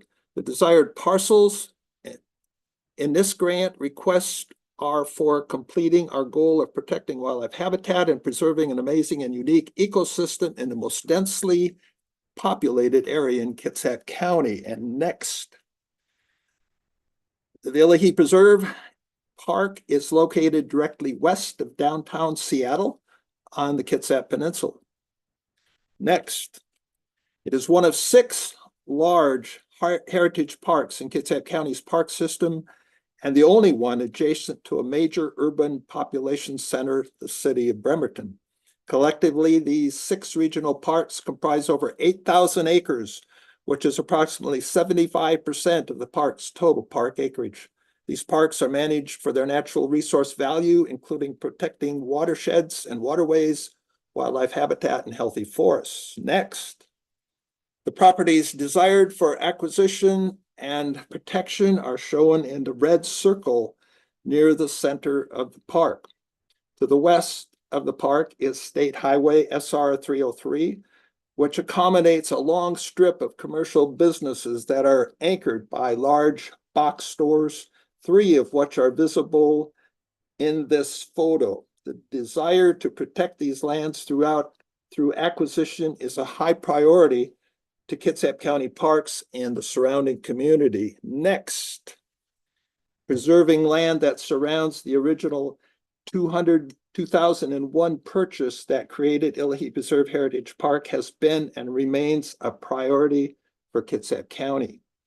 As indicated in this slide, there has been amazing success in growing the park to over the past 20 years. The most recent purchases identified as phase 1 and phase 2 and collectively add an additional 35 acres of parkland, though finalizing several of these is still in progress. Next, the next 9 slides characterize and describe the larger ecological systems related to wildlife habitat and wildlife passage in the area, pointing out Gasm Lake Preserve, Illahee State Park, and the Cheney Estate. Next, this slide shows the next door proximity of Bremerton and Central Kitsap. Next, this slide shows the relative size of the ecosystems and how the Illahee Preserve is the largest at over 600 acres. Next, the watershed and geological hazards indicate the unique features of the site. Next, the ecological composition of the area is what makes it an ideal wildlife habitat priority. The contour map on the left shows the terrain is topographically diverse, and when tracking the stream bed, the elevation rises from sea level to 400 feet in a short distance, actually a little bit less than a mile. The LiDAR map on the right provides the same information, but in a shaded relief graphic. Next, the site also contains Category 1 and Category 2 aquifer recharge areas. Next, the next slide, or this slide, shows the more detailed map with 1-foot contours and provides another perspective on the steep slopes surrounding Illahee Creek. In fact, to get down some of those slopes, you actually have to rappel down. Next, this slide provides another opportunity to look at the area from a watershed perspective, which also notes that a concurrent grant has been submitted for a watershed-themed park. Next, and the Department of Fish and Wildlife's habitat rating scale indicates that the Illahee Preserve Heritage Park is having the highest of habitat value, as this area is shown on the map in green. Next, given this rating, it is not a surprise to find diverse ecosystems that include wildlife like salmon, eagles, pileated woodpeckers, as well as, next slide, deer, bear, cougars, and many others. These photos are all from the Illahee Preserve Heritage Park area. Next, the next 7 slides reflect this table, which identifies threatened, priority species, and vulnerable species, all of which are within the current boundaries of the Illahee Preserve Heritage Park. Next, Puget Sound steelhead is a federally threatened species that utilize the Illahee Creek stream. Next, salmonids in the stream that would otherwise be threatened by development according to the USGS modeling study. Next, within the vast forest of the park, there are many pileated woodpeckers, which is labeled as a species of concern. Next, of the priority 3 parcels, several are in riparian areas, which are another priority habitat group. Next, biodiversity areas and corridors along the old growth mature forests are PHS status items. The WDFW report on the left was written in 2005 and noted the value of the habitat importance of the wildlife corridors connecting the wildlife patches in the Illahee area. Next, This last slide in this category shows the lowland forest areas in the region of the state having a vulnerable status. Next. With regards to pollinators, all the properties provide prime native wildlife habitat as they are acquired and therefore placed into protection. Next, as previously mentioned, this project has the support of Kitsap County, as Illahee Preserve Heritage Park is one of the 6 regional parks which are the foundation of the county's park system. Additionally, the need for continued protection of natural lands is called out in the PROS plan. Next. And as part of the public engagement from the PROS plan, the public has shown that its highest priorities are for trails, natural open spaces, conservation, and land acquisition, all of which are in line with this project. Next, and not only did the public show their desires in the questionnaire, but they also responded with their financial support when properties were being threatened with development. In total, the community has contributed over $600,000 to expand the park and protect its forest lands, wildlife habitat, and natural resources. Additionally, the preserve has been fortunate to have the local Rotary Club and Lions Club supported, as well as the volunteer efforts of the Illahee Forest Preserve, a nonprofit organization dedicated to the preservation of this park. Next. Development has been the major threat in this area, but this development began as a homestead site over 135 years ago, before Washington became a state in 1889. Next.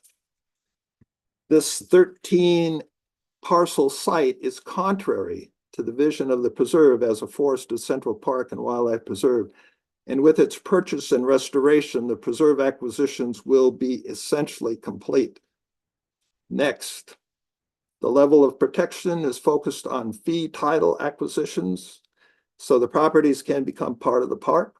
Life estate purchases have worked in the past for property owners not wanting to change the status quo and will be considered for these properties. Next. The preserve is a major success story with 5 to 6 miles of active trails that provide visitors the ultimate forest and trail experience. It is used all day long by many groups and individuals. Next. One of the highlights is the educational features. Education faculties use the trails and forests regularly, from environmental classes by Olympic College to local grade school classes. A native plant demonstration garden was planted at the center of the main parking area with interpretive signs promoting the gardens, promoting rain gardens. Additionally, residents are assisting the county with benthic monitoring and testing along Illahee Creek to track its health and conditions. Next, the documentary film, Saving Puget Sound, One Watershed at a Time, is an educational film that was developed locally and distributed to area schools to promote the benefits and need for watershed protection. It is focused on the watershed in Illahee Preserve and scheduled to be updated in the 2024-2025 timeframe. Next, due to the proximity to the city of Bremerton and adjacent unincorporated population centers, it is visited regularly by local schools that serve underprivileged communities. Next. Additionally, the area adjacent to the preserve has on 2 sides is an underserved area where the grant match requirements have been reduced to 10%. And we are considering a petition to the RCO that the reduced match should be allowed for the Illahee Preserve in this particular instance, especially considering, you know, the preserve is on 2 sides of this community. Next, there are multiple benefits from most every aspect of the preserve, from trails, water features, riparian, and a wildlife preserve. Next. One of the reasons for the successes of the growth over the years of the Illahee Preserve Heritage Park, as well as its robust volunteer-led stewardship group helping with park maintenance and management, is because of the dedicated stewardship plan. Next, the major restoration of this Phase 3 acquisition is to bring back the site to its natural state of a diverse forest. Next, the next 3 slides note the organizational capacity needed to support the purchase. Of particular importance to the success of past purchases has been the dedicated support to the park by the nonprofit Illahee Forest Preserve, which has a strong partnership with the Kitsap County Parks.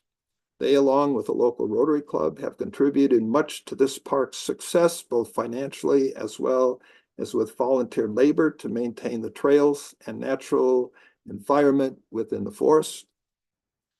Next, for example, the Rotary Club not only installed this new sign, but they also paid for it.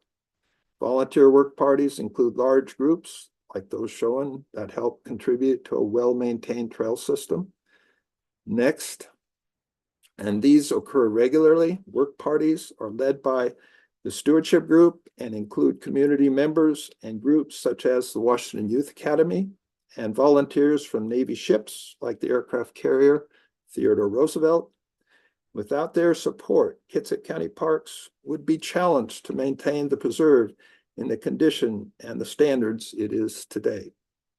Next, this slide shows the proximity of the Illahee Preserve Heritage Park to the surrounding community, which is in the most densely populated area in Kitsap County. In summary, in summary, and very simply put, we have just a few more important parcels to acquire, and the heart of the park site is the last major one to complete this acquisition project. So thank you, and this would be the next slide. Thank you, Marriott. Thank you very much for your time. What questions do you have? And I'm going to tell you, I hope everything went well because I couldn't see one slide, so I'm Well going done, by Jim. memory, and because I put this slideshow together, I think I remembered everything, but anyway, it'll be fun. Well done. And what you were saying matched up with the slides. So I think we got it. Well, that's good. That's good because I was getting worried. Did I say next at the right time and so forth? Anyway. I believe so. Thank you so much, Jim. right. Go ahead, John. Well, first I want to say congratulations, Jim. You did a great job given that you couldn't see what you were talking about. So Yeah. Excellent job. And I will make I guess the next comment, understanding that if you could actually see the slides, it might prompt a little more conversation or information, but especially early on under the first criterion, the ecological and biological characteristics, there were a few maps that were pretty complex, and they needed the key points that the maps were intended to convey weren't immediately obvious, and so they needed a bit more verbal explanation from you or whoever does the presenting. So you might just, as you're reviewing it, getting ready for a final, just go slow on those slides and figure out, is the information, the key bits of information, is that really apparent? Right. And if not, add some verbal text or modify the slide. But overall, a great project, great presentation, given you couldn't see the slides. All right. Thank you. Thank you. Indeed. Yep. Thank you, John. Joe. Hey, Jim. Yeah, as John said, great job doing that on the fly like that. I just wanted to quickly point out on your species and communities table, there is a new process and guidance for including natural heritage data. So I see that you have one ecosystem listed from the Natural Heritage Program. There's a new requirement that occurrence like that has to be in the Natural Heritage Program database. So I'd encourage you to go back and look at that guidance and kind of follow the steps to determine if that's the case. And that guidance can be accessed through Manual 10B. I believe there's reference to that, and it's also posted on the website in the habitat category. So thanks so much, and good job. Okay, thank you. Thank you for that, Joe. And Jim, we can go ahead, we can get in touch with you before evaluation and see if we can't like work out the visual element of you not being able to see your presentation.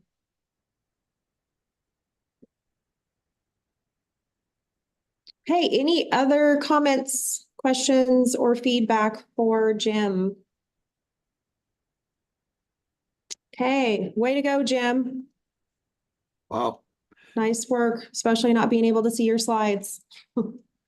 Yeah, there was that one slide that was busy because, we gained a whole lot of properties over the last 20 years and we put the dates down that we acquired those properties, which is quite amazing. And yeah, there was a lot of information on that one slide, and it needs to be broken up and talked to better than I did. So, all right. That's what technical review is for. Thank you so much. Thanks for participating in it. All right. Okay. Thank you, Jim. All right. Thank you. Take care. Okay. Bye-bye. Okay. And that was our last presentation. So we are done. I'm going to go ahead and stop sharing. I am going to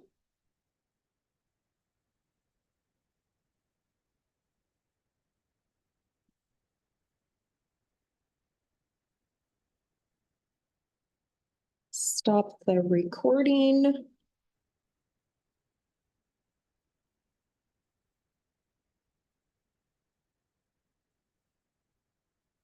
Thank you, Monica.